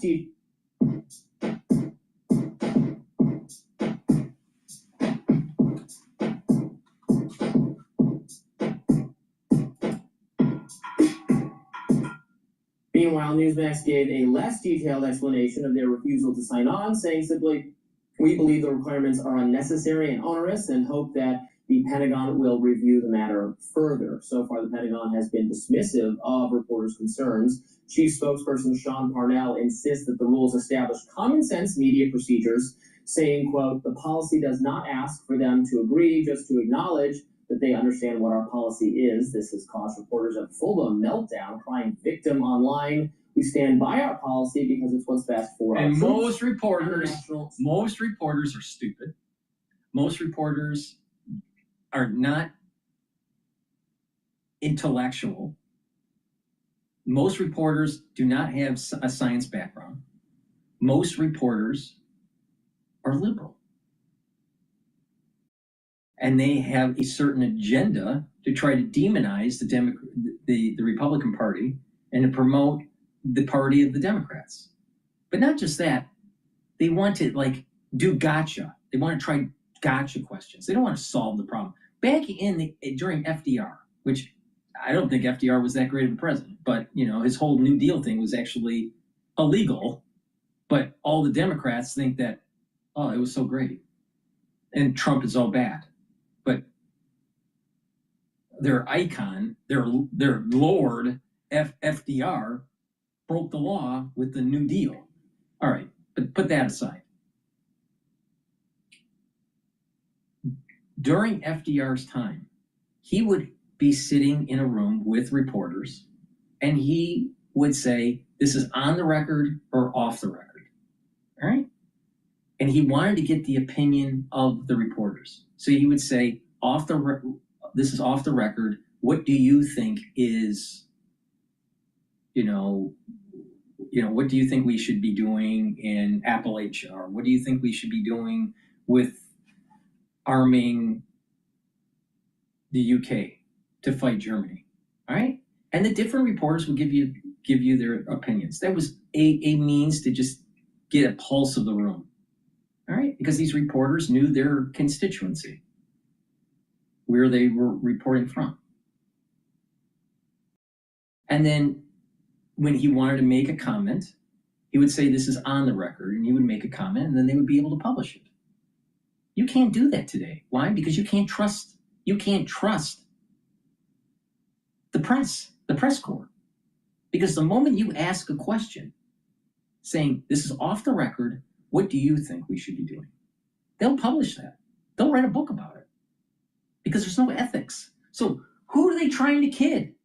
There's no ethics with these journalists. It's all about clicks, ad revenue, notoriety, trying to get viral.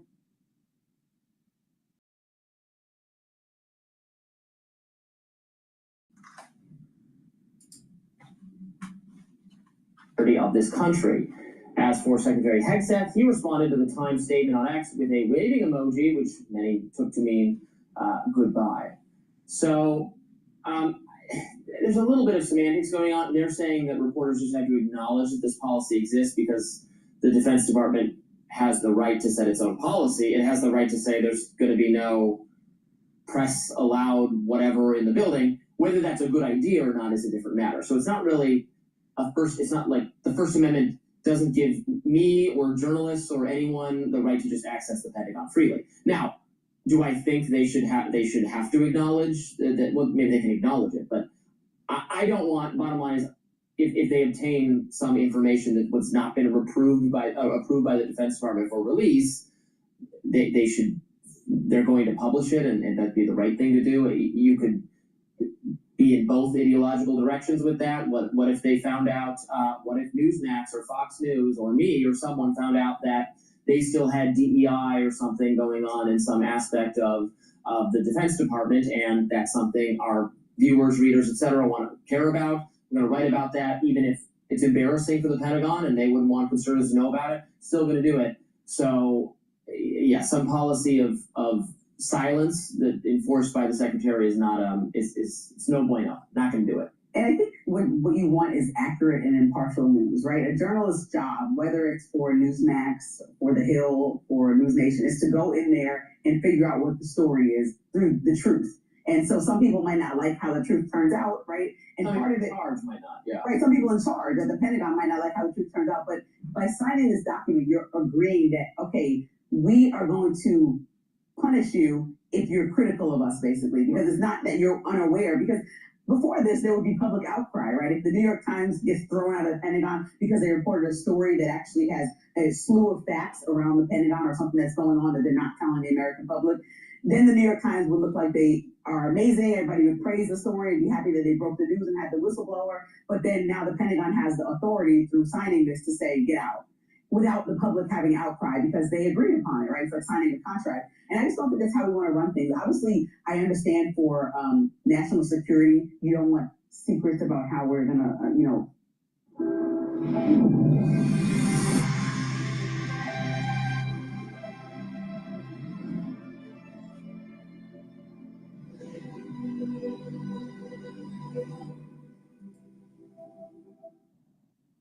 secrets about how we're going to, look into the next possible altercations with other countries being released early and tipping people off, or how we're going to handle Russia and Ukraine next and what days we're going to do it. But generally, that is not the stuff that's being battle plan. Yes, that's not the stuff that's being leaked, right?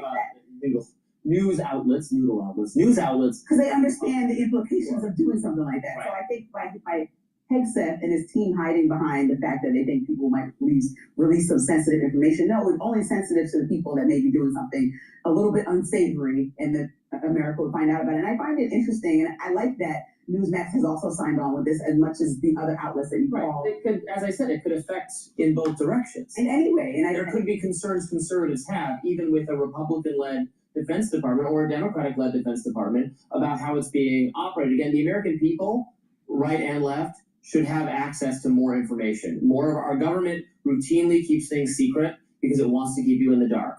It wants, if it's not living up to conservative expectations, to MAGA values, well, we should be able to have that information and be able to hold them accountable. So I don't like that whole, well, it's at Pete Hegseth's discretion for what to release. Well, of course, he can operate that way, he can feel that way about it, but we should stand with news organizations on both the right and left that want to call to attention important stories, even if they're not pre-approved by the administration. And people should be aware on both sides of the aisle that this is a 4-year term. So whatever happens in the next election is going to affect the way we move forward. And if we do get someone, let's say like a Newsom, who wants to play this game that Republicans are playing right now, then what happens when Newsom, Taco Trump. So it's like, what happens when we go forward and the next person in charge is like, okay, we're going to make all these rules to affect Democrats. Like, I don't want to live in a country where we keep playing that ping pong. And I say this on so many levels. I say that they shouldn't have prosecuted Trump in the way that they did, and I think that Trump should not be going after Letitia James, Comey, everyone that he is. But this goes beyond that right now. We're talking about just simple press. Like, imagine Democrats saying, oh, we're going to kick Newsmax out of the Pentagon just because we don't like the way that they're reporting. Like, that's not the way that we want to live. We're getting closer and closer to that uncomfortable thing that I keep bringing up, which is state-run media. You don't want only positive news about either side coming out. And the fact that we have access to so many different perspectives now with YouTube and media that comes out online, and the free press now doing their thing with CBS, we have unlimited information, sometimes wrong, and that's problematic, but unlimited. And so when President Trump is allowing new and young media to come into spaces while at the same time Hegseth is trying to block people from reporting anything true, these are like oxymorons. They don't make any sense. Either you're going to open it up and embrace this new media, or you're going to become antiquated and make people distrustful. Yeah, I like embracing new media, although some of the new media people they use ask very sycophantic questions, and it's not really hard-hitting journalism.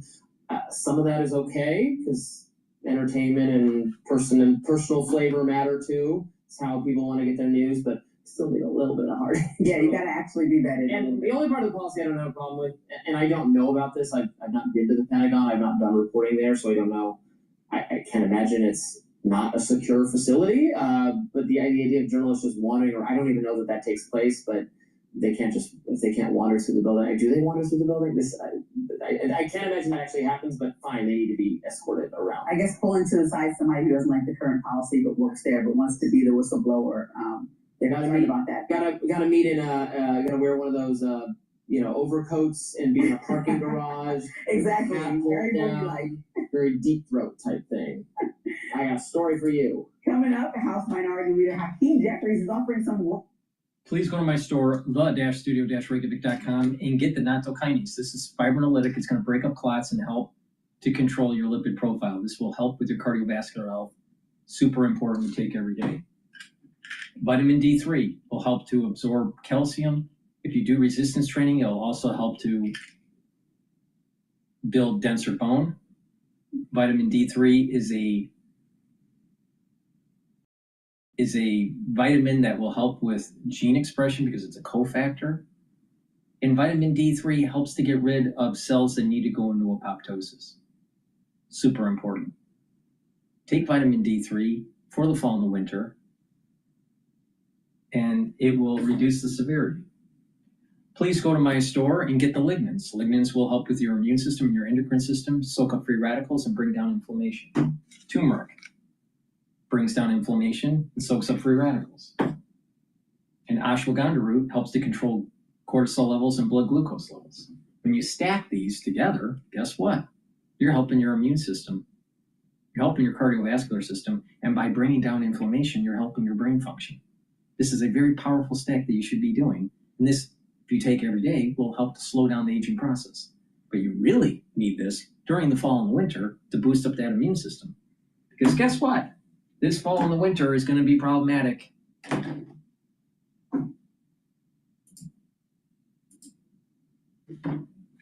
Are viewing with anxiety. They don't want this deal to fall apart. They don't want another cycle of violence beginning again in Gaza as Israel and Hamas start to feud and bicker over the details here. You know, sure, the number of bodies, exactly where Israeli troops retreat to, and things like that. Well, this is a pretty delicate moment we're in. We were discussing yesterday what will be required in terms of dismantling the tunnel network underneath Gaza. And if Hamas police are on the streets, you're going to have IDF forces sharing blocks with them. How does that remain a ceasefire? This is everything you're talking about are potential flashpoints that have long bedeviled any attempt to get this type of ceasefire.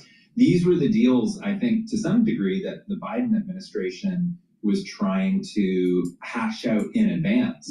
And it was so difficult to get buy-in on some of those that there was never any deal, right? And so the Trump administration has pushed forward very quickly to the hostage part, which was always the main part. But now come the details. Well, these were the things that, you know, where there's a lot of disagreement on. As we move, assuming we move into phase two in any concerted form, there's going to be a real conversation about who governs Gaza. Now, there's this temporary authority, of course, and that has yet to be fulfilled. This board of peace has yet to be named, from what I understand. But the idea of a two-state solution is not embraced by all the parties who signed off on this, is it? No, and that's putting it mildly. I mean, the Israeli parliament condemned any attempt to go forward with this. They view it as rewarding Hamas for October 7th. But we heard El-Sisi on a microphone in front of the president endorse that idea yesterday. How do we get around that? I think that is what the region views as a solution to this. Yeah. And historically, the U.S. has also viewed that as a solution. But, historically also, the U.S. and Israel have been very fast, close allies. And so it is a difficult thing to bridge. And I think probably an attempt will be to bridge it with vague enough language, a vague enough timeline that you can appease regional actors and potentially the Palestinians with a process that moves it forward, but in Israel's view, probably doesn't move it forward enough, or moves it forward in a way where Israel can maybe pull the plug on it if they don't want it. You've been covering this for years by way of your beat on diplomacy, on the State Department. You've traveled with multiple secretaries of state into the region. Is the narrative correct that Israel's neighbors want to do business, that there's an economic incentive to normalize trade ties with Israel, that there is in fact opportunity there, or is that being overblown here in the United States?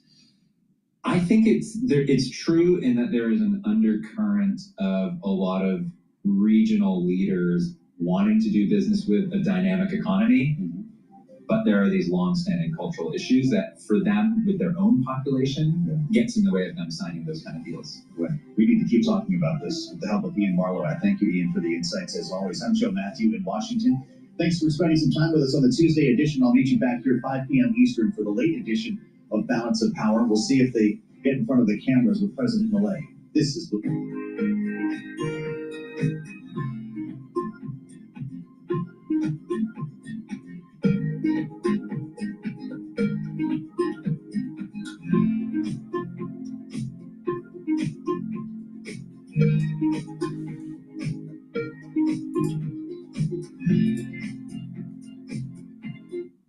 Please go to my store, the-studio-reykjavik.com, and get the C60. C60 is a very potent antioxidant. It's 1,000 times stronger than vitamin C. Take a teaspoon a day, every day. You can get it in extra virgin olive oil, avocado oil, or MCT coconut oil. C60 is a carbon molecule of 60 carbons, and it's going to absorb, neutralize those free radicals. When you're neutralizing free radicals in your cell, the cell stress levels go down, the cell will perform better, the mitochondria will be healthier, you'll be producing more ATP, you're gonna have more energy, your tissues will perform better, your organ systems will perform better. Your immune system will improve, your endocrine system will improve. By soaking up free radicals at the vascular level, you reduce plaque formation, and by taking C60 and absorbing free radicals at the cerebral level, your neurons will perform better. You'll have more ATP in the neuron. The mitochondria will perform better. You're producing more neurotransmitters. You have less stress in the neurons, so the myelin sheath will be protected, and the structure of the myelin sheath the integrity of the structure of the myelin sheath will be maintained. And over time, you'll have better neuroplasticity, so you'll be thinking faster. Your memory will be better. I've been taking C60 since 2016. Take a teaspoon a day, every day. It's important to take it every day. Also, C60 improves the basal layer of your skin, so your skin will improve over time. Now, you're going to feel the effects of C60 within about 2 months.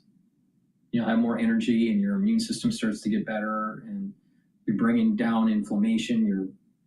You're improving the health of your different tissues. By taking it over a year or more, what's going to happen is you're going to notice a physical change in the way you look. You will look younger, all right? Because you're slowing down the aging process. What's a part of the aging process?